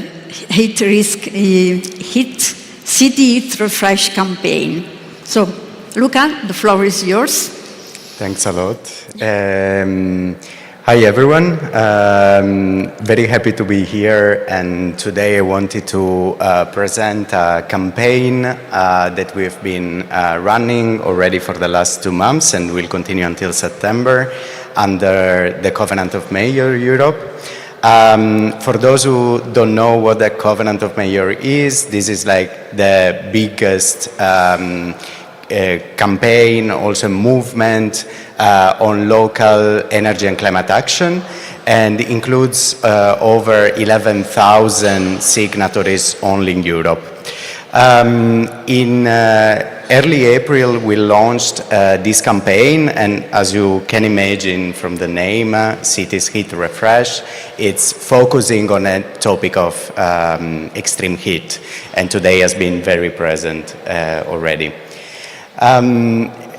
What are our objectives in the campaign? So first of all, we wanted to react to the European Climate Risk Assessment that also Antonella was talking about, because they highlighted, the European Environment Agency highlighted that Europe is heating twice as fast as the rest of the globe. And this is a major issue, and we are seeing it also in our cities, in our towns, and in general with different member states in Europe that are really struggling in adapting to this changing climate. So first of all, we recognize that many cities, many towns, and particularly the smallest one, often don't get reached by the message about heat waves. So our first objective was exactly to raise awareness on this issue and make sure that different population and different stakeholders know that this is happening. At the same time also, we wanted to inspire our signatories, and again I want to put the focus both bigger cities and smaller towns on how to refresh, so how to heat refresh, how to improve their preparedness and become more adapted to extreme heat. And particularly, how we are doing this is by focusing on 4 main thematic areas. So, first of all, we think that a focus on health is necessary. The extreme heat is much related to health issues. So, how cities are restoring health for safer environments is one of our main focuses of the campaign. The second one is on rebuilding communities, so understanding that extreme heat is also bringing social issues when it comes to engaging the most vulnerable populations that, as we said before, is difficult to reach, while also renewing urban design, so making sure that also there are urban planners, landscape architects involved in this process, and also understand how they need to change the way that traditionally urbanscapes have been developed. And finally, of course, a very important point is also reviving local economies. We've been talking about competitiveness a lot, and this buzzword is also important because we want to pass the message that adapting to climate change is not going to hurt economies. On the contrary, since extreme heat is happening already, we need to adapt and we need to make sure that also cities take this as an advantage to launch new economical strategy to thrive themselves. What are the outputs of this campaign? Here you find other 2 QR codes. Sorry, because we said we have too many already, I added 2. One is basically a map of stories and actions, and here you will find inspiring stories from signatories of the Covenant of Mayors, which are acting and are very interested in exploring more on extreme heat. But also, like we are activating our signatories in different events, workshops, to make sure that they pass the knowledge to further cities and towns. And for example, we are having one of these workshops next week at the European Urban Resilience Forum in Rotterdam. There are also upcoming outputs, as for example, I can already spoiler that next week we are going to launch our refresh kit with important resources that cities and towns are going to be able to access through our social media channels and our website, and this will be available very soon. And yeah, so how can cities and towns be engaged with us? Just reach out because we have a lot of materials, we have videos, we are translating all our materials in different languages. Now outside you will find our leaflets in English, Italian, Spanish and Greek. So just check it out. But also if you're interested in having it in other European languages, just reach out to me and we will be able to do so. And also feel free to use all of our materials that are available online. Download them, use them as if they were yours, and we are happy to see more and more cities and towns talking about this important issue. And that's it. Thanks a lot. Thank you, Luca. It's the campaign is straight to the what transformational adaptation means. No, it's to view the adaptation in a whole things in the whole. I just have a question for you. The government mayors have been instrumental in supporting this to develop all the local climate adaptation strategies. But what about new tools or guidance are being provided to help the Mediterranean region cities to integrate the adaptation in urban planning and governance? Very very good question also. I mean, we are working a lot to support specifically our signatories in different ways. Now, I mentioned already the next week we are launching a new kit, a new refresh kit, and this is really aiming to focus on extreme heat. And this will also showcase a lot of new resources, but also existing resources that we have been mapping across different initiatives. What we are doing also is connecting our signatories, and this we think is particularly important, with key initiatives that are already existing. And for example, we have established a very good collaboration with the Mission on Adaptation. And I want to highlight, for example, the Resilience Project, with whom we have been talking a lot lately on extreme heat, but also the Pathways to Resilience Project, the Climate Fit, with whom also we have organized some specific webinars on financing adaptation. So we're trying to tailor our information to different cities and towns through different formats, so going from webinars to like more resource catalogs to also leaflets and more communication materials. Thank you, thank you. So we go through cities, what cities have done. Athens is the living lab for the climate change, so we have the pleasure to introduce the next speaker, that is Nikos Chrysogelos. I'm sorry for the pronunciation. And the floor is yours. Yes, thanks a lot. The bad news. The bad news is climate change is already here. And the people, not only us, but all the people, they can realize it. It is in our daily life. It is not just far away, concerning ice, berg, and things like this, but it is in our cities with heat waves, risk of flooding, and so on. The second is that the people have already many problems.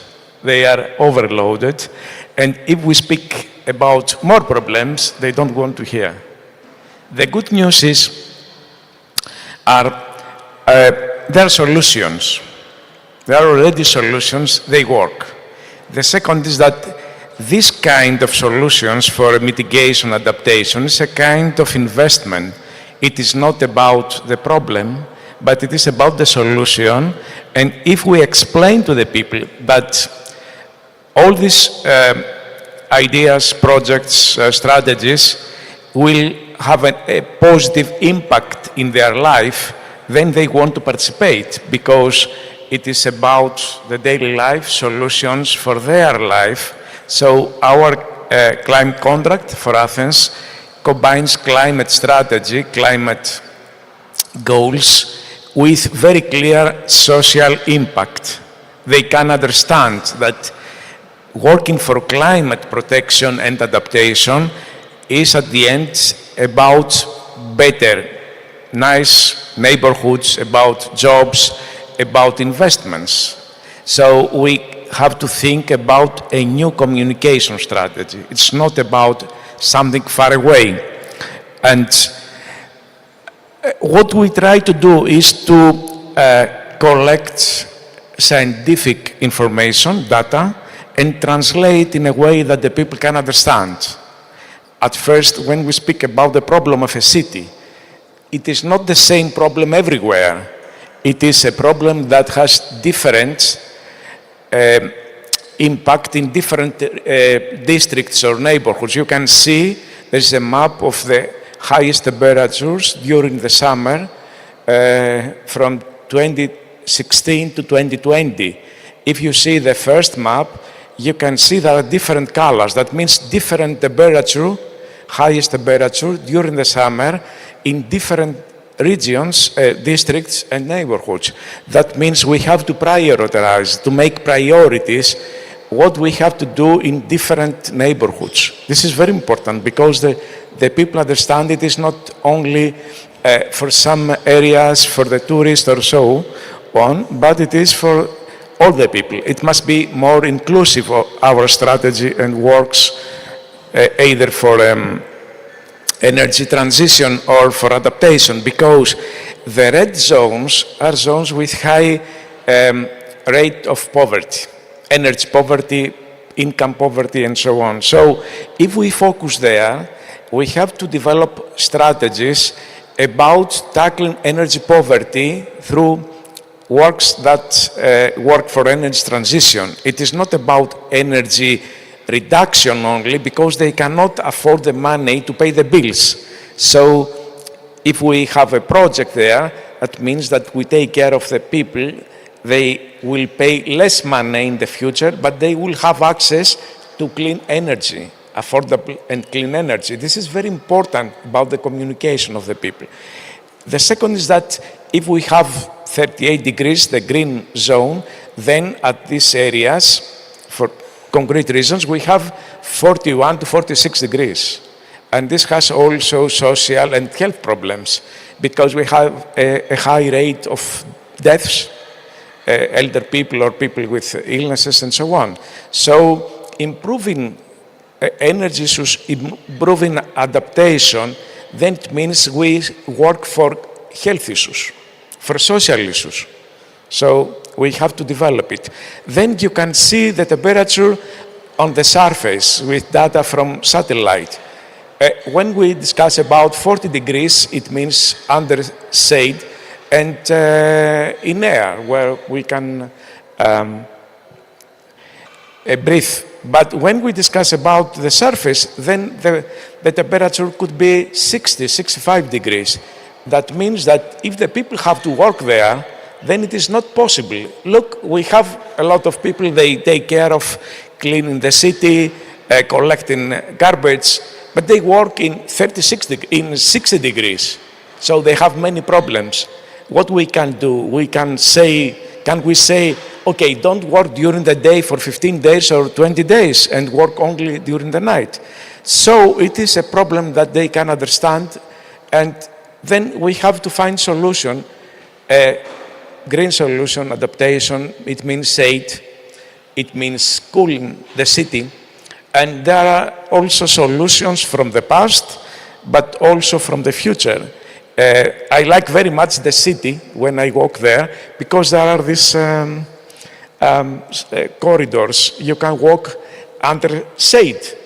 It's not the cities now, they don't care about heat waves, at least until now, but already in the past they used to take care about this. Many Mediterranean cities have all this system, because the people wanted to walk all the day to make the trade, to go for shopping, for work, and so on. So I think that this is a culture we have to remind the people that there is already the culture of adaptation, because, of course, in the Mediterranean area, the weather was hot. So we have to use also examples from the past, but also to speak about the future. That means nature-based solutions. We have already nature-based solutions everywhere in the Mediterranean. We don't remember anymore. We have to discuss about them, and then to use also technology and ID and all the information. We now develop early warning system to show how is the temperature every 15 minutes in the city. We will make it public very soon in the next days, because the people must know where is cooler, where is very high temperature, because there are elder people, there are children, there are families. So we have to make this very concrete and use also technology, but also to present to the people alternative solutions how they can follow cooler ways. We can speak for hours, but let's stop here. We have a lot to speak. Yes? We can speak a lot of this. Yeah, of course. So, it's okay, Helio?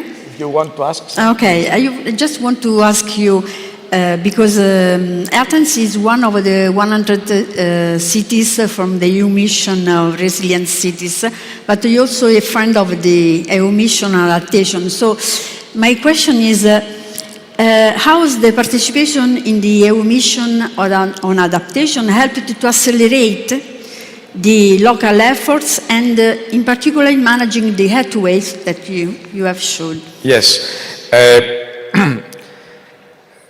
This climate contract, but also a climate adaptation project, is the only solution, because we don't have any other solution. Doing nothing is not a solution.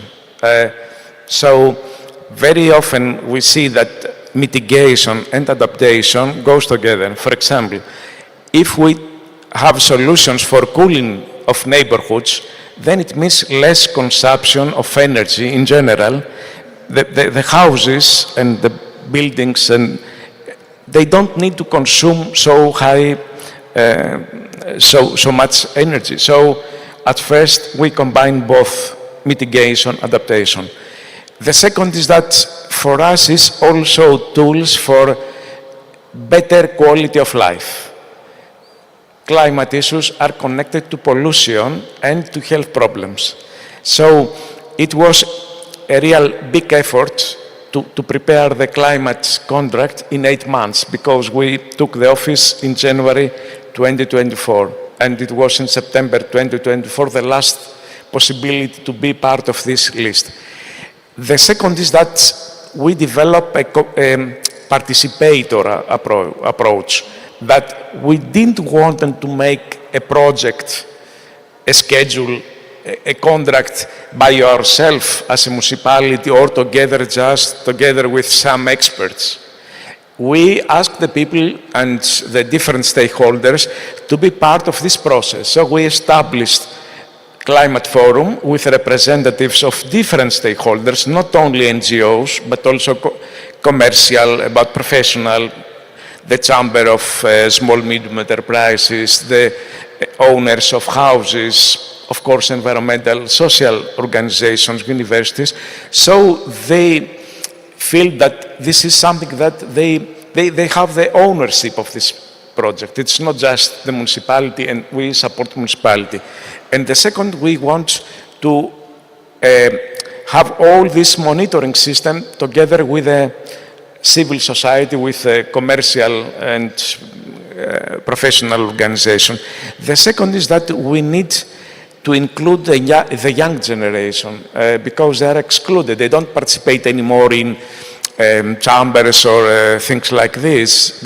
We establish a youth climate assembly for Athens, so the young people could participate direct to express themselves, and then we contributed with small amounts, microfinancing, with 4,500 euros to finance projects they have presented, but to implement by themselves. It was not the responsibility of the municipality, but it was the responsibility of the young people themselves. So they presented some ideas, we evaluated them, and then we decided to support. So you see that young people from schools, they have also put as a priority shade and planting trees in the school because they have a big problem. They cannot go for a break outside because it is too hot. And they ask us and propose to us, we want to plant trees to make shading and things like this. So it was not something we proposed to them. They proposed to us, and we are very happy. And this is a good tool that, including the people and using also the collective wisdom, then you go better. It's not just scientific knowledge, okay, we know we can present a lot of information, but it is the power of the people participating in solutions. Thank you. Thank you. And so Athens is a good model of best practice, but how is the neighbor? So it's my pleasure to introduce my colleagues from the board, from the member of the board of the Adaptation. And Georgios, the floor is yours. Thank you very much. See, firstly, let me tell you that you are less than an hour before the end, so you can all cheer up and wake up, those here and those that are watching us. So this is the good news from my side. Okay, the clicker. Yeah, sorry. Okay, so, yeah, well, we had an amazing presentation this morning by Chiara with a lot of data. I'm going to add some more topical data now.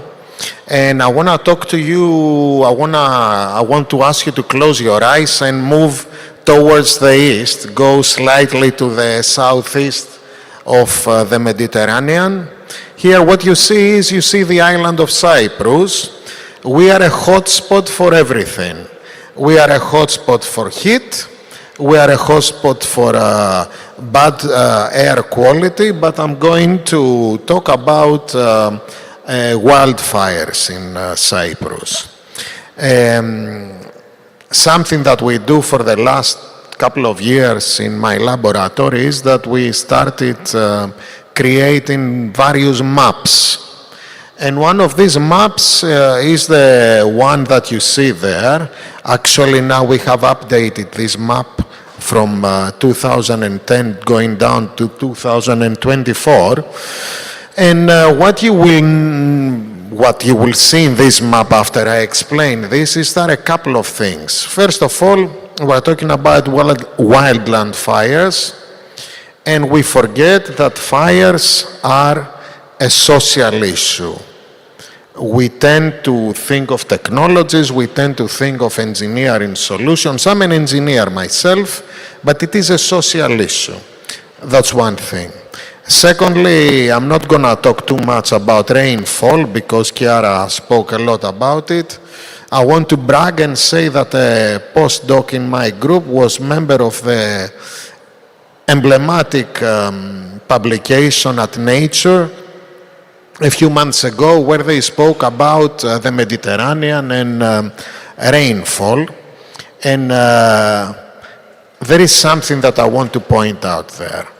Although by volume, more or less, the amount of rainfall has not changed in the last few decades, the concentration of rainfall, so the extreme events, have become more happening, like more often. Secondly, there was a periodicity when we had, when we were looking at fires in Cyprus. There was a big fire in 1990, then there was another one in 2008, then there was another one in 2016, so 8 years. And then there was a bigger one in 2021, 5 years. So there are more and they're worse. And yeah, you see what I should have pressed before. So let me say a couple of things about my neighborhood. Well, I guess our neighborhood is very much on the news, I guess, so you know that, but we haven't spoken about fires yet. I want to say about those things that unite us, not those things that makes us different. And what unites us? All the good things, natural catastrophes. In 2021, we had a big fire in Cyprus, in mountainous Larnaca. Why do I mention that? Because we had more or less all the countries of the neighborhood participating. Then we had a huge earthquake in 2023 in the borders of Turkey with Syria. All the countries try to chip in there to support. The 2023 emblematic fire in Alexandroupolis, the 2023 Daniel flood. Again, all the countries of Southeastern Europe participating there. 2025 in Jerusalem, in the midst of the war, you see all the countries of the area supporting, even, some countries that they were at war with each other. Let me say that we have some records in the area. We have the two biggest NATEX ever recorded. We had the Marie explosion in 2011, huge explosion. And we had the Beirut port. I want to say something here, just to make you understand, because the map doesn't pay justice to that, how close we are to each other. When the Beirut port explosion happened, I went out in my balcony I'm sure it was a few seconds later, but it was a horrible sound. It was like an explosion happened next to me. I'm 210 kilometers from Beirut, but we heard it loud and clear. And we have climate change in common, and what happens to us happens in Palestine, happens in Israel, in Jordan, in Egypt, and we have all political and geopolitical challenges. And just to give you, and I'm finishing with that, an idea again of how close we are, if you don't have anything to do in Nicosia in the night, and if it is very dark, you can go out in your balcony, you can look at the east, and you will see, because it is in the stratosphere, the action happening from the Israel-Iran war. So, yeah, you can actually see it. I can show you videos of that. So, this is for now. These are risks by themselves, and they are all can be combined. Thank you. Thank you, Doris. Just a question from my side. And considering that the Cyprus vulnerability to also to extreme heat that you're talking about and the wildfire, what proactive measures are being implemented to enhance climate preparedness? And how the community is engaged in this kind of process? Let us be honest here. Let me just tell you that in the last 2.5 years, we started taking the new government by Nikos Christodoulidis has taken some proactive measures with regards to the information to the people, with regards to the sensitization, the awareness of the people. But I want to be honest here. And especially 2 days or 1 day after the, for me, at least, explicit announcement by the European Union in the aftermath of the G7 meeting, for the first time I saw a G7 meeting making an announcement about wildland fires. Can you imagine that? The 7 biggest, like countries or the 7 biggest entities globally, they issued a common statement. And what did they say? They say what you are asking me. They spoke about a whole of society approach. So the time that we used to go by the, excuse me, it's not a political statement, the old Soviet model of having a big, like state and the citizens watching has died. Each and everyone must do something. We have risk communication campaigns. Let's be honest, they don't work. I ask you to go back to COVID. The first lockdown, the message was amazing, clear.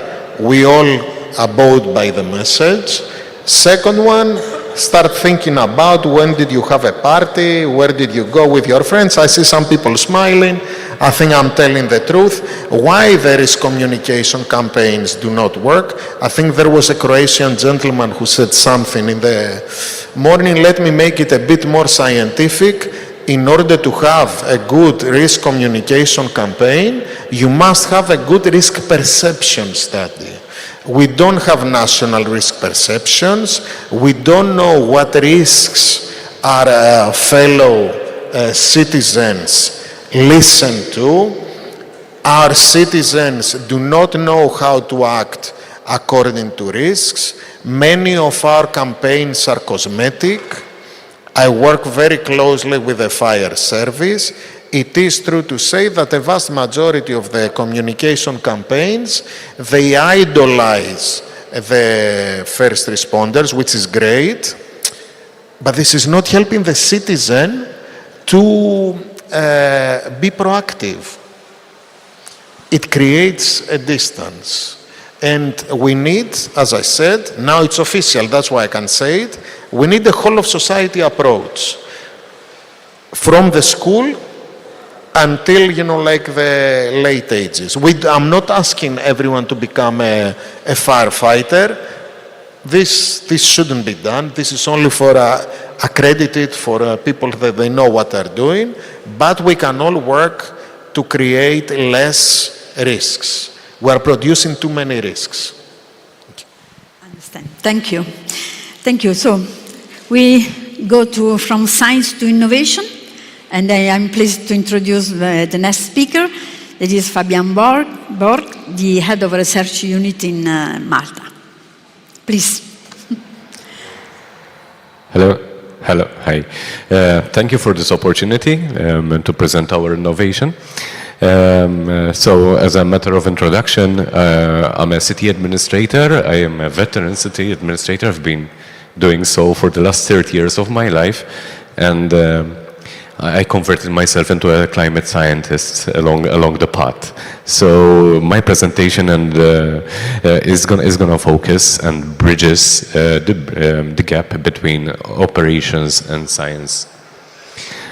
So just a bit about us. So our climate leadership timeline started back in 2015. When we created phase 1, it was our first toolkit. It works a bit like the Rust operating system, but it also had AI inbuilt in it in its very early stages. Throughout the years, we moved on to climate resilience. So we kind of updated from adaptation to resilience. We also launched public scientific visualization apps that work off mobile devices. So we're constantly giving people tools on urban heat islands, heat severity and whatnot.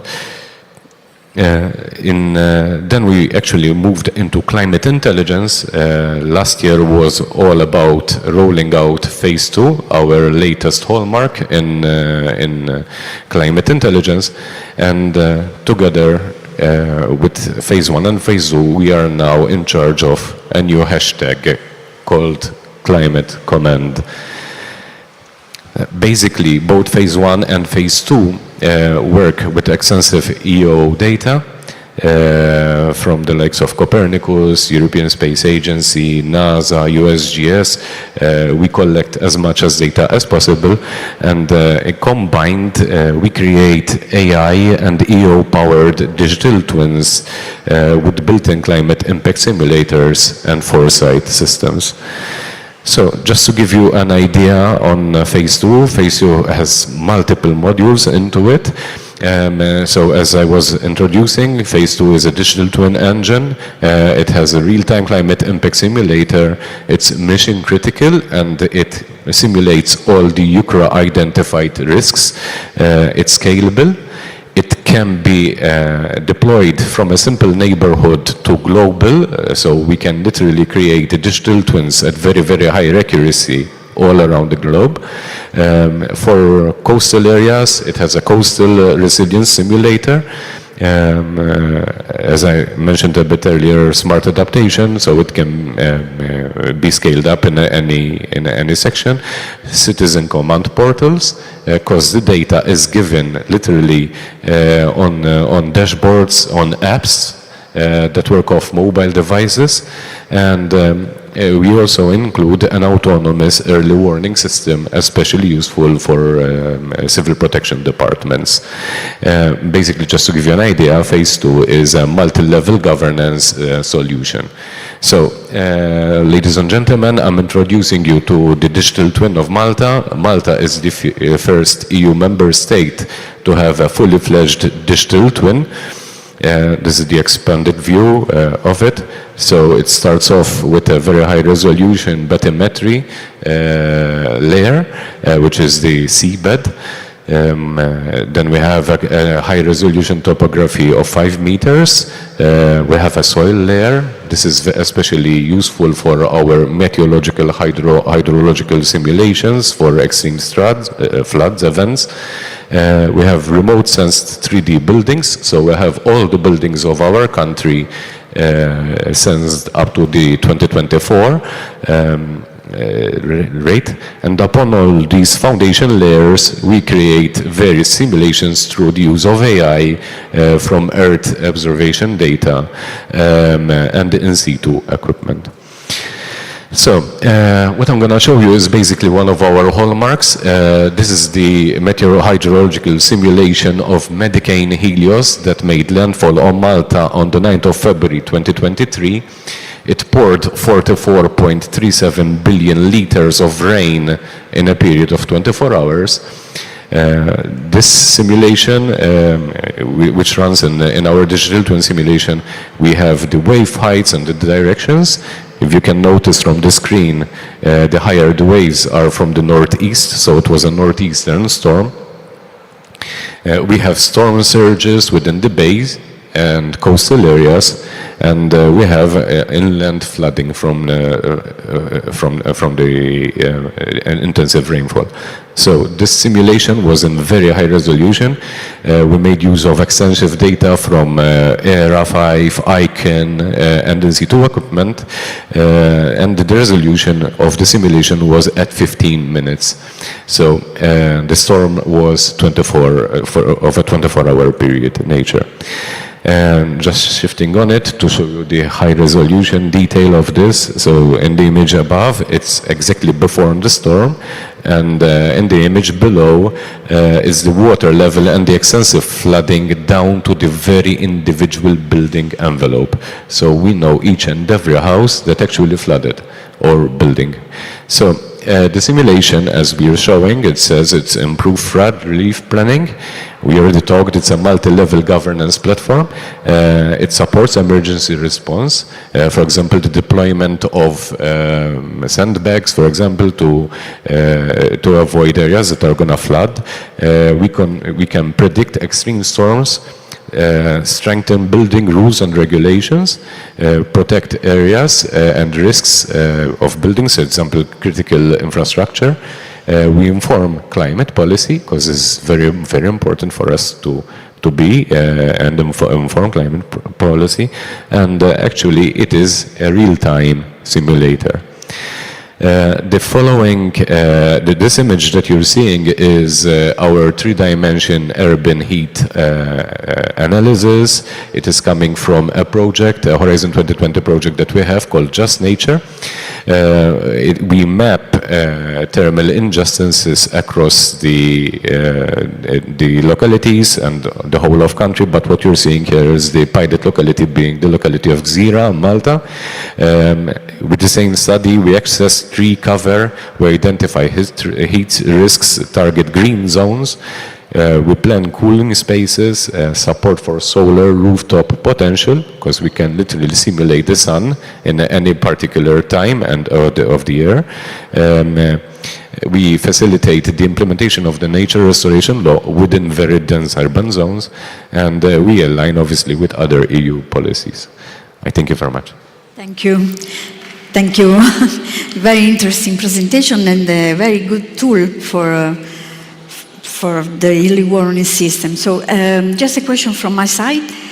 How this phase 2 represents a shift from the conventional adaptation planning to operational foresight, and what governance model enables Malta's climate command approach? Okay, so in principle, the shift from the normal adaptation strategy is that the normal adaptation strategies actually involve a lot of manual research, or you need a team of researchers to actually come up with policies and solutions, and by the time they actually come with them, because we did them in the past ourselves, so I'm actually speaking of my own experience. By the time you actually create a policy, it's already outdated, because the next extreme event is worse than what you have actually analyzed and predicted. So we needed to exploit a way forward and become more reactive to the issues of climate change. And then comes this climate command concept, where we're no longer the victims of climate impacts, but we actually, with true foresight, we can actually predict scale according to the level of storms or heat droughts and whatnot, and we can do countermeasures before they actually hit. For example, I was demonstrating Medicaid Helios first. It poured 44.7 billion liters of rain. That is more than my country consumes in a year. But all that water went out to the sea. So what we can do is, with the high-resolution simulation, we can actually create countermeasures like drainage systems for floods, reservoirs and catchments, so that we collect that water without wasting it as much as possible. And then afterwards we can scale. For example, another storm that hit on the same year of Helios was Hurricane Daniel. Daniel flooded Greece with 500 milliliters of rain. Helios was only 121. So we created what-if scenarios. We can literally move that storm on Malta, simulate it again, and we can see how efficient our countermeasures are, or what needs to be done in advance. Oh, thank you. Very interesting. So we move to the next speaker. I'm pleased to introduce Gaetano Vivo. That is a familiar face for me, and it's an expert voice from the DG ECO Commission. And we talk about preparedness with him. And so the floor is yours. Thank you. I'm the last obstacle before the cocktail. First of all, let me start presentation. How many of you know about the Union Civil Protection Mechanism? Please raise your hands. Let's say 30%, so I'll give a little intro. So the Union Civil Protection Mechanism is the framework we have in Europe to cooperate in the field of civil protection. It was created almost 25 years ago. It expanded quite significantly. Today we have 27 member states plus 10 other countries. And through this framework for cooperation, we are able to respond to requests for assistance from countries worldwide which are overwhelmed by a disaster. So far, we have received nearly 800 requests for assistance since 2001. In this 25-year almost, we have come a long way when it comes to strengthening the operational preparedness of Europe to natural hazards as well as security and human-made risks. What you see in this map is the latest updated map of the European Civil Protection Pool.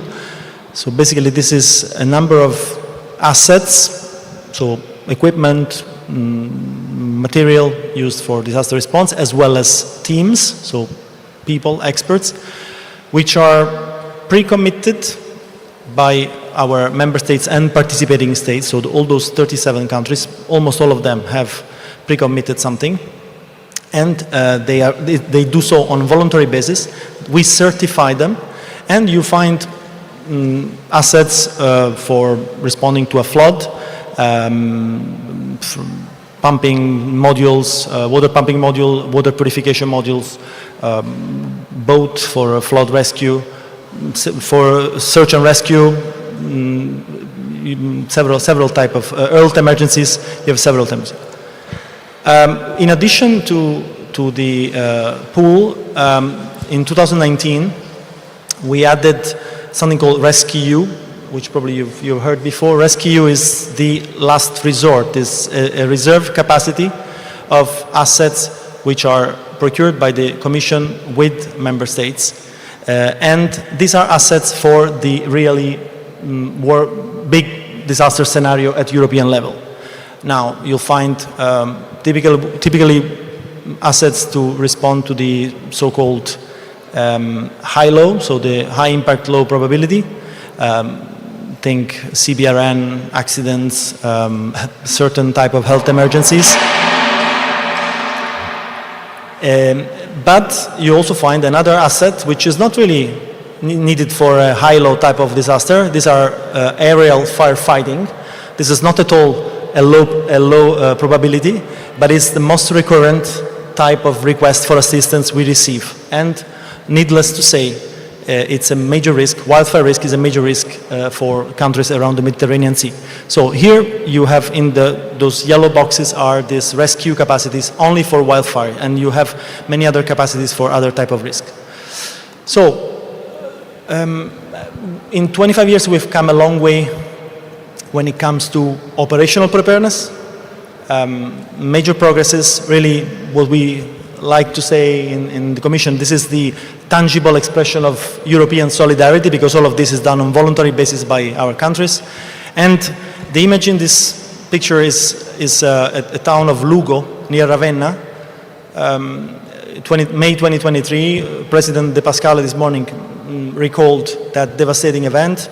And through the Union Civil Protection Mechanism, 4 member states came to help of Emilia-Romagna region. And so while we are prepared for this type of events, we need to ask ourselves the question, are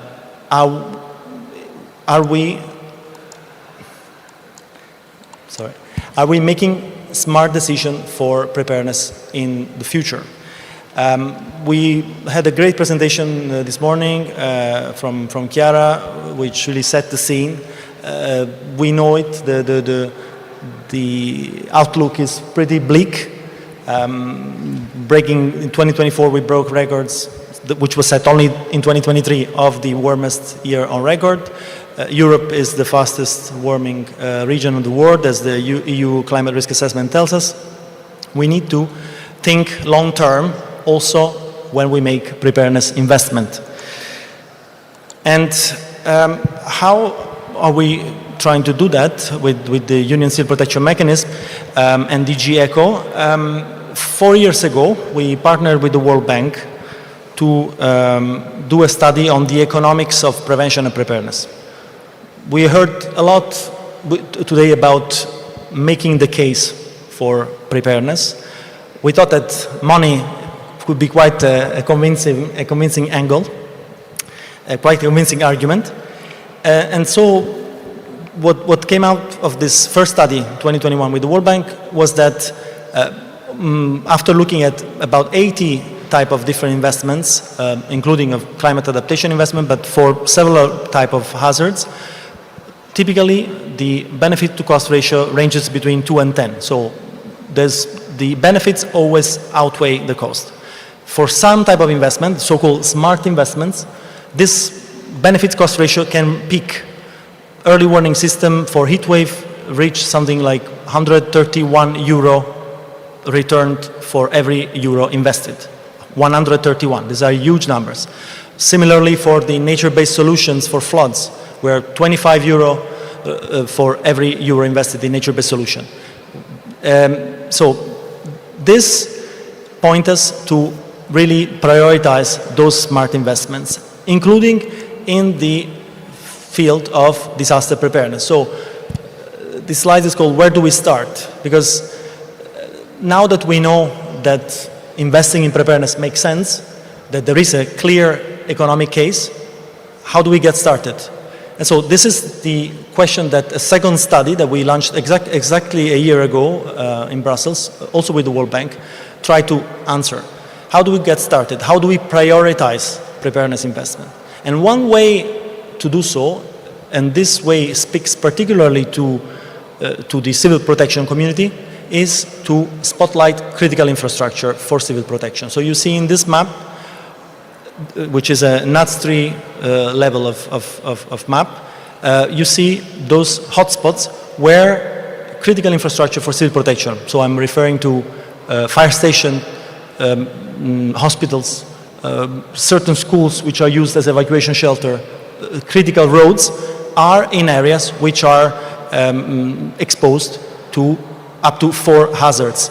So this is a starting point. Of course, this map, you won't be able to use it to make any investment decision, but it points you to these hotspots, to those areas where further studies, further analysis are needed in order to plan accordingly, in order to make sure that those investments for preparedness that we do today are still useful in 15, 20, 30 years' time.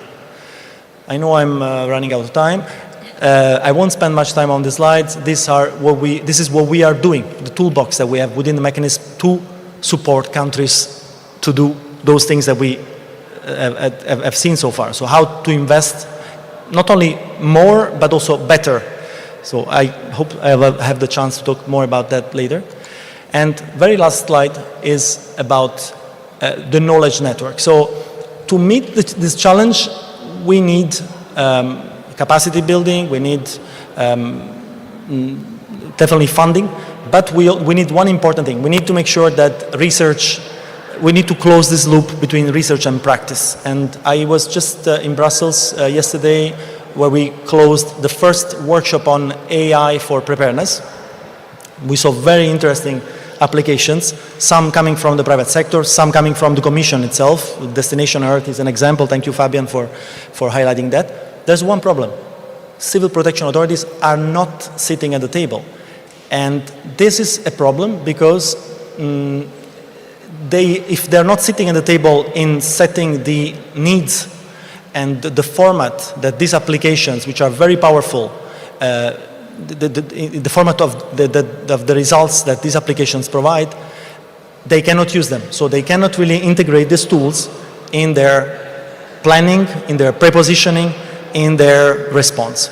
So through the network we are doing that. We are trying to bring the practitioner to the table, also as far as the European research funds are concerned. So we are trying to get the priority of the practitioners and to make sure that these priorities are reflected in the calls for the Horizon projects and the many other research projects that the Commission finances. That's it. Thank you. Thank you, Gaetano.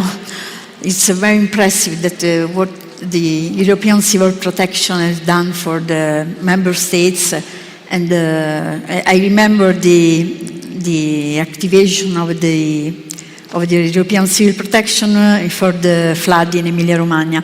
So, but we know that the DG ECHO acts on the member state level.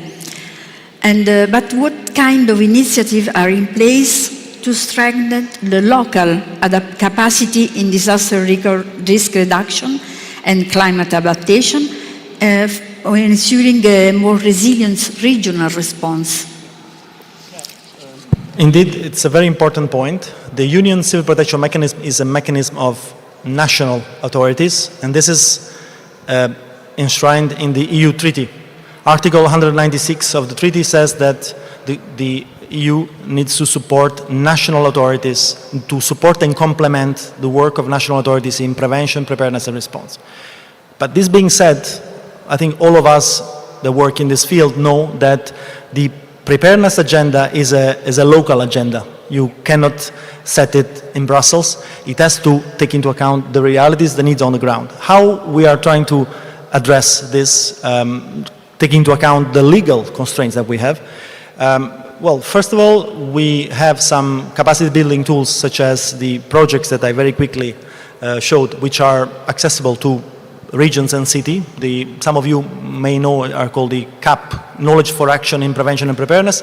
And through these projects, actually, we collect a lot of interesting work that is done on the ground. For just one example, we're working on the agenda of wildfire risk in tourist area, which is a very interesting topic because it's a local risk which has a lot of EU implications. Think the Mediterranean coast of Spain, of Greece, of some Italian islands. Wildfire risk there every summer really affects thousands of European citizens who speak different languages, who come from different countries, who have different habits also in terms of disaster preparedness. So there is a EU need, and through a project funded by the school, we're working to highlight some good practices and work with the private sector, with the tourism sector in some parts of Europe, including Catalonia, France, and Italy, to really advance on having some standards, implement them, provide incentives to the tourism sector, to the private sector in tourism, to make sure that they can implement this. One last thing, another good example is this peer review, which I know you were also part of, Antonella. So peer review is an assessment of a national civil protection system, which we're now starting to do also at the regional level. We had the first regional peer review in the land of Brandenburg in Germany, and similarly on wildfire risk. Similarly, Italy has done one with a focus on 3 regions, Calabria, Lazio and Sardinia, also on wildfire risk. So we are getting there. Of course, you have to take into account that we are a mechanism of national CP authorities, but through the national level, we are really making sure that the regions can access the knowledge, the funds, the technical assistance that we provide. That's quite a good improvement of the peer review mechanism. Okay, so we have 10 minutes for the questions for the audience or Slido questions. There is some question from the audience. No? Yes, please. Okay, the microphone is arriving. Yeah, my question is to Mr. Borg. Thank you for this flashy presentation. I just have a simple question. I work in DG Research Innovation of the Commission, and I was wondering whether you think that these tools can really help in transforming the situation on the ground. Because some experts in technology, in digital twins, tell us that it is the case, but we don't find enough evidence. How should we use this tool to make sure that changes occurs on the ground?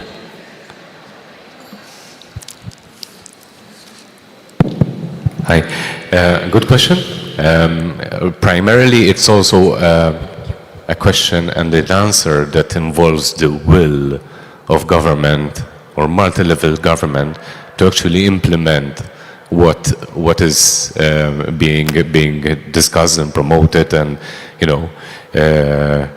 what is being recommended, to be quite honest with you.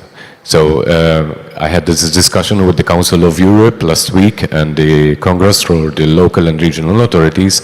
There is will at a EU level, but when it comes down to the cities or regions, there is also the problem of money. We're talking about infrastructure changes. For example, the creation of water drain systems to prevent flooding, issues for sea level rise. In Malta, apart from climate, we also have the threat of tsunami. So we have a lot of these threats.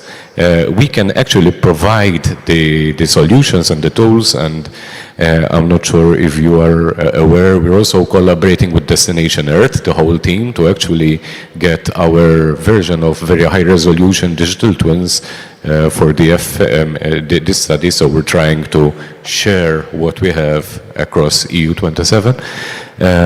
But then again, it always depends on money and the will for people to actually, for government to actually implement the risks, the countermeasures before the impacts happen. Thank you. So a question for Luca from the Slido. Can only towns and cities that are signatories of the Covenant of Mayor use the campaign, or anyone else can join? So everyone can join the campaign, also in different ways. Of course, towns and cities sharing their experiences, but also, for example, we call for regions, what we call inside the Covenant of Mayors, our coordinators, so regions and also representatives of the national level to engage with us. And for example, the workshop that I mentioned that will happen next week, the region Emilia-Romagna will be there and also sharing their experience and the multi-level governance mechanism that they are putting in place on extreme heat. But I don't know who put the question, but if it was a public sector or private sector representative, but also the private sector can engage with us. And for example, in this case, we have partners,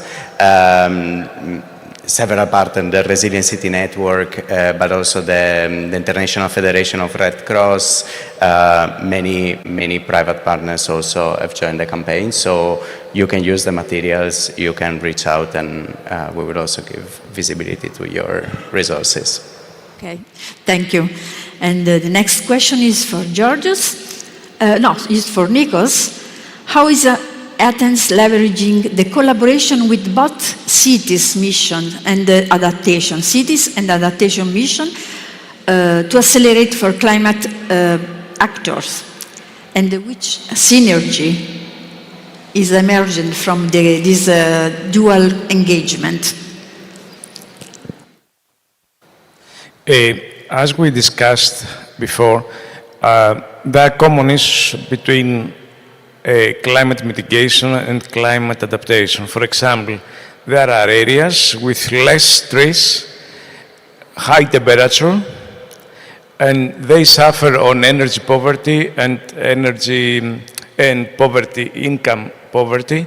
So there we want to improve energy efficiency of the houses. We want to improve not only the energy efficiency of the building, but also the surrounding environment. And we want to create, let's say, positive energy districts or neighborhoods. That means that we combine what is energy mitigation, energy transition, with activities that improve the temperature, the quality of life, the green and cooling behavior of the neighborhood. And also, nature-based solutions there are more efficient because it is not only a technical issue, it is not only to invest in constructions, but it is also restore nature, for example. And the people have near them a place where they can go for a walk. During COVID, we rediscover the importance of green areas. We discovered that using cycling or walking is also a good idea.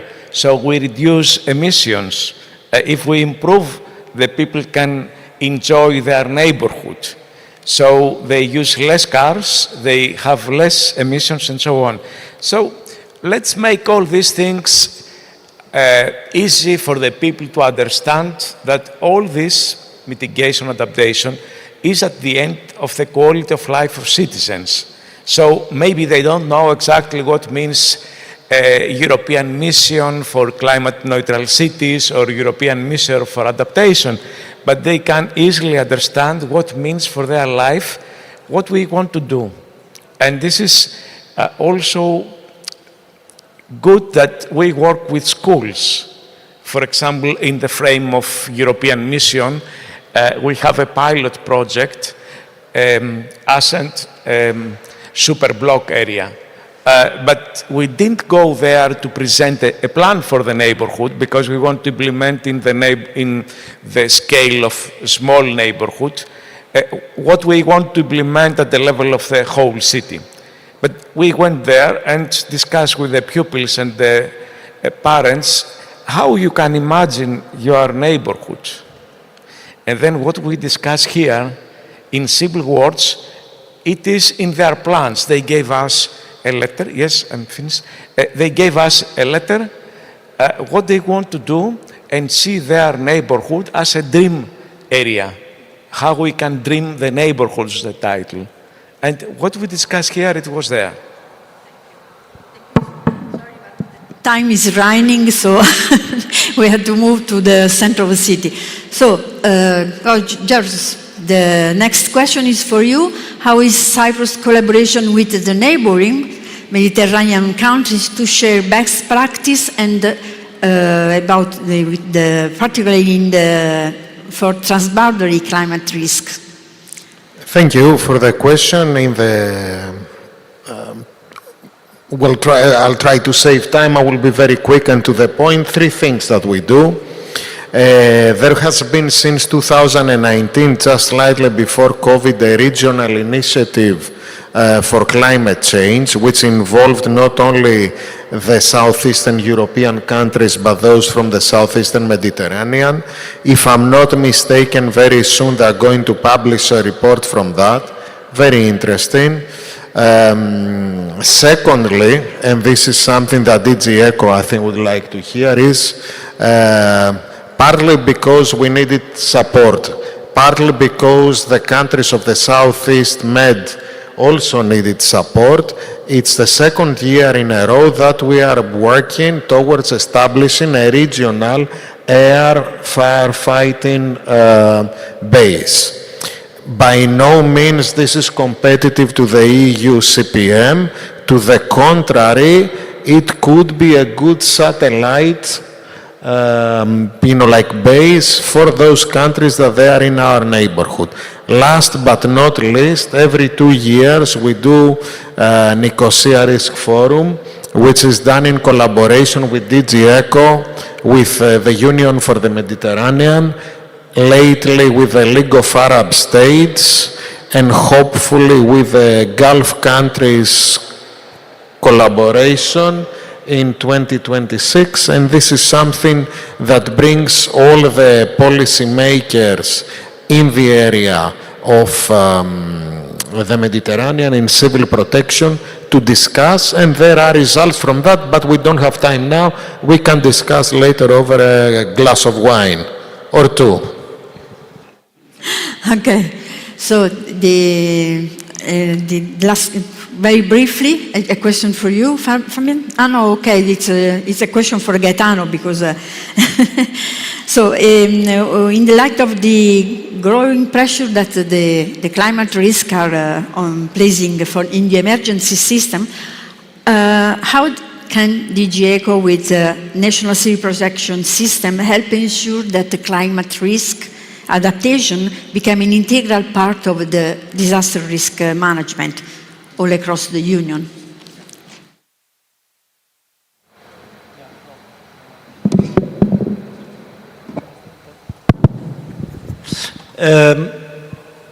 Three things come to mind to make this link between civil protection and climate adaptation. First one is what I tried to show in my slide. We need to advocate among civil protection, disaster risk management community that climate change is putting more pressure on their response, on their planning, on their preparedness because of what we saw.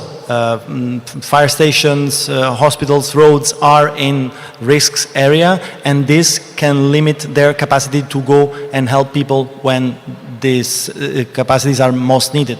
So that's one. The second one that comes to mind is risk assessment. This is something that it's also very well known to those of you who have read the EU climate risk assessment. We need to make sure that when we assess risk, we incorporate climate projection. It seems something that we have been saying for a long time, but the reality is that this is not done yet. And third, something that has come up a number of times today is advocacy, is population preparedness, and they also need to understand that there are actions that they can take at household level, at the individual level, which are helpful to adapt to the new climate and to even reduce greenhouse gas emissions and therefore help mitigate the impact of climate change. Thank you so much for all the panelists, because it's very interesting discussion and very insightful opinion. Thank you. Thank you very much. Thanks to Antonella. Few takeaways from this session. Adapting to climate change will not hurt business, will actually be an advantage to launch new economic strategies. Climate goals with a social impact, also telling people it's a better quality of life. We already have nature-based solutions in the Mediterranean. We just need to recover them. We are producing too many risks. We need a national risk perceptions. Digital twins and modeling can help create concrete measures, and then you can scale them up from there. But it is a question of money. I'll just finish off. Wildfire risks are local, but EU issue too. We've come a long way in operational preparedness for climate-related emergencies. That's a positive thing. And some investments are smarter than others. So thank you for listening to that session and for staying till the end of today. We're now going to start closing this thing in about 5 minutes. You'll be able to go out, I was going to say, and get some fresh air, but I think you'll find it's a lot hotter outside. But we're going to finish with a couple of Slido questions for you, which I can see over here, but I can't. There we are. So 2 quick questions. What are your key takeaways from the sessions today? Here we're looking for a 1 or a 2-word answer, no more, please, and we'll try and create a word cloud. If you see anyone else that has put in an answer that you like and you think has been a key takeaway, please add it. And the second question, once you've answered the first one a few times, the second question we're asking you is there anything you plan to do differently after the lessons that you've heard today? So what are you planning to do differently? So we will have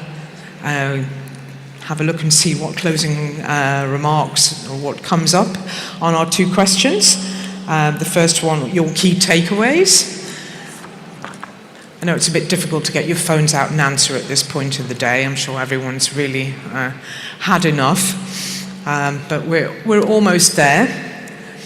Okay, well, it's telling me that 2 participants are responding.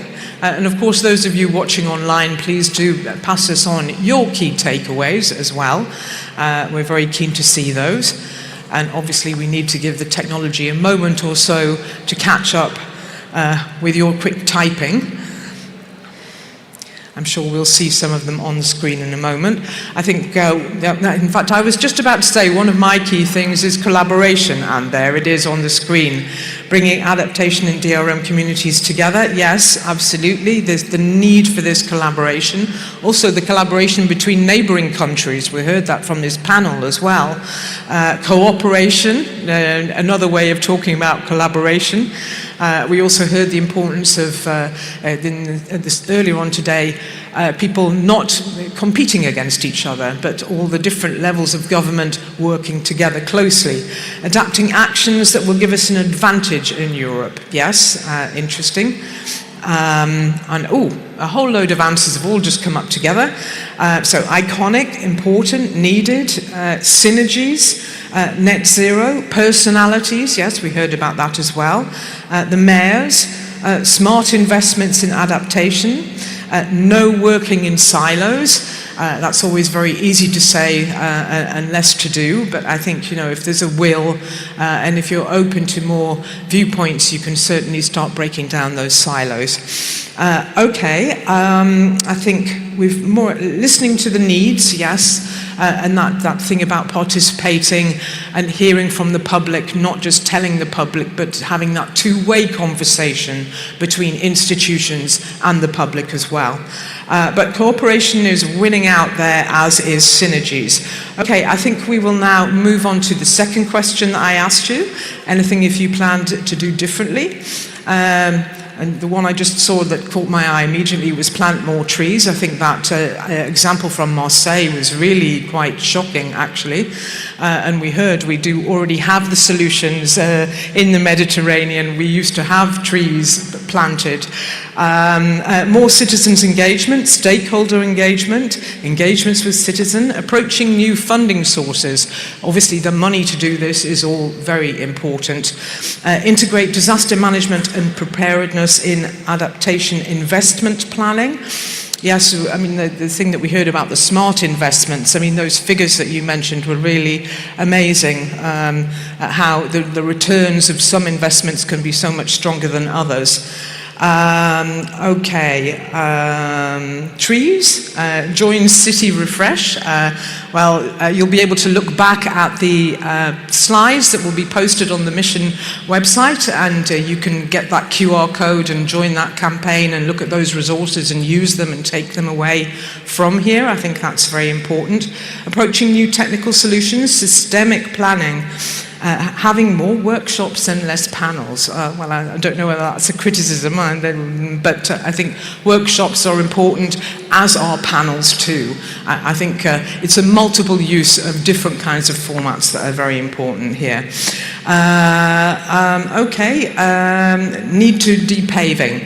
All right, well, thank you for everyone who has sent in those. I'm now going to finish Slido for the moment. This brings us to the end of this long day where you've had to intensely concentrate on a lot of things in the Technopolo of Bologna. We would like you to give your feedback. That's very important. It helps us create events that are useful for you in the future. So please do take a moment to fill in the feedback form. And if you didn't manage to take the QR code just now, we'll also be passing it on a follow-up email to you.